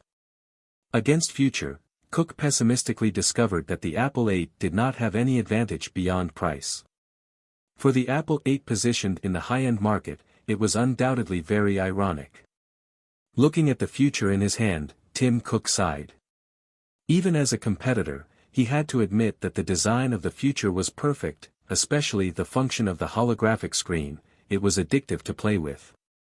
If it were not for the fact that he was concerned about the media taking advantage of this opportunity, the thought of changing his own phone came into mind. There was a knock on the door. Putting the future aside, Cook said listlessly, "Please come in." The door was pushed open, and his assistant Bernard Berman came in. As soon as he stepped in, the assistant said, "Two news, one good and one bad, which one do you want to hear first?" Too old of a saying, what do you think makes me feel better? Cook waved his hand. Berman's expression was a little embarrassed. He hesitated for a moment and said, "The product development department reverse-engineered the future phone. Combining the documents we obtained from the UA Intellectual Property Office, we have already deciphered their technology." "Oh," Cook said with his eyes lighting up. He sat up and crossed his fingers on the table. "How long will it take to apply it to our iPhone 9? No, it can't be called iPhone 9. The groundbreaking product line must be renamed. Call it iPhone N1, sir," Berman awkwardly whispered and shattered Cook's illusion. "What's the matter? Is there still a bad news?" Cook said. "It doesn't matter how much they're going to charge for patents. If prices are too high, we can sue them. It's not a question of royalties." Berman gritted his teeth, and finally decided to be truthful. "Although we have analyzed the technology, but in regards to how to mass-produce their parts, none of our OEMs can do it." Cook took a minute to process the information and then leaned back in his chair while revealing a wry smile. "I knew it. Why did Future Heavy Industrial start to invest in the electronics industry and make big acquisitions from the screen design to the camera and a series of electronic equipment manufacturing companies at the start of the year? The graphene technology was integrated and a complete production line was built from scratch. From the very beginning, their plans were not small. It was not just a move to dominate the smartphone industry, they were trying to monopolize the entire graphene industry from the source. Future. Together to welcome the future. It's better to say something more appropriate. Monopolize the future. Because of their limited production capacity, Future was even selling 10 times more expensive in some countries on the black market. However, even if this were the case, the Future phones were still without a market. The intents to purchase Future phones could be seen on all the major forums, just like when the Phantom helmets were sold. Whether it was from its innovation or practicality, the phone that could be held in a wallet, around a wrist, and project holographic images could be said to occupy the limelight. In combination with the marketing of Future technology, and the massive marketing campaign, it was adding oil to the fire. It was precisely because of this that the Future has been favored by young men and women since its release. 10,000 to purchase a Future, private message me. Contact information XXXX, OP, if you're talking about US dollar, I'd probably consider it. Some odd people even directly messaged Jiang Chen on Weibo with their selfies, seeking for a Future phone, which even made the scandalous Jiang Chen speechless. Not only the Future phone sales were booming, but the mobile processor designed by Future Heavy Industry, the Deep Blue M1 chip, had also been favored by major mobile phone manufacturers. Within a month, Future Heavy Industrial received 2 million chip orders. If it were not for the priority to meet the needs of the Future phone, the dark blue M1 chip alone could make Future Group rich. There was also a graphene screen. With features such as lightweight, resistance to dropping and strong durability, the graphene screen can be said to have already surpassed the current state-of-the-art OLED screen and has become the most promising display material in the future. More than a dozen companies, including rivals such as Apple, Samsung, and other smartphone giants, have reached out to Future Technology. They were even brazen enough to place orders at Future Heavy Industrial in hopes of upgrading their screens. For these competitors, Jiang Chen did not make it difficult for them. Under the premise of satisfying the future phone production capacity, he didn't mind letting these competitors help him absorb excess production capacity. After all, the more he produced, the lower the cost would be. It was even more pleasant to use this money earned from the competition to expand and improve the production line and grow his own strength. More critically, they must swallow this. The patents were in Jiang Chen's hands. You want to research and develop? Okay, every production of a screen, batteries, chips, the patents cost to your cell phone will make your cost ridiculous. And the self-developed product with a spending of more than $1 billion may not necessarily be comparable to the more mature graphene technology of Future Heavy Industries. In the end, they still must buy screens, chips, and batteries from Future Heavy Industries. And the most critical interactive holographic projection elements, as the main selling point of the future phone, Jiang Chen would not sell to the competition at any cost. Monopoly? Unfair competition. Oh, why don't you sue me in Xi'an? Electronic parts with advanced technology were completed in the high-tech park on Ange Island. It would not enter the market unless it was supplied to Future Technology. If anyone wanted to use interactive holographic projection technology, take the patent file and research it. It wouldn't be possible to understand the production process in 5 years. And 5 years later, Jiang Chen would have no need to keep the technology in his pocket. There would be more advanced technology. These outdated technologies could be packaged and sold directly. The benefit of having an advantage in science and technology was precisely this point. Other people not only have to eat your leftovers, but they also have to swallow it. With the technical guarantees from the apocalypse, at least in 100 years, Jiang Chen wouldn't have to worry about his technology becoming outdated.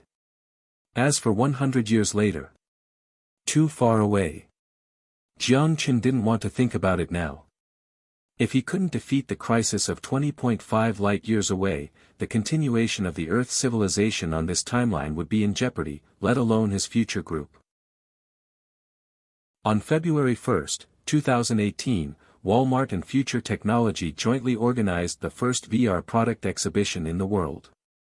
During the 4 months' duration, hundreds of thousands of products were exhibited on stage, covering small crafts, large-scale electromechanics, clothing, food, and housing with more than 76,000 exhibitors participating. One of the most eye-catching items was the Mercedes-Benz S750e launched by the Daimler Group. The vehicle used a wireless rechargeable solid-state lithium-air battery designed by Future Heavy Industries with a powerful and aesthetically pleasing design. Although not specifically an auto show, the advanced technology was always eye-catching. Many ordinary tourists who could not afford to buy cars experienced it in the virtual world. Therefore, the Daimler Group's Mercedes-Benz S750e has successfully set a record for the highest number of visits. In addition, the exhibition with the highest technological content would undoubtedly be the products from Future Heavy Industrial, such as the improvement of housework robots, Dragon Cavalry X1 supercomputing chips, Dark Blue M1. In the first day of the exhibition, Future Heavy Industrial received a value of $5 billion in orders. According to data released by Future Group after the incident, in the first month of the global product exhibition, the total turnover easily exceeded $20 billion. With this trend continuing, this year's global merchandise exhibition would easily break their turnover record. After attending the opening ceremony of this grand event, Jiang Chen took off his helmet. Although he was the founder of the virtual reality network, he himself enjoyed the feeling of living in reality.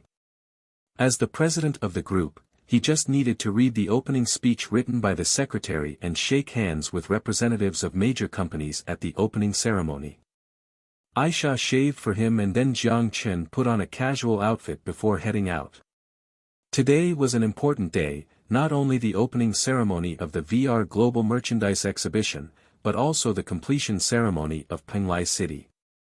On the sea north of Koro Island, 2 Guardian-class frigates that have been upgraded with electromagnetic pulse cannons have been patrolling the target sea area accompanied by Kilo-class submarines. A dozen large engineering ships lined up along the edge of the construction seas, forming a loose circle. Countless large and small yachts lined up. Some of them were wealthy tourists coming to Koro Island, some were investors or immigrants who have purchased real estate in Penglai City, and some were reporters invited by Future Group. The Black Eagle helicopters belonged to Celestial Trade. They hovered above the sea and carried staff to perform the final inspection of the construction site. Aurora 20 suddenly broke through the clouds and whistled past, attracting the cheers and whistles of tourists and reporters. The weather was lovely with no signs of a storm in the radius of 100 miles, a good day to hold the completion ceremony.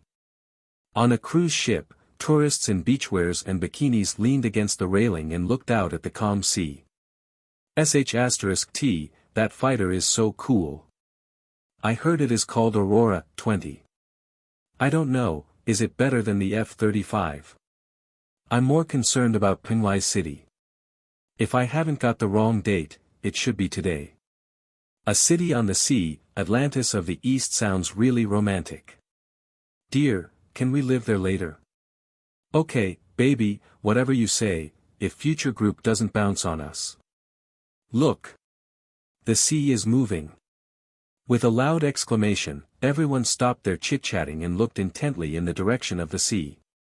Yes, the sea was moving. Large bubbles emerged from the bottom of the ocean, the turbid air bubbles covered dozens of miles of the sea, defeating even the rolling waves.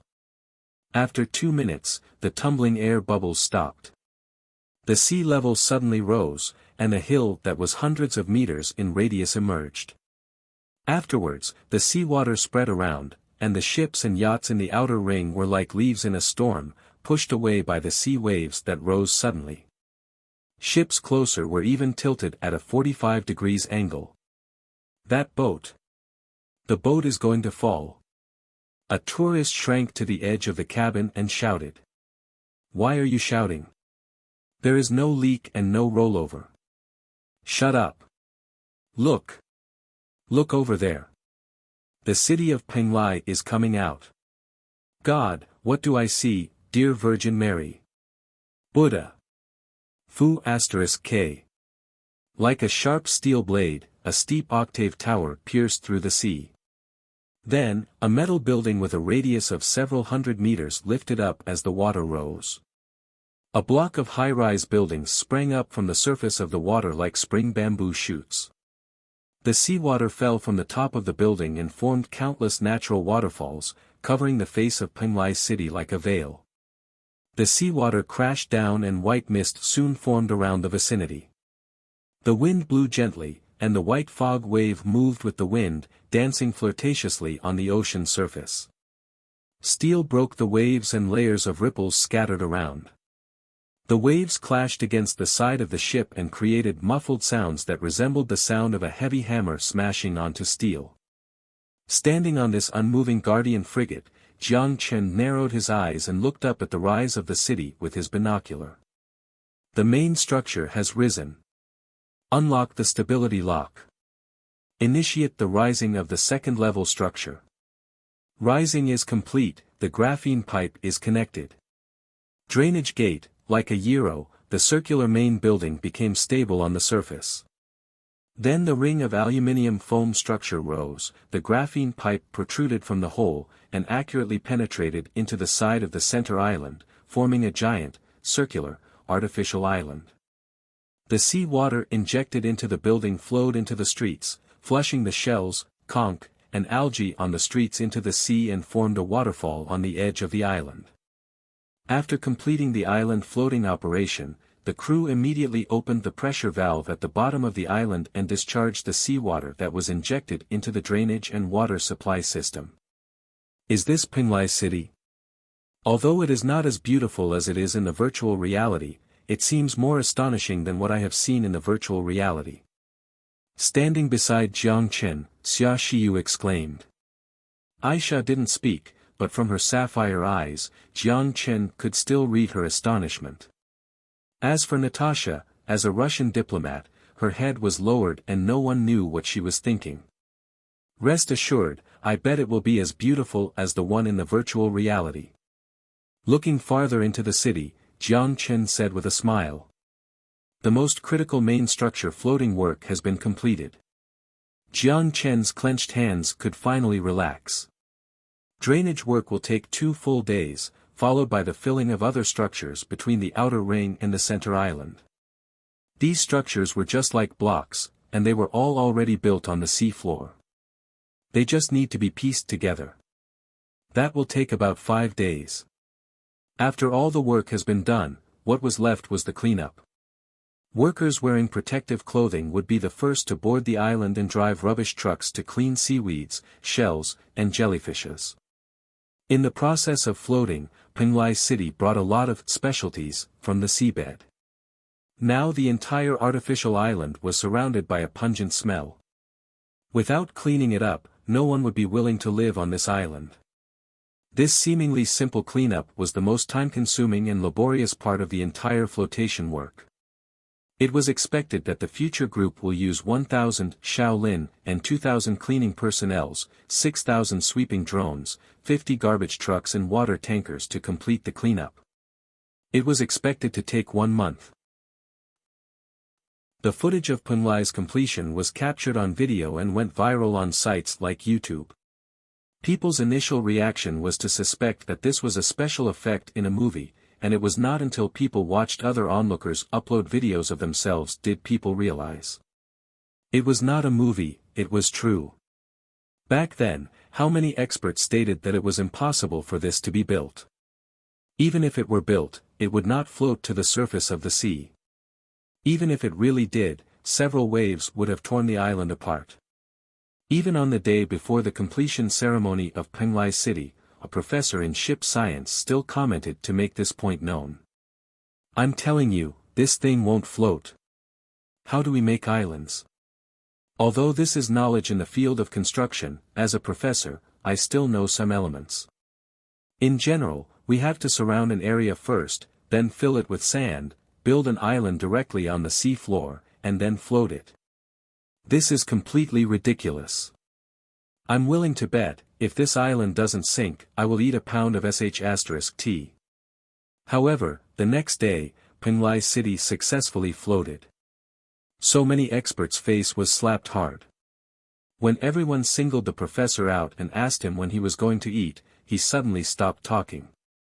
Material science breakthroughs would bring a series of chain reactions, and changes to the construction industry and manufacturing would be disruptive. The tidal forces that ordinary steel cannot withstand were not difficult in front of tougher graphene materials. At the same time, the advantage of replacing metal material with graphene as a stabilizing structure was that there was no need to worry about seawater rust. As long as it was not built on the Pacific Ring of Fire, and happened to encounter the volcanic eruption at the bottom of the sea, there was no need to worry about broken graphene cables. With the completion of Penglai City, the number of people on Koro Island suddenly surged. Many hotels and rental rooms were completely booked out, so some people simply bought a tent and set it up on the roadside. The Xi'an National Congress had to introduce a city management bill urgently and regulate the phenomenon of sheds everywhere to contain it. At present, flights between Penglai City and Koro City had been established, and a dedicated line had been set up beside the passenger port to provide pick-up and drop-off services for tourists on the outlying islands. At the same time, the island itself also had a yacht pool and a berth at the edge where visitors could dock their own yachts and even sailboats and cruise ships. However, these access channels were temporarily closed. As for the reason, it was naturally because the cleaning work has not yet been completed. Although Future Group explained the reasons, people's curiosity and enthusiasm for Penglai City still caused crowds to gather in front of the passenger port. Let me on the island. I bought a house on it. Why are you not letting me on? A man in a designer suit shouted and questioned. Sir, please wait patiently for Penglai City to officially open. Now we are working on the final stages of cleaning out the seaweed and desalination. Compared to a semi-finished product, we would like to show you the most beautiful city in front of you. The front desk lady with a perfect smile explained to the tourists what she repeated countless times. Whether or not this kind of rhetoric will satisfy these eager tourists, before the month-long cleanup is complete, Future Group would not let anyone in. In addition to the cleaning work, there would be simultaneous safety inspections. For example, is there any leakage? Is there seaweed in the power component? Is the graphene cable cracked?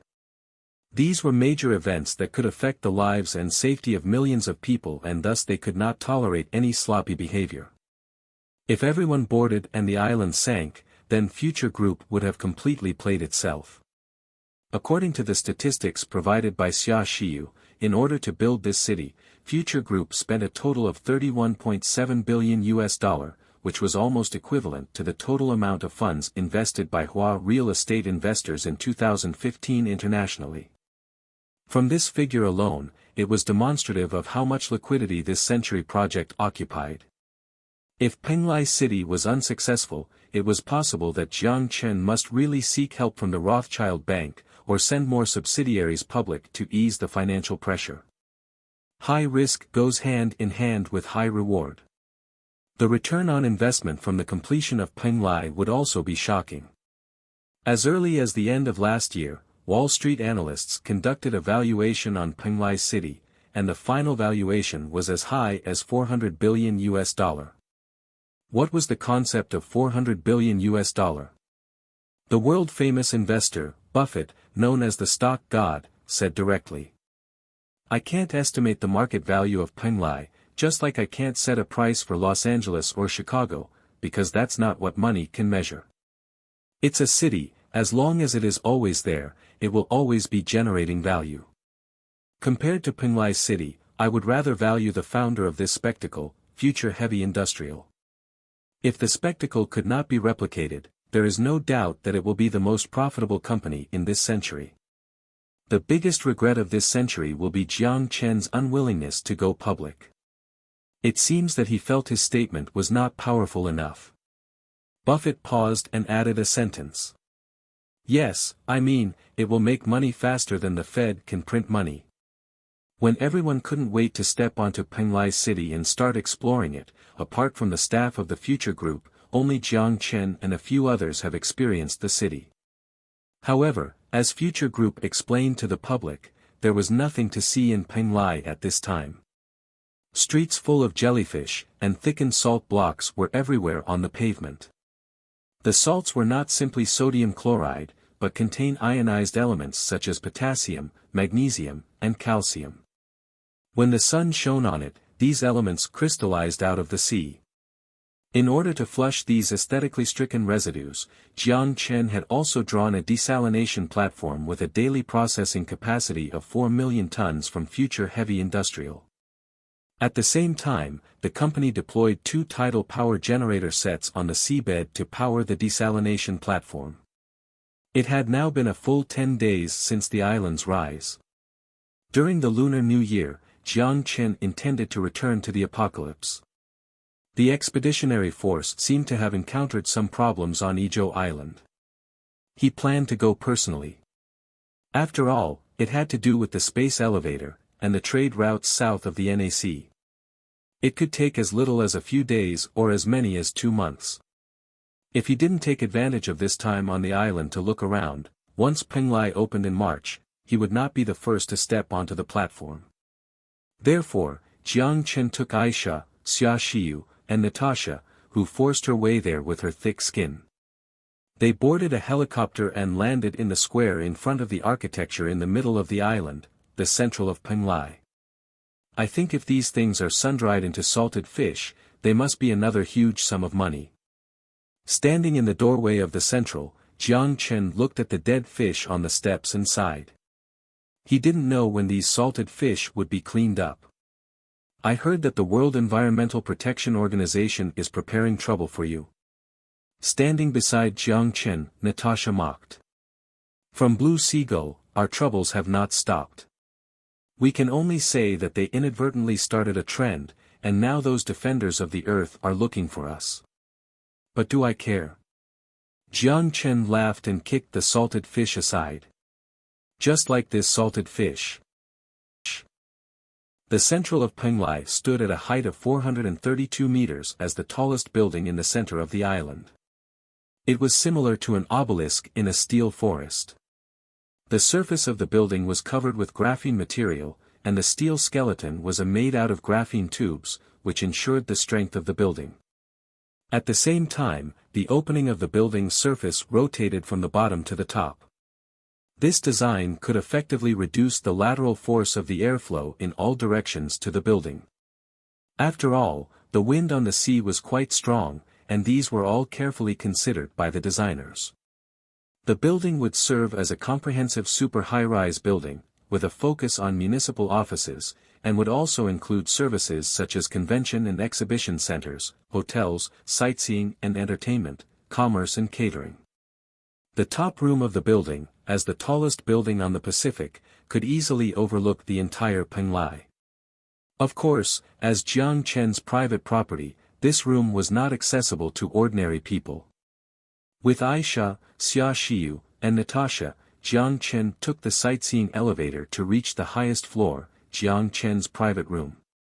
Surrounded by transparent graphene floor-to-ceiling windows, from the inside, it looked like the windows were non-existent from the outside, you could only see the black glass window. Stepping out of the elevator, Xia Xiyu carefully walked to the edge, reached out and touched the cold graphene floor-to-ceiling window and gently knocked on it before she sincerely exclaimed. "It's absolutely breathtaking.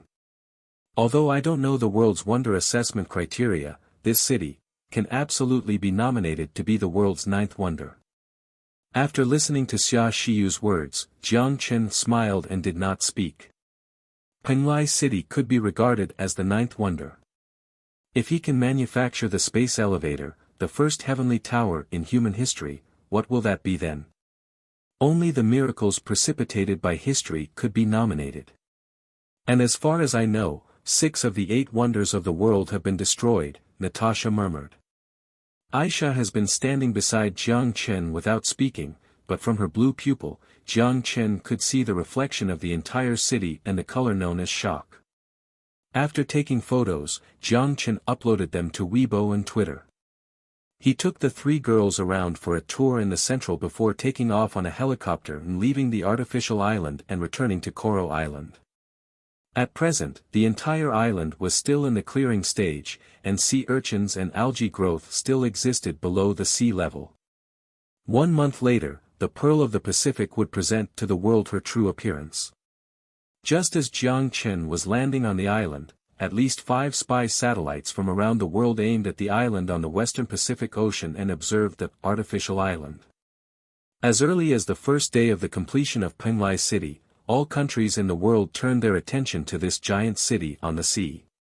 What does it mean to build a city on the sea? It means that the congested living space on land would be completely freed to the ocean, and those countries with extensive territorial waters but scarce land resources would hopefully obtain opportunities to develop resources on the sea through future heavy industrial. At present, 27 countries have listed the Marine City Plan as a state-level key scientific research project. 97 of the 150 coastal countries have started to strengthen diplomatic relations with XIN and have thrown olive branches at Future Group. Although Future Heavy Industries had not announced plans to sell marine cities, for the time being, there was bound to be a second city.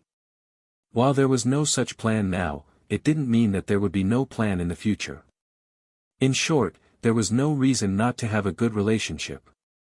Affected by the expected coverage of the marine city, the share price of high-tech freshwater once again spiked. Desalination platforms play an irreplaceable role as supporting facilities for offshore cities. If Penglai City would open up the prelude to the development of marine resources, the desalination market would expand more than 2 times.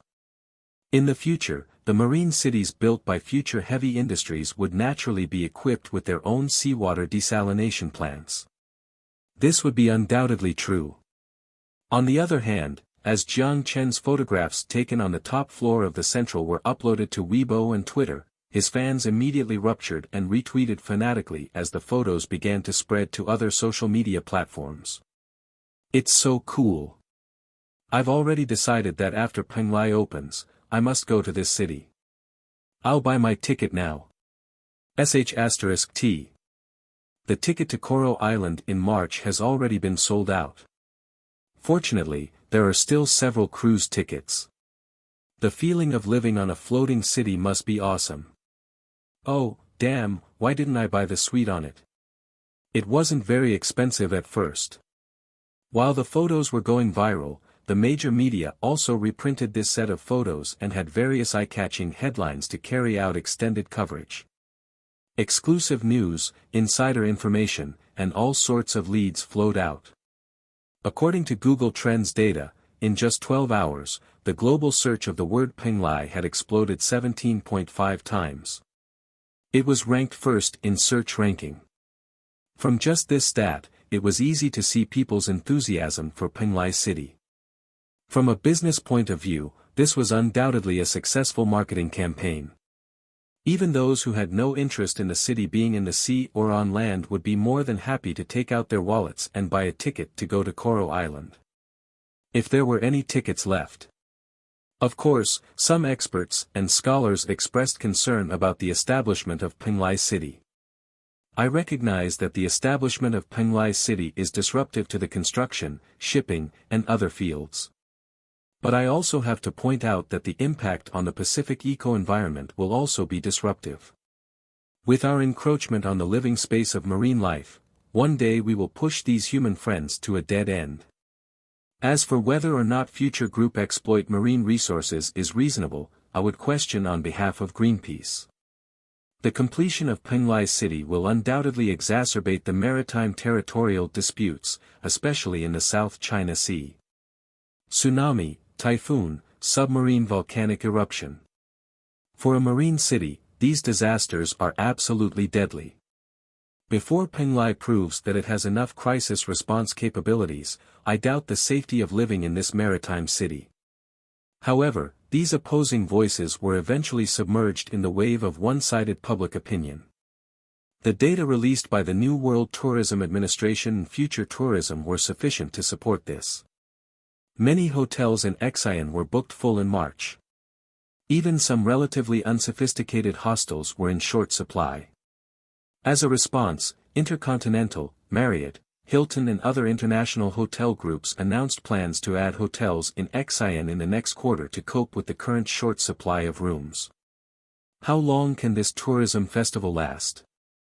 At least before the official opening of Penglai in March, the tourists on Panu Island would not decrease. However, Jiang Chen may not be able to witness the grand opening.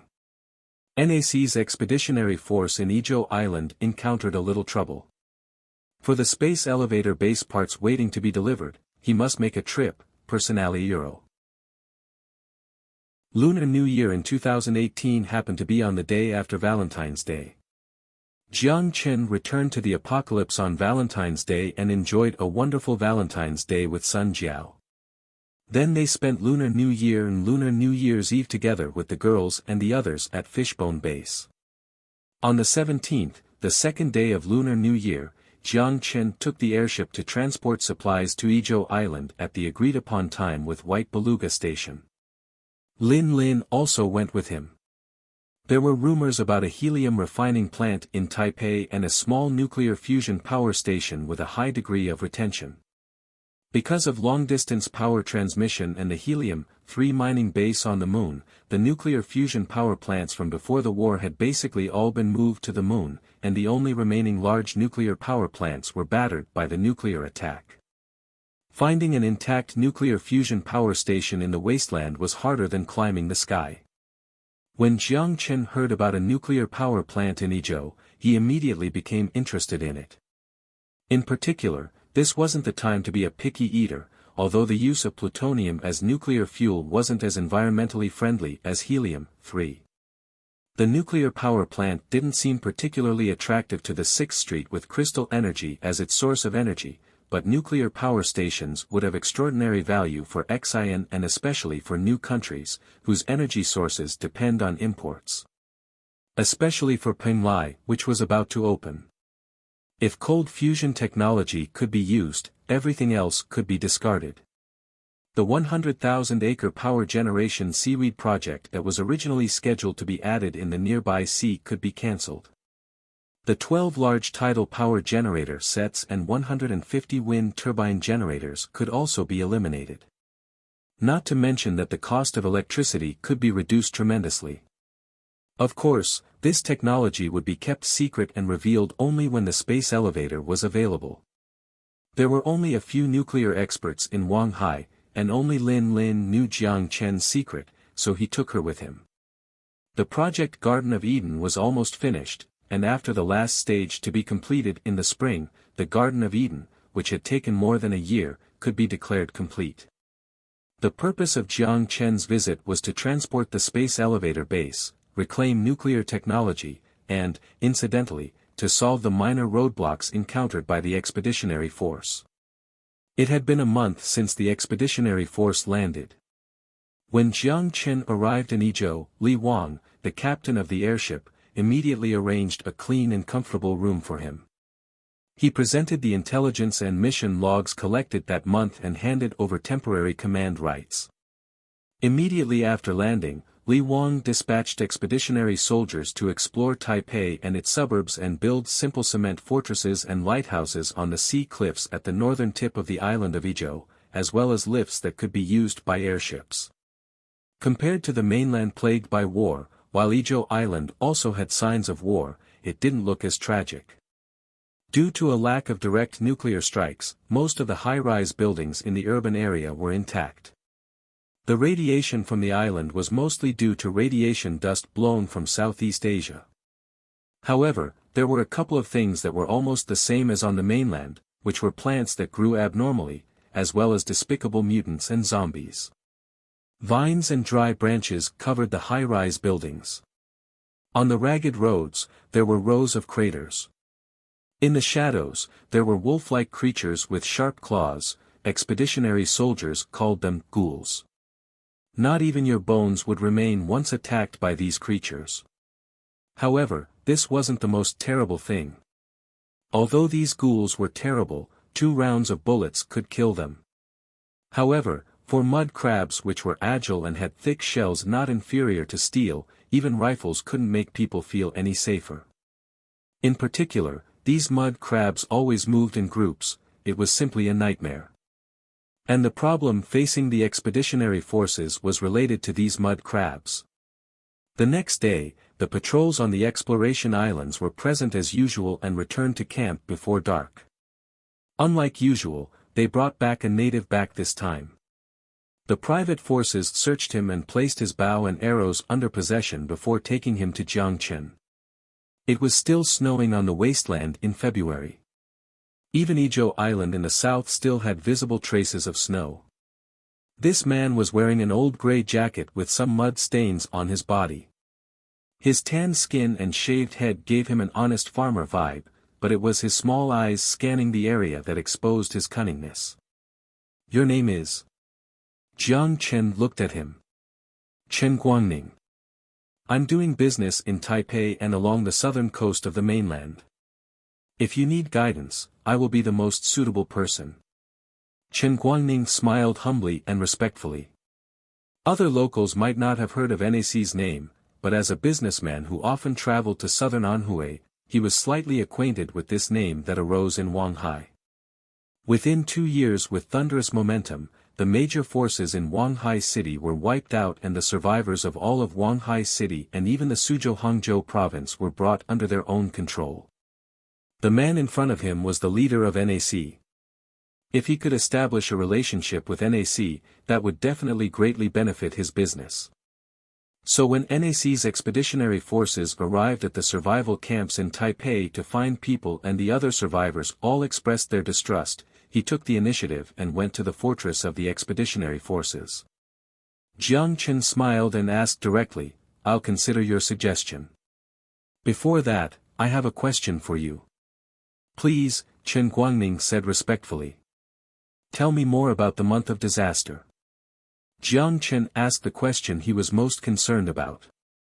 The so-called the month of disaster referred to the landing of the mud crabs. However, the NAC Expeditionary Force knew little about this disaster that would last for a few months. The locals were very repellent to these outsiders who suddenly entered their homes. Although the two parties were in peace and occasionally traded, the dialogue was still kept to a limit. Upon hearing Jiang's question, Chen Guangning answered immediately.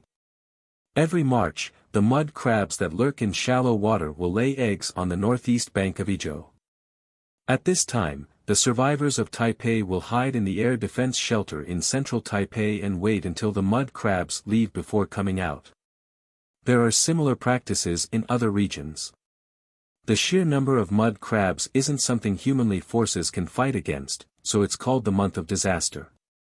As powerful scavengers, these mud crabs were particularly fond of survivor-inhabited areas. Whenever they arrived, they would invade the territory just like locusts, looting the survivors while leaving behind a large pile of slimy follicles. Clearing these follicles was very dangerous. One mishap would lead to the hatching and release of small mud crabs. Although they weren't as frightening as mature mud crabs, small mud crabs could still cause serious casualties to survivors. When does the month of disaster end? Jiang Chen asked. Generally speaking, by summer solstice, Chen Guangning replied. Summer solstice. It would be more than 3 months, and the materials for the first batch of space elevator bases were about to be delivered. Jiang Chen couldn't wait for such a long time. On the other hand, the exploration of nuclear power plants would also have to be delayed due to the impact of the month of disaster. If possible, he wanted to resolve the two issues as soon as possible. Frowning slightly, Jiang Chen asked again. What solutions do you have for these mud crabs? Chen Guangning smiled helplessly. If I have a solution, I would have been the leader of these survivors. The best way to deal with the month of disaster is to wait it out. It's better to clean up the eggs of the mud crabs than to fight against the mud crabs. There are tens of thousands of mud crabs around and even tanks can't do anything. Since you flew in on an airship, get on the airship at the beginning of March or just wait until the summer solstice comes again. We need to do something on the island, we can't wait for that long. Jiang Chen paused then asked, what about you? What's your plan for the month of disaster? My original plan was to go where survivors live in the province of Minnan until the summer solstice, but my ship is out of shape this year. If there's nobody willing to give me a ride, I might choose to go to Taipei Fallout Shelter number 79. Only 50 crystals are needed to stay until the summer solstice, the price is relatively fair, Chen Guangning replied. Okay Mr. Chen, we happen to need a guide. Are you interested in staying with us? Jiang Chen asked with a smile. Upon hearing this invitation from Jiang Chen, Chen Guangning was rejoiced and immediately said, I am very interested. If there's anything I can do, I'm more than happy to help. Just be a good guide, there is nothing more you need to do. Go out and talk to the guards. They will arrange a place for you. I will pay you 10 crystals a day. If you have nothing else to add, you can go now. Thank you, General. Chen Guangning changed the manner he addressed Jiang Chen immediately, but Jiang Chen himself wasn't very strict with formalities. Go ahead. After Chen Guangning left, Jiang Chen thought for a moment, tilted his head slightly and looked at Wang Li, who was standing by his side. What do you think? According to the intelligence collected by our reconnaissance team, we can use cement to build defense lines on the northern Desperate Beach and block the mud crabs in shallow water, said Li Wang. Jiang Chen nodded. This was indeed a viable plan. The only flaw was that if they wanted to build a line of defense that enclosed the entire Desperate Beach, they would need an enormous amount of cement and ammunition. Sand could be sourced locally, and the graphene tubes used as skeletons and cement could be transported by supply airships.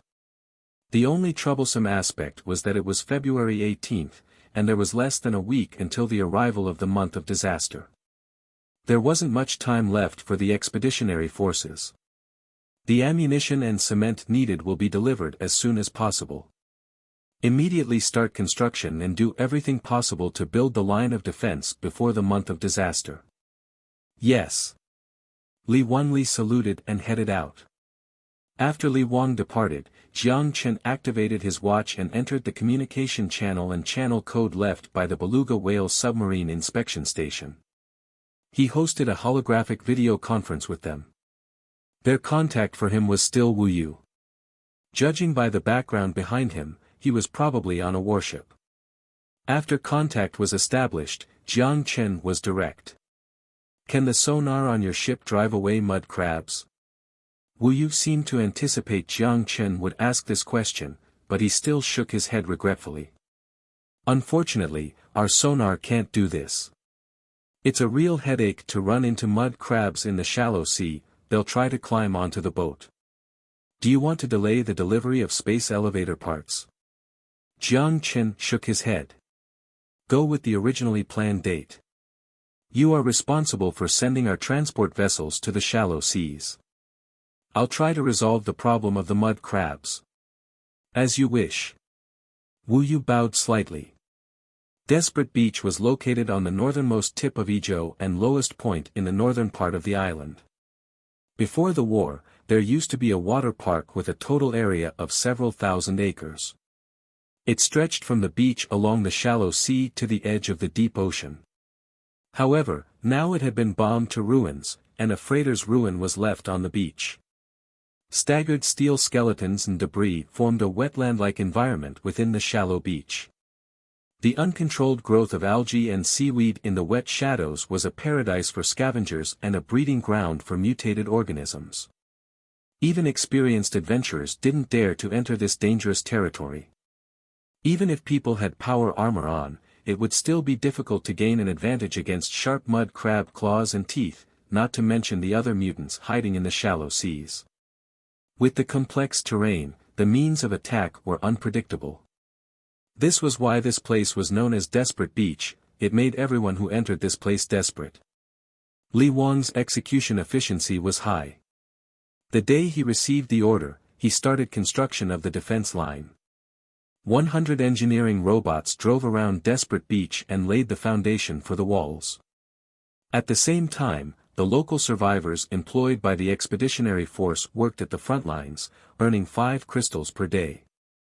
Not all people had the money to live in a fallout shelter, not to mention the limited capacity of the fallout shelters. When the month of disaster arrived, most people still chose to hide in the temporary bunkers they made themselves and anxiously live in terror with their family for months. In the beginning, the arrival of the expeditionary forces made them feel wary. After all, these people didn't seem to be lawful at all, judging from their excellent armed forces, but when these survivors saw them starting to build fortifications along Desperate Beach, they changed their minds completely. Even if they didn't think these people could block the tens of thousands of mud crabs that came ashore to lay eggs, they still had a faint hope in their hearts. In the unlikely event that these people would repel the mud crabs on Desperate Beach, the month of disaster that had plagued the island for more than a decade would be completely eradicated. Hopefully, if the mud crabs were beaten up by the NAC and failed to lay eggs in Izhou, they might be forced to change their living habits in the coming year and start migrating to other places. As a result, there would be one less season these survivors had to suffer through. Therefore, when the expeditionary forces recruited people from survival camps near Taipei, the survivors were also very cooperative or at least didn't cause any trouble. On the other hand, Jiang Chen had already made contact with Fishbone Base and had drawn 1,000 troops from the 3rd Corps into the ranks of the expeditionary forces. At present, there were only 500 expeditionary soldiers stationed in Taipei. It would obviously be unrealistic to fill a battle line several kilometers long with so few people. If they couldn't recruit many soldiers from the locals, they had to draw forces from Wanghai as reinforcements. According to the plan proposed by the Expeditionary Army's engineering soldiers, the battlefield would have a total length of 5.1 kilometers with 52 5-meter-high defense towers first built along the edge of the battlefield, then 3-meter-tall and half-a-meter-wide cement walls would connect the towers. Sandbags would be placed behind the cement walls, and trenches and stakes would be placed in front of the cement walls to prevent mud crabs from entering. A total of more than 1,400 laborers would be involved in the building of the defense line. With the assistance of construction robots, this defense line should be completed without any problems. With the arrival of a new batch of supplies, heavy machine guns were put on the wall, and orange-yellow ammo chains filled the armory, dazzling like gold. Missiles were placed in the open space of the expeditionary fortress. The artillery skillfully installed launchers and completed the deployment of the Fireball 1 system. When the survivors working at the front lines saw this scene, that immediately eliminated their last remaining doubts and worked even harder. With such powerful arms, perhaps these people could really do it. Unfortunately, on the 25th, there was a storm in Taipei. Heavy rain made sand and soil into mud, and several construction robots stalled as the rain poured into the unfilled foundation. Because the construction conditions were too crude, the project didn't progress, and it even got to the point where it had to be stopped. If this rain continues, we have to fight with the mud crabs on the beach. Standing on the lookout tower of the expeditionary fortress, looking at the construction site on Desperate Beach, Li Wang furrowed his eyebrows. No one expected a downpour. At the time of the water plant in Hongqing, Jiang Chen recalled some memories about the troublesome mud crabs. Their shells were impenetrable by bullets, but pliers could crush steel and get to that delicious crab roe. However, listening to what Chen Guangning said, mud crabs were also divided into river crabs and sea crabs. Crabs that lived in the marine environment has a deeper shell color, larger body size, and more aggressive habits. Any creature smaller than its size would become its prey. Without the protection of the wall, it would be unrealistic to fight these monsters out in the open. Heavy rain slowed down the progress of the project, and Jiang Chen had no better solutions.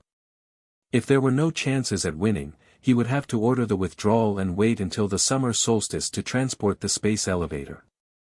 Jiang Chen couldn't let his soldiers die while trying to accomplish an impossible task. After taking a deep breath, Jiang Chen said, "If 80% of the project isn't completed by the 1st of March, then we will withdraw our people from the front lines, retreat to the fortress, and withdraw in batches." "What about those survivors?" asked Li Wang. "You don't need to ask about them." Jiang Chen looked at him and left the tower. If the expeditionary forces evacuated, the fate of these survivors would be obvious. However, even if the survivors had no time to hide and would suffer tragic deaths, he would still make this choice. After all, over the lives of these strangers, he was responsible for the lives of his own people. The rain smashed onto the concrete pavement, and Taipei's sky was shrouded in a dense haze. The fear brought about by the month of disaster lingered in the hearts of every survivor in Izhou like a ghost. Entering the city along the north, through 2 streets and a station, there was a survival camp that looked almost like a ghetto. The town had no name and was named as Town 79 because of the fallout shelter.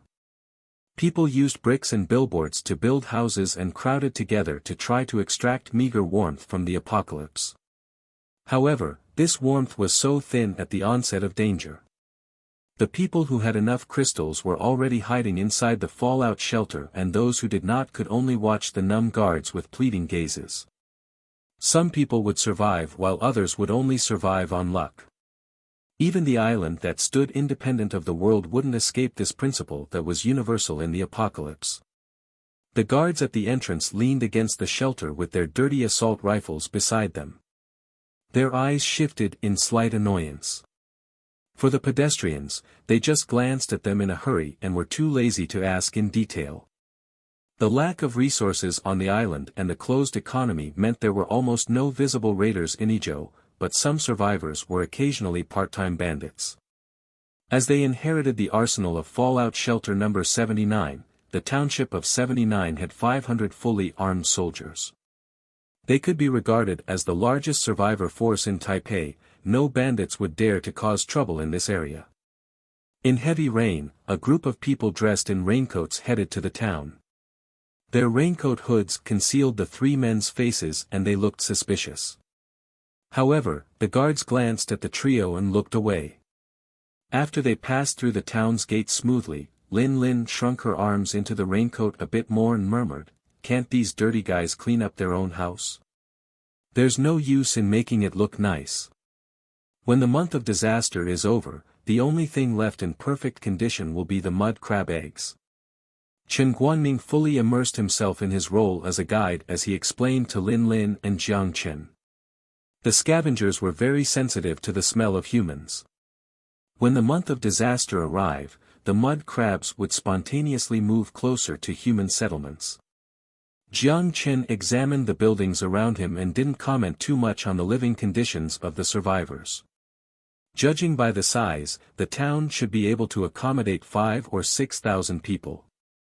At the moment, however, there were no people to be seen on the crooked streets. As Chen Guangming said, most people had already fled to the fallout shelter or left town by this time. Jiang Chen came to town number 79 this time to investigate the whereabouts of the nuclear power plant and to examine the appearance of this town on the island. Li Wang opposed Jiang Chen acting alone at first, but Jiang Chen insisted on doing so. With too many people next to him, it wouldn't be convenient for him to move nuclear devices to the modern world. As for whether Chen Guangming was reliable, that was an unnecessary concern. Whether people had intentions of lying or not, the slavery chip would not lie. The three of them turned into two alleys and arrived at the door of a bar. Chen Guangming walked to a door covered in moss, reached out and gently knocked 3 times. It didn't take long before the door opened. Under the shadows, a blank expression appeared behind the door. It was a common face that couldn't be distinguished in a crowd.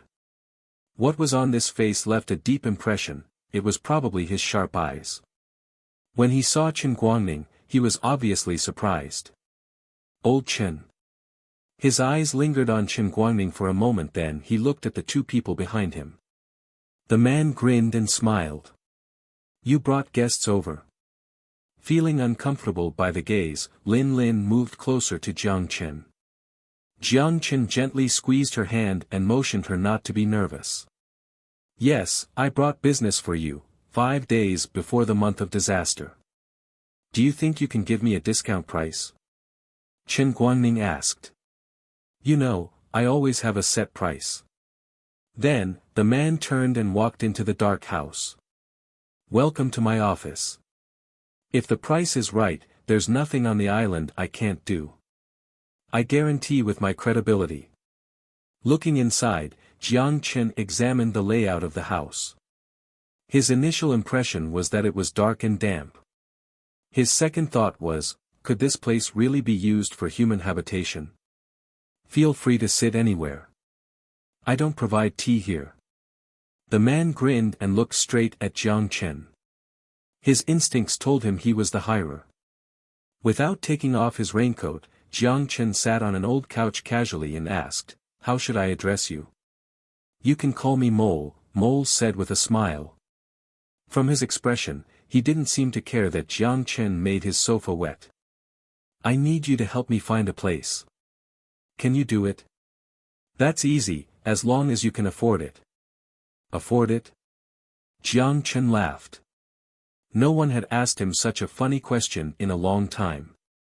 Without asking for a specific price, he paused and said, "Clearwater Nuclear Power Plant, I want you to help me find the specific location for it, and the password to get admin control.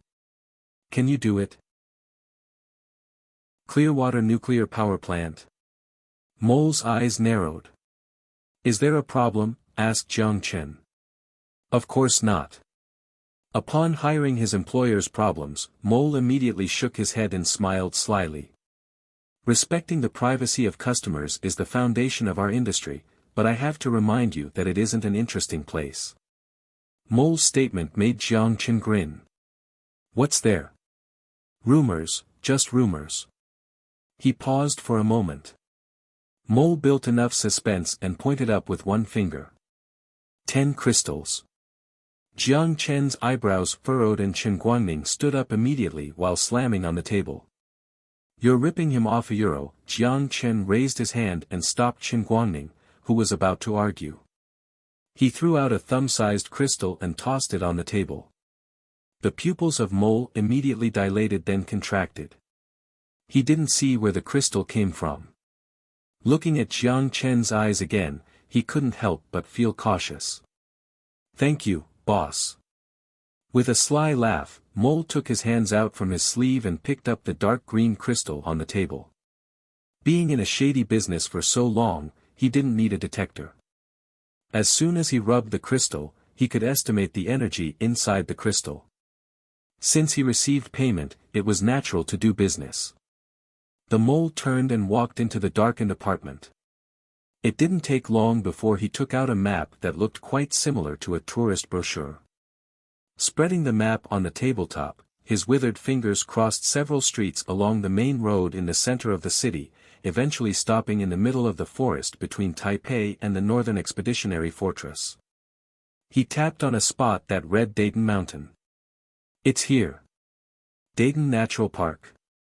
Jiang Chen gently raised his eyebrows and looked at the mole. After reading the mistrust in Jiang Chen's eyes, Mole smiled. His wrinkles on his face squeezed together. I know you may have questions such as how a natural park and nuclear power plant is linked. You can think about why Clearwater Nuclear Power Plant survived the nuclear war. Jiang Chen leaned on the couch and glanced out the window at the rain. With no indication of stopping, he casually said, I didn't spend this much time with you to play riddles. You might as well tell me directly. The mole shrugged his shoulders and stopped being indirect. He met his hirer's request. The Clearwater Nuclear Power Plant is equipped with a plutonium refining plant and about 100 tons of solid-state plutonium used as a strategic reserve for PAC, and their specific coordinates are kept as confidential Class A. It's precisely because of this that the brand-new nuclear power plant survived NATO's nuclear missiles, but for me, this isn't a secret. The administrator password is written on the back of this map, and the entrance is at Dayton Natural Park. You haven't told me what's there, Jiang Chen said. I almost forgot. The mole slapped his head and smiled. Then he said, hundreds of tons of plutonium and an undamaged nuclear power plant. It's not just you guys who paid attention to these things. 2 years ago, the ruler of this town also got the idea to restart Clearwater. After all, it was hundreds of tons of plutonium. It would be enough to last this town hundreds of years. However, the result was that none of the 100 people who went ended up coming back. While Mole explained, his smile was sly, and his smile was full of indescribable cruelty. What exactly is there? Jiang Chen asked. Perhaps mud crabs, perhaps a guardian machine used at the nuclear power station, maybe something else. No one came back alive, nor did anyone collect the bodies of those unlucky bastards. If you're curious, you might as well ask the mayor of town number 79, but he's probably already hiding in the fallout shelter, said the mole. Mole had already provided all the information he had. Putting the map in his pocket, Jiang Chen stood up from the couch. But before leaving, he looked at the mole and asked one last question. My last question is, how do you know all of this? Me? Mole laughed. Inquiring about privacy isn't a good habit. Jiang Chen raised an eyebrow and said with a smile, as long as the price is right, that's what you said. Mole still held up a finger. 10 crystals. Jiang Chen laughed. 100, Mole said emotionlessly. As soon as his voice faded, a baby fist-sized crystal was thrown on the table. Mole's pupils contracted. This time, he still didn't notice Jiang Chen's movements, but he wasn't too bothered anymore. All his attention was captured by that crystal. The dark green sheen was like a pearl in a darkened room. Even Chen Guangning, who was standing by the side, gulped. Greed gradually faded from his pupils, and the mole shifted his gaze back without reaching for the crystal. Instead, he focused on Jiang Chen. His intention had been to make the problematic employer back off, but he didn't expect that the rich employer would really offer up 100 crystals. He now knew why Chen Guangning didn't hide in the fallout shelter or board the ship but worked for the man in the raincoat instead. 100 crystals thrown like a rock without the blink of an eye, this man definitely wasn't just rich. What's the matter? Are you talking about 100 blood crystals? As his fingers tapped on the sofa armrests, Jiang Chen grinned. Mole shook his head and remained silent for a long time before slowly opening his mouth. This isn't a secret for a former PAC Class A intelligence personnel. Pan-Asia Cooperation Class A intelligence personnel. Jiang Chen's pupil enlarged slightly, intrigued by his response. If he was a PAC intelligence personnel, then Izhou Island has no secrets for him. Jiang Chen took a look at Chen Guangning and read similar surprise from his pupils from the remaining scattered light. Obviously, he didn't associate Mole with the former intelligence personnel, he just used him as a simple intelligence dealer. Then, former Pan-Asian Cooperation intelligence personnel, are you interested in working for me? Jiang Chen said with a smile. Mole glanced at Jiang Chen and didn't immediately answer, but he said cautiously. I will consider it. Jiang Chen wasn't too surprised at Mole's answer. NAC might not be better known than the distant Northern Alliance area to the local people living on Izhou, Chen Guangning aside. It would be good for NAC if the former regime's intelligence personnel worked for him. But if not, there would be no loss. So Jiang Chen also just smiled and said casually, if you agree, you can come to Expedition Fortress to see me. Leaving the mole with this sentence, Jiang Chen left this dark room with Chen Guangning and Lin Lin, who had long wanted to leave. Standing in the doorway of the broken shack, Mole watched the three people disappearing in the rainy alley. It wasn't until long after they left that he turned around and went into the dark house. The construction speed had been squeezed to the limit. However, whether at least 80% of the project could be completed by March was still unknown. In particular, the rain didn't show any signs of stopping, which cast a shadow over this unstarted battle. 50 construction robots had just walked down the production line of the factory at 6th Street and were dispatched to Izhou Island by the airship as an emergency. More expeditionary soldiers and employed survivors were also assigned to the project. Li Wang personally stood at the front lines and supervised the construction. Although he knew that this was more for psychological comfort than any practical purpose, he still did it. At that point, a deputy officer came to his side. There are survivors in the West construction sector protesting. They are demanding salary payment. Li Wang didn't move his eyes and said emotionlessly, in the beginning, we said the salary would be paid after completion. The deputy officer hesitated but still truthfully reported. They are afraid that the project will never be completed. After a long silence, he said, salary will be paid out on March 2nd. I don't care what method you use to suppress their attitude. Roger. The deputy officer saluted. Li Wang clearly knew about how they absolutely could not pay the workers' salaries. As for why, it was not because the NAC lacked the funds, but it was because once the money had been paid out, these people would not stay here to work. Instead, they would take the crystals and go hide in the fallout shelter. Their pay had to wait until March 2nd, after the door of Fallout Shelter 79 was closed. At the moment, inside Fallout Shelter 79, a man dressed in a PAC military uniform was standing in the doorway, staring at the feeble and weak survivors lining up to enter the fallout shelter with his eyes narrowed. He enjoyed the feeling of watching poor people bowing their heads, praying for his protection, and handing him their meager crystals with both hands. Yuan Yi, mayor of town number 79, was also the director of Fallout Shelter 79.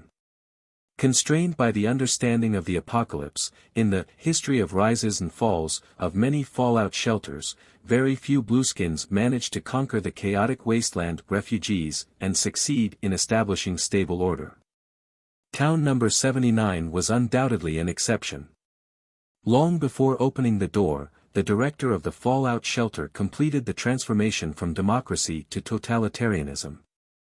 With sufficient reserves of arms, almost all men in the group of 2,000 were enlisted as soldiers. When the fallout shelter opened, his attitude toward these wasteland refugees wasn't to aid them, he wanted to conquer them. Obviously, he succeeded. Regardless of whether or not the means were extreme, Fallout Shelter 79 successfully survived the first year of its opening and had existed until now.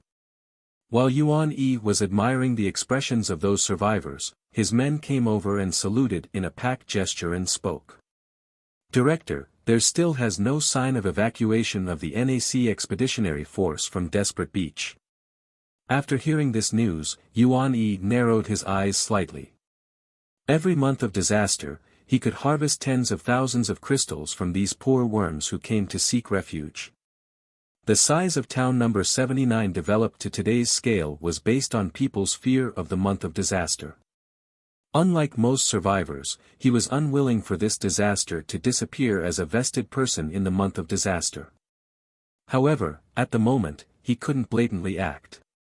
The strength demonstrated by NAC made him deeply wary. Disregarding everything aside from the steel airship, he knew very well that the strength on both sides wasn't at the same level. Yuan Yi thought with his arms folded for a moment before a sinister smile suddenly appeared.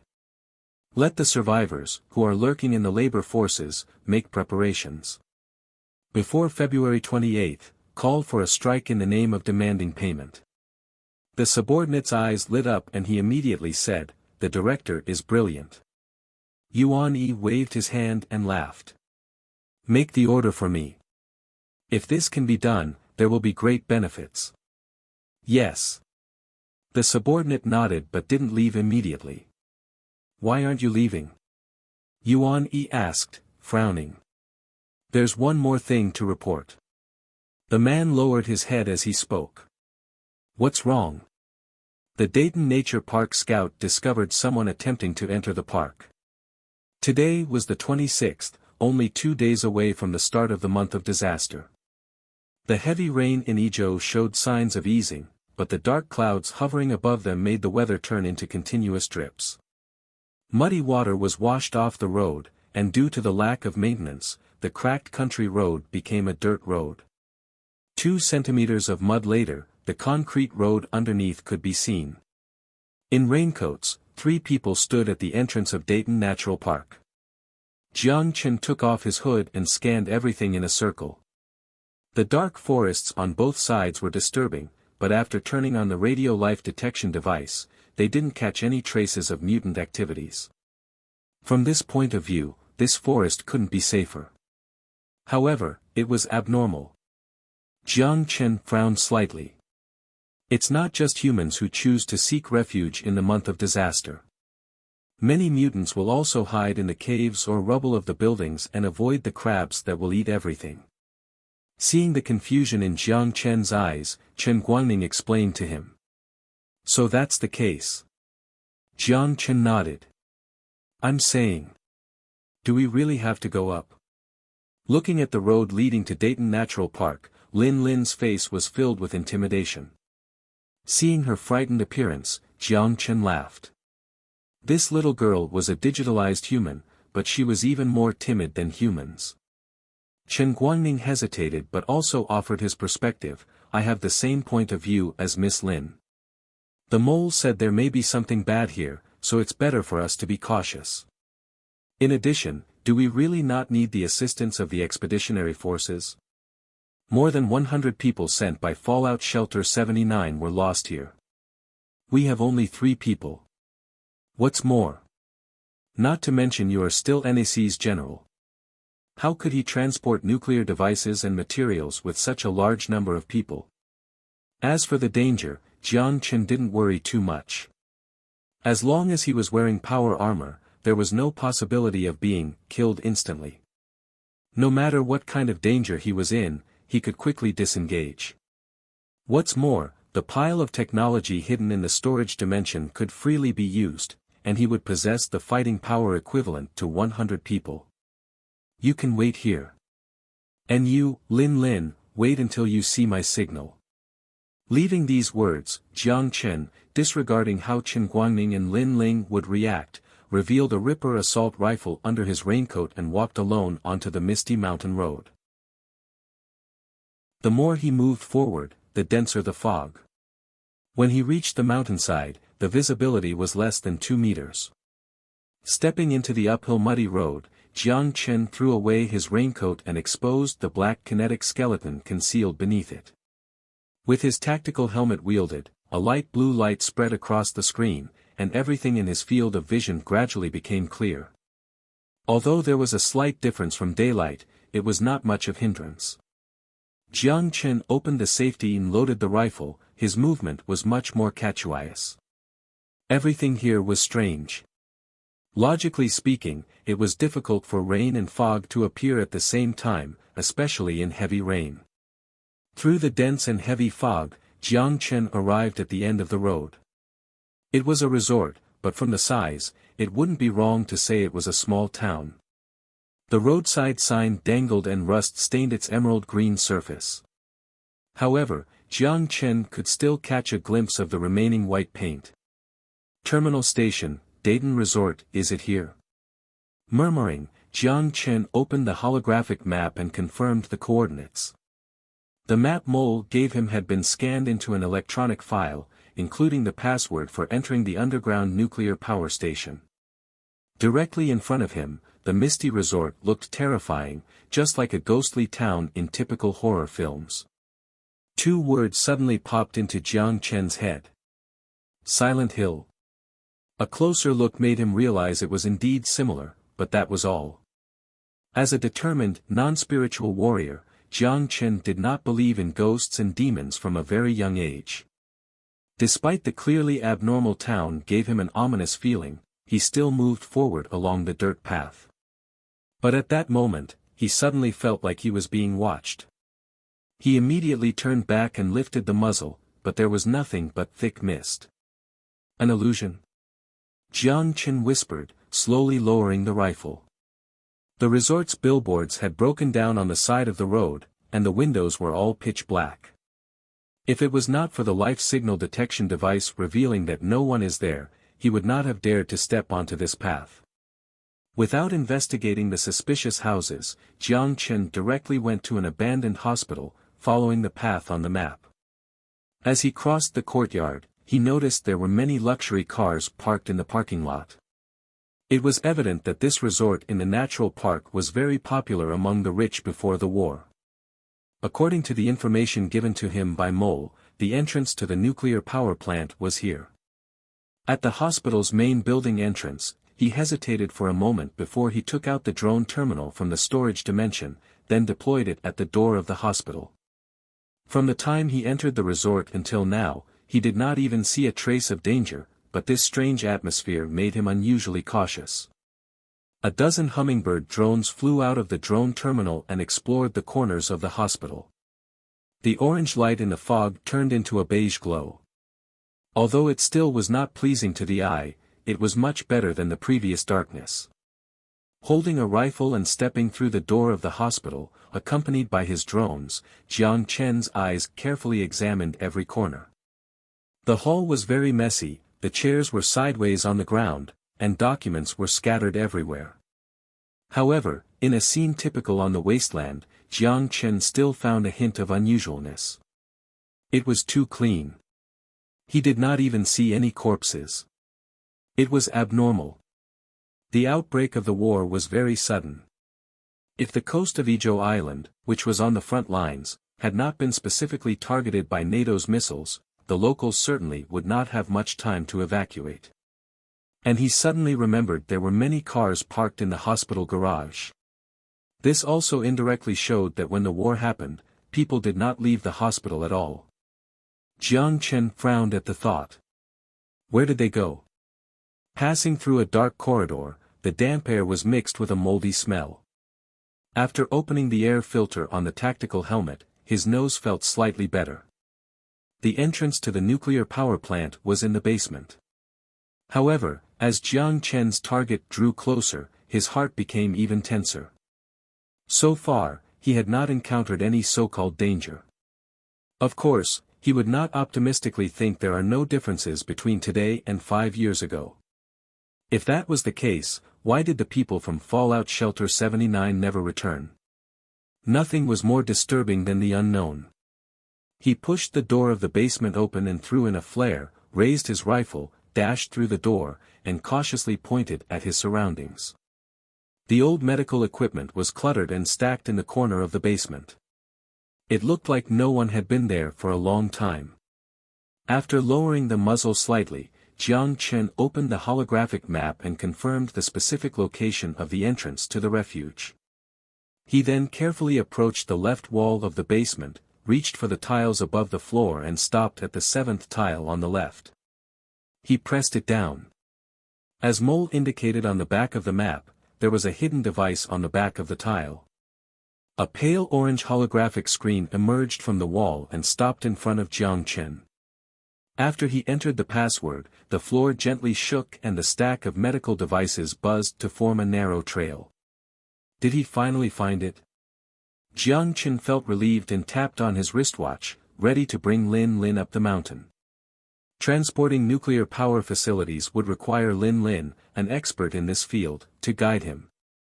Tampering with the equipment inside could create special situations, which was why he brought her to Izhou. The holographic screen unfolded, but at that moment, his fingers were fixed in the air. On the wall, he saw a shadow. An axe was raised. Without the slightest hesitation, Jiang Chen slammed his body to the side and rolled on the ground while taking out a nitrogen shield and laser pistol from the storage dimension. The short axe smashed into the wall and shattered the tiles. Jiang Chen's pupils contracted. The figure was as hazy as smoke. The only thing truly visible was the axe.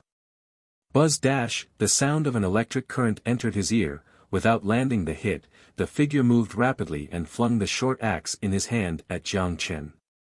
The high-pressure air current expanded instantly to push the axe aside. At the same time, faint blue laser bullets burst out, displaying the short-range firepower advantage of laser pistols. Laser rain instantly covered the dark shadows and all the spaces it could dodge. The bullets hit the target at least 10 times. The shadow howled in pain but still didn't lose its mobility. Taking advantage of the short gap between bullets, it leaped back. The smoke-like figure immediately merged into the fog in the corridor. Jiang Chen chased it out. At the same time, the hummingbird drones followed suit. However, when he stood in the hallway and turned on the life signal detection device, he unexpectedly discovered something odd. Light blue ripples swept across the screen and there was only blankness on the screen. There was no trace of mutants or human activity at all. There was a faint chill in his heart and Jiang Chen frowned. What kind of thing was that dark shadow? Leaning against the wall of the elevator, Jiang Chen quietly waited to descend to the bottom. The backup power system was still in operation, and that elevator might be the only electrical system in the resort that was still operational. The black shadow he previously saw in the basement still lingered in his mind.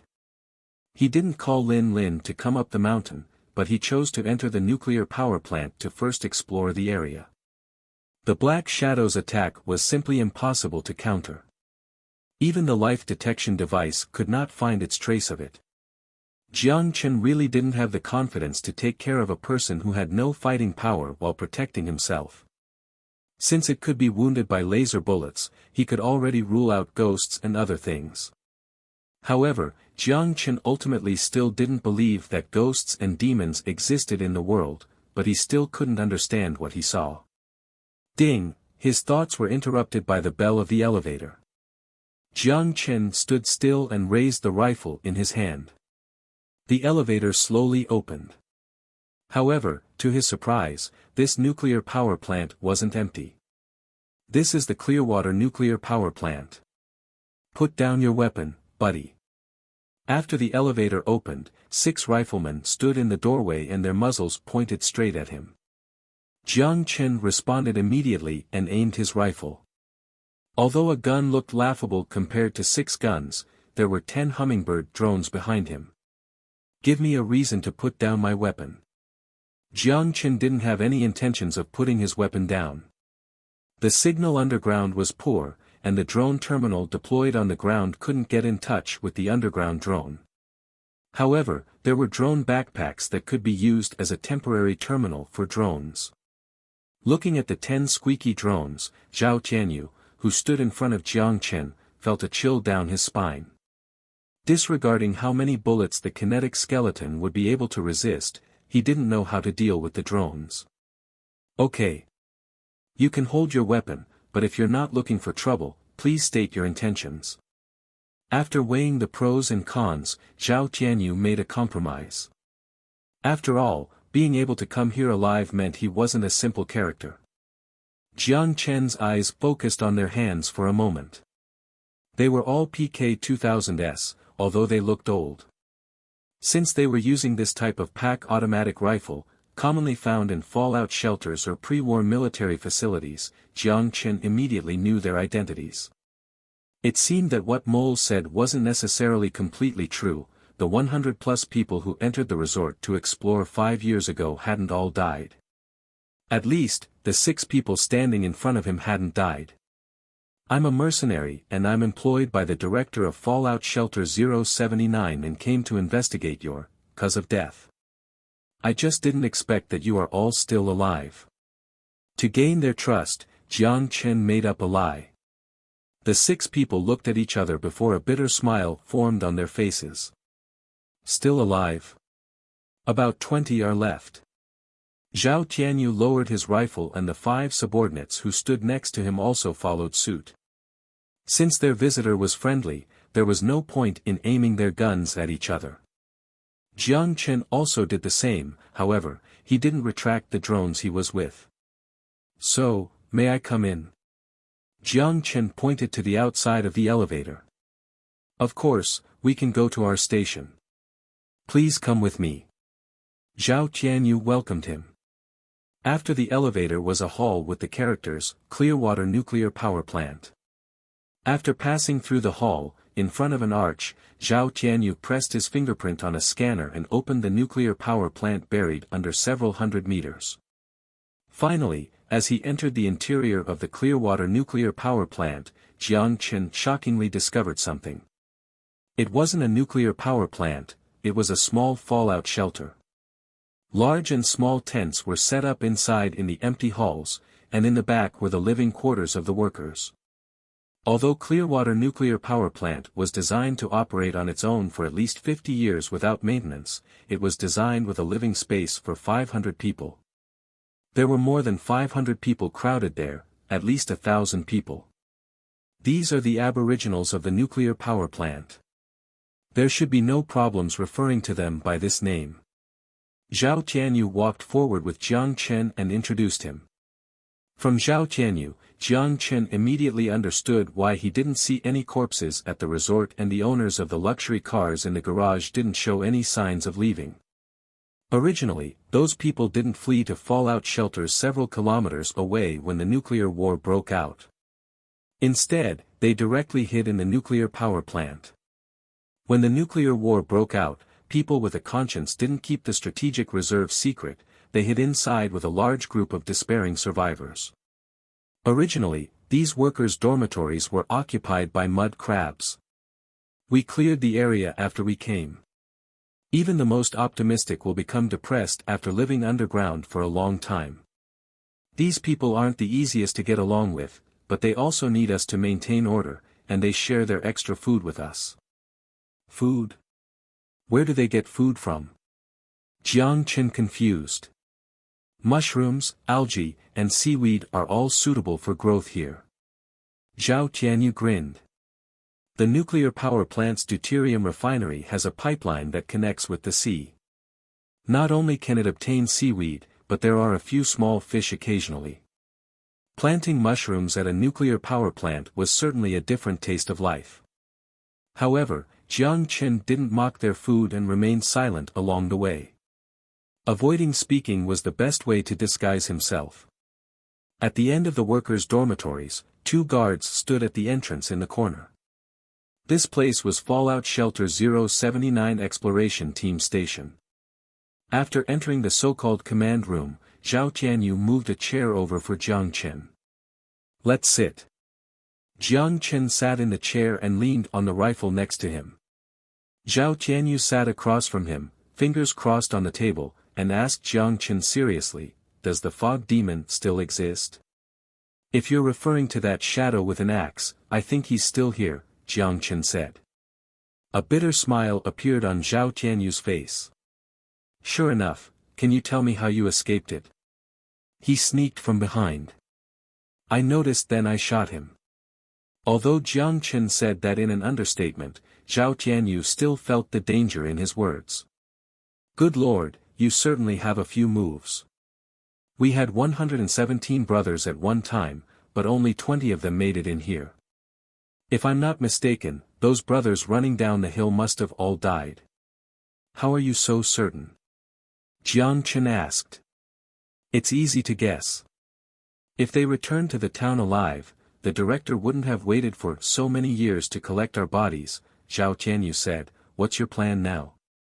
After a moment of silence, Jiang Chen said, "Take you back and bring these people along the way." It was inconvenient for him to transfer these nuclear fusion generators and nuclear fuel, and those who depended on nuclear energy would certainly not allow him to move those generators. However, if he could bring them to the outside, he believed they would be happy to give up this nuclear power plant. "We can't get there." Zhao Tianyu shook his head. "With the fog demon guarding outside, people are going to die. The thick fog is his territory. In his territory, we'll die." "What's this so-called fog demon?" Jiang Chen frowned. When he heard Jiang Chen asking this question, Zhao Tianyu let out a long sigh. It said that he used to be a person who belonged to Clearwater Nuclear Power Plant. After a short pause, he then continued. "And he was the one who opened the door and brought these poor people into the nuclear power plant." More than 2 decades ago, the war broke out. The first nuclear bomb exploded in Europe, followed by Shanghai.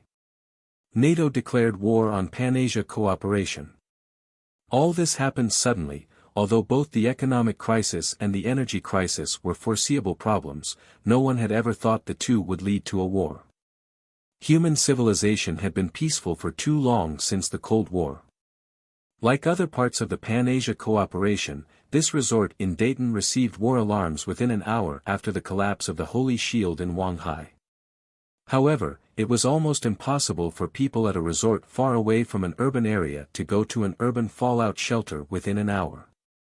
A feeling of despair overshadowed everyone. Faced with inevitable death, everyone was helpless. They couldn't do anything except cry and pray. At that point, one person stood up. He claimed to be an intelligence officer of the Pan-Asia Cooperation and guarded the secrets of the underground nuclear power plant. As one of the strategic reserves, the design of Clearwater Nuclear Power Plant was a quasi-fallout shelter. Although there were no reserves of living necessities, it wouldn't be difficult to resist nuclear strikes. Then, under his leadership, people moved the entire resort's food, medicine, tents, and other living supplies into Clearwater Nuclear Power Plant. Zhao Tianyu told them. "What does this have to do with that fog demon?" asked Jiang Chen. After that, something unbelievable happened. Zhao Tianyu shrugged, then said, "You must have heard of genetic vaccines." "Yes. The lucky ones can unlock special abilities through genetic vaccines. More common ones are fury, rapid healing, visual enhancement, etc. There are some more special abilities that even cannot be explained by science." "Such as that fog demon?" Jiang Chen scowled. "I thought it was a different species." No, he's a person, and he was once a great man. Between his responsibilities and human nature, he made the right choice, but in the end, people weren't able to forgive him for some reason and he was forced out by the survivors." Zhao Tianyu laughed. "What unforgivable thing did he do?" asked Jiang Chen. 13 years ago, the seawater pipeline that provided food for the survivors of the nuclear power plant was invaded by mud crabs. The survivors, who had never seen these creatures, were beaten by hungry mud crabs and fled. Not only did they lose the deuterium refinery, but they also lost the workers' dormitories. In order to drive away these mud crabs, he injected illicit drugs that didn't pass clinical trials, forcibly unlocked the hidden genetic code, drove away the mud crabs occupying the pipeline, and destroyed their nests. What was unforgivable about this? Jiang Chen laughed. The unforgivable thing is what happened after. The illicit drug wasn't without its side effects. While unraveling the genetic code, that drug also caused a mutation in his V127 gene. After a pause, Zhao Tianyu smiled, lowered his voice and said, the V127 mutation, also known as a cannibalism gene. He ate people. Jiang Chen was slightly caught off guard. No, but do you think a group of weak and pathetic people would allow a potential cannibal to live next door to them? What's more, the sneak ability he unlocked made him a natural killer. And in day-to-day life, he did show a desire for human flesh and blood. Zhao Tianyu smiled, but his smile was brutal. At that point, Jiang Chen could have guessed what happened next. The hero who originally saved everyone was expelled by the people he saved. He was expelled from the nuclear power station, disheartened by what happened, and faced the empty ruins outside. He exiled himself in the dust of radiation and became a true cannibal, hunting everyone who broke into this place or humans who intended to escape from there. I know that much. If you want to find out more about him, you can go to Dr. Mike at the clinic. The illicit drug that was injected by the fog demon was made by him. He's a Portuguese foreigner, but his Chinese is quite good. He is also very easy to get along with, Zhao Tianyu said with a smile. I will. Jiang Chen nodded. It's getting late. I'll arrange a room for you. I have to go back as soon as possible. There are still people waiting for me under the mountain. Jiang Chen shook his head. It's very dangerous at night. During the day, the fog demon is just a ghost, but at night, he's the devil reincarnated, Zhao Tianyu said seriously. After weighing all the pros and cons, Jiang Chen eventually accepted his offer. Although he was unable to communicate with the outside world through radio in the underground facility, he and Lin Lin didn't need radio, they could use the Klein particle wave that could even transmit between timelines. When Jiang Chen entered the room provided by Zhao Tianyu, he checked all corners of the room and confirmed there was nothing spying on him. He immediately contacted Lin Lin. As soon as the call was connected, Lin Lin's anxious face appeared as a holographic image. Where are you now? Why have you not come down yet? I've already entered the nuclear power plant. The situation on the mountain is a bit strange. I won't be able to explain it to you in a short time. In short, it's dangerous here. You shouldn't come up. When Lin Lin heard the mountains were dangerous, her face immediately turned pale. Wait, are you in danger? No, I'm more worried about you. Well, you and Qin Guangning should return to the base first, and when I solve this issue, I'll come looking for you. After explaining the situation to her, Jiang Chen turned off the hologram and ended communication before heading outside the room. The people who lived there were very pale as they lived in the ground all year round without any sunlight exposure. This kind of paleness didn't look aesthetically pleasing, but rather, it was an unhealthy, morbid state. Walking in the hallway of this underground residence, Jiang Chen noticed that the people around him were watching him with vigilant eyes. There was curiosity and temptation, but there was almost more distrust.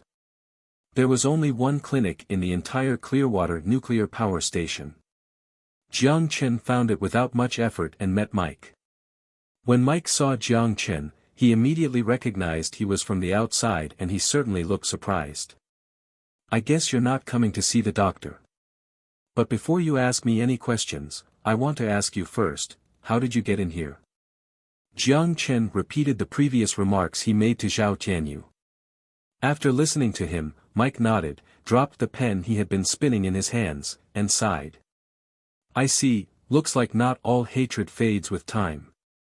Compared to hatred, I think it's more like a beast's instinct that's driving him. Upon hearing Jiang Chen's words, Mike looked genuinely surprised for a moment before his expression was replaced by intrigue. "Oh. Can you explain in detail?" Upon hearing Mike's words, Jiang Chen smiled helplessly. "It was me who came to inquire about intelligence. How did I eventually become the person being questioned?" Jiang Chen selectively repeated his encounter with the dog demon. After listening to his story, the expression on Mike's face also gradually turned stern.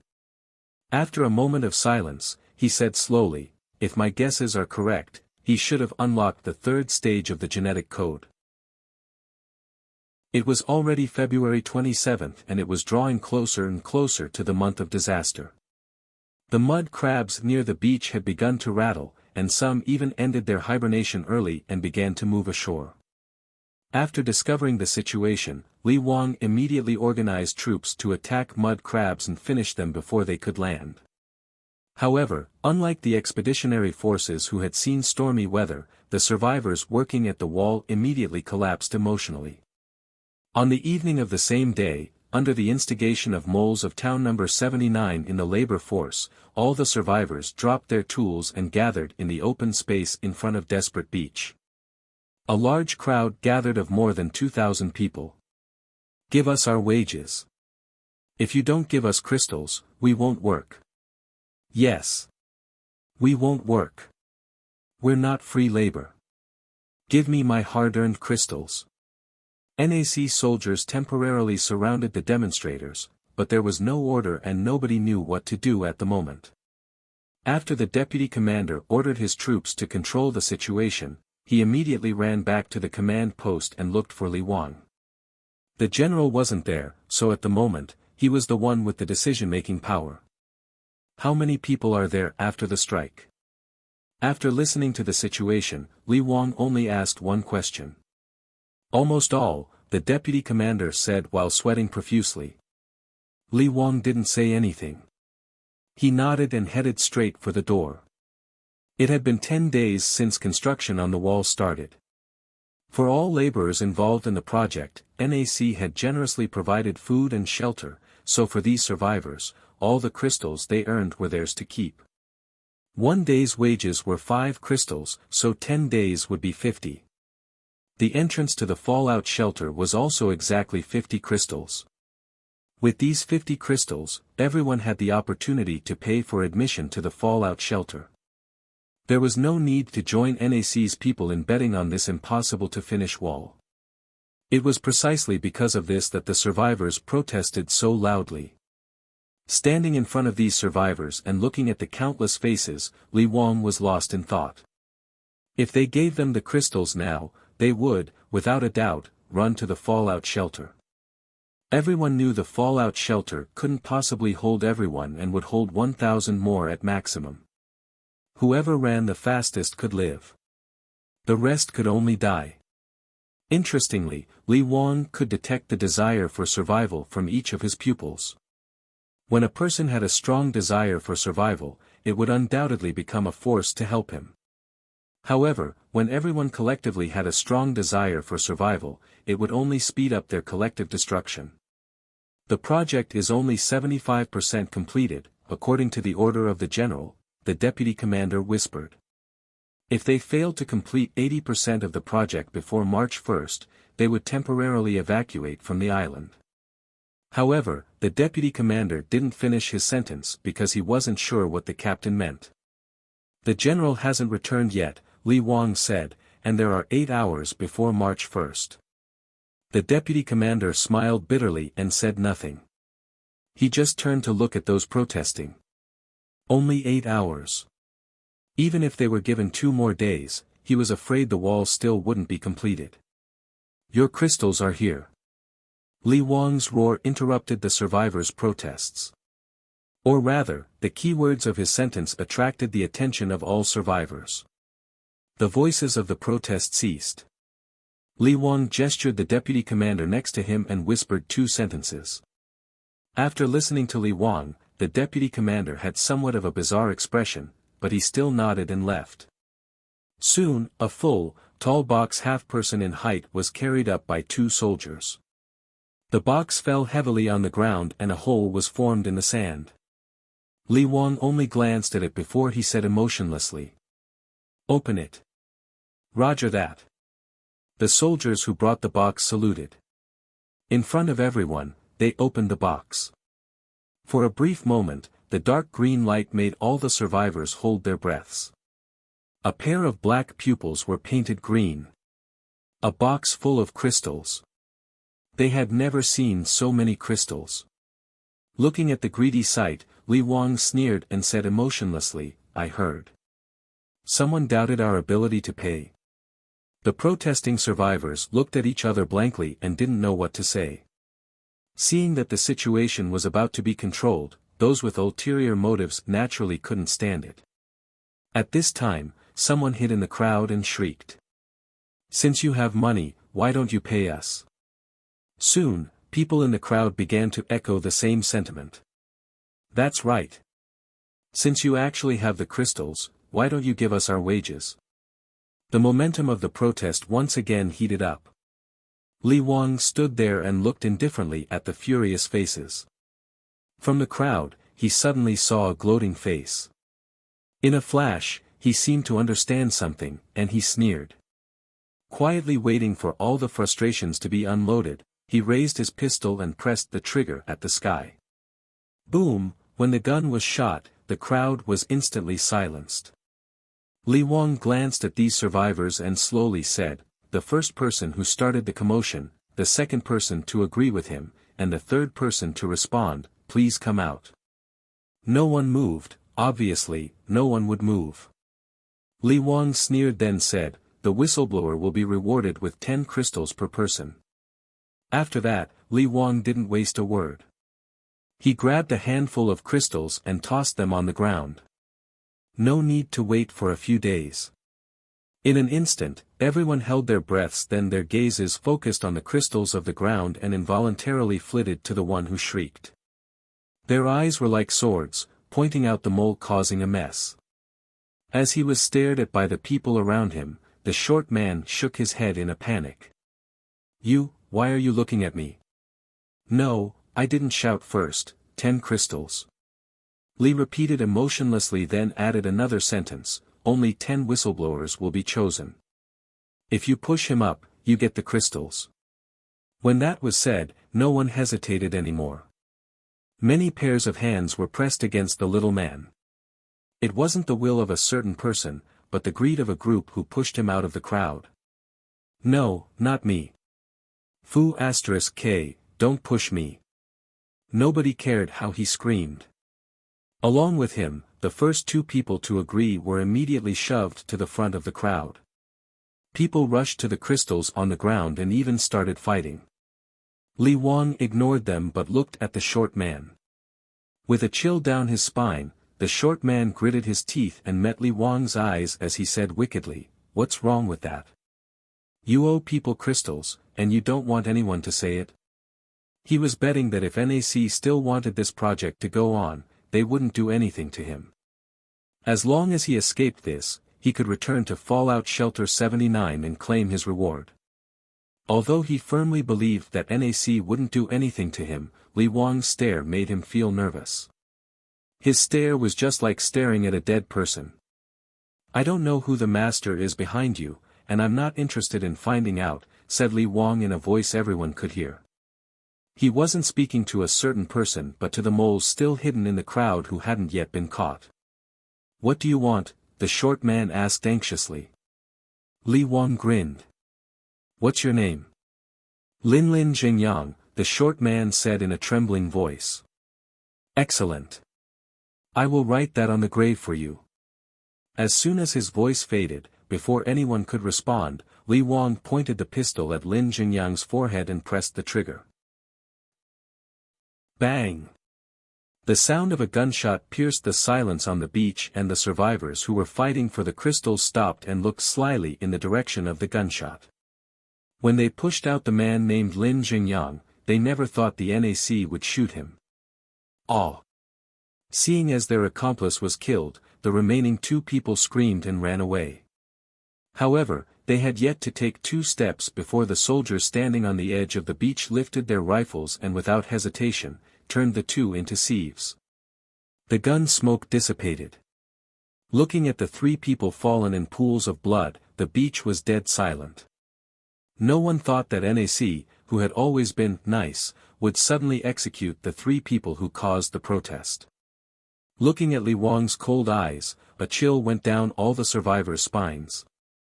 We have the option to leave this place. Li Wang pointed at his own feet, then pointed to the sky. We have airships. Just like when we arrived, if we can't defend this place, we could withdraw from here first and wait until the month of disaster has passed and come back. Losses? Do you think those crabs could destroy our fortress? Even if they can, we can build another one. What about you guys? You can wait for your deaths here and feed the crabs. The survivors held their breaths. It wasn't that they hadn't considered this option, but they all had the same fluke mentality. The fallout shelter could hold around 1,000 more people. They had a 50% chance of getting in, no matter how unlucky they were. They felt that the person who died shouldn't be themselves. Li Wang scanned the survivors. He knew that as the entity with the greatest to gain in the month of disaster, Fallout Shelter 79 had the most motivation to do these things. At the same time, he also knew there were more than 3 survivors disrupting everything. But no matter how many moles were left, what he wanted to say wouldn't change. We said from the beginning that the crystals will be paid after the project is completed. Now, I will add that if the project isn't completed, we will still give you these shiny things before our evacuation. But I promise that by then, even if you have the money, you won't have the life to spend them.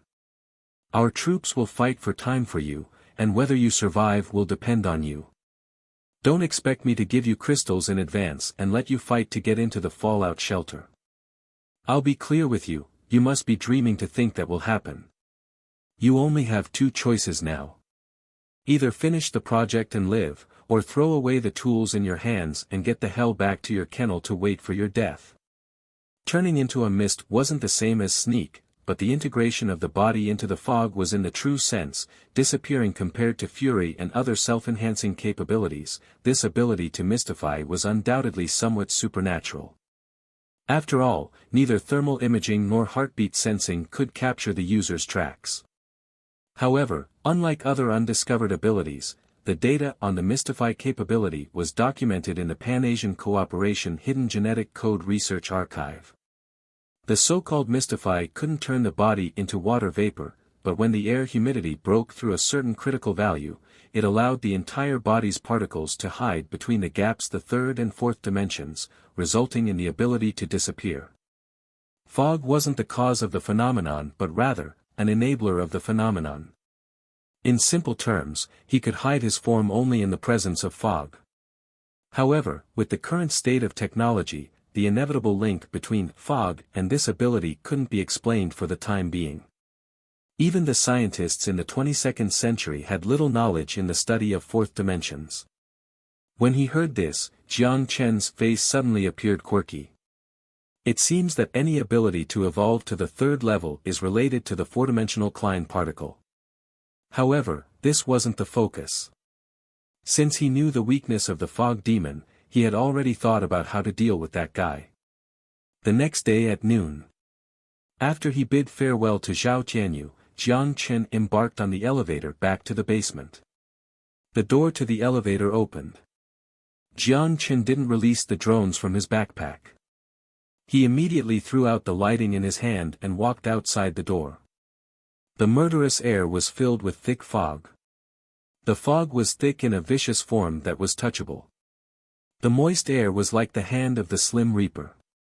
Under the thin illumination of the flares, everything looked like shadows. Jiang Chen breathed the vicious air and said softly, "I guess you're nearby, although I don't know where you are, am I right?" He wasn't sure whether the fog demon heard him, nor was he certain whether it was possessed any human consciousness to understand what he said. With the rifle in his hand, Jiang Chen looked around the empty room before he sneered. For the fog demon with close-ranged weapons, if he made up his mind to prevent anyone from escaping from here, then this hospital was definitely his last chance. Once the battlefield changed into open space, his chances of winning would be reduced by at least half. Jiang Chen could feel he was waiting for an opportunity, but Jiang Chen didn't show anxiety. He headed for the basement doorway. A raised foot hung over the basement door. Jiang Chen didn't step out of the door but slammed the door to the basement and locked himself and the fog demon in the basement. Although he could hide his body between the third and fourth dimensions, this didn't mean he could teleport through a wall. This was his weakness.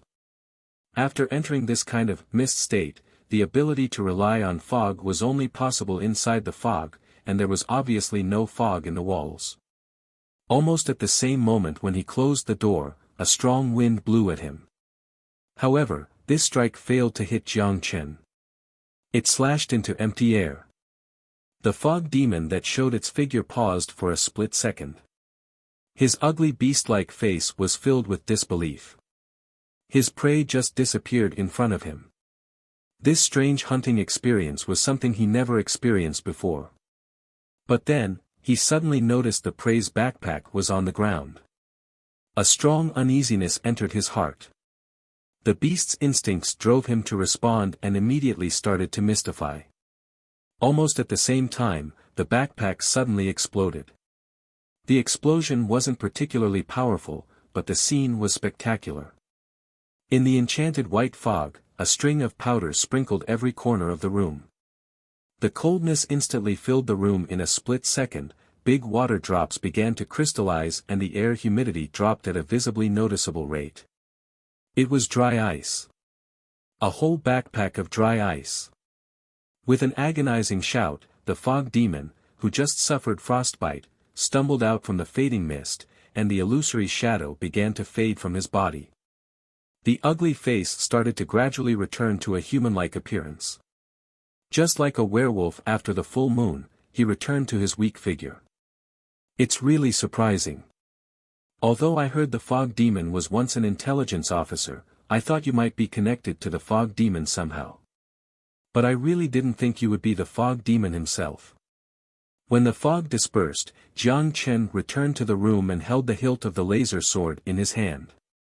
With a perplexed expression, he gazed at the man curled up on the ground.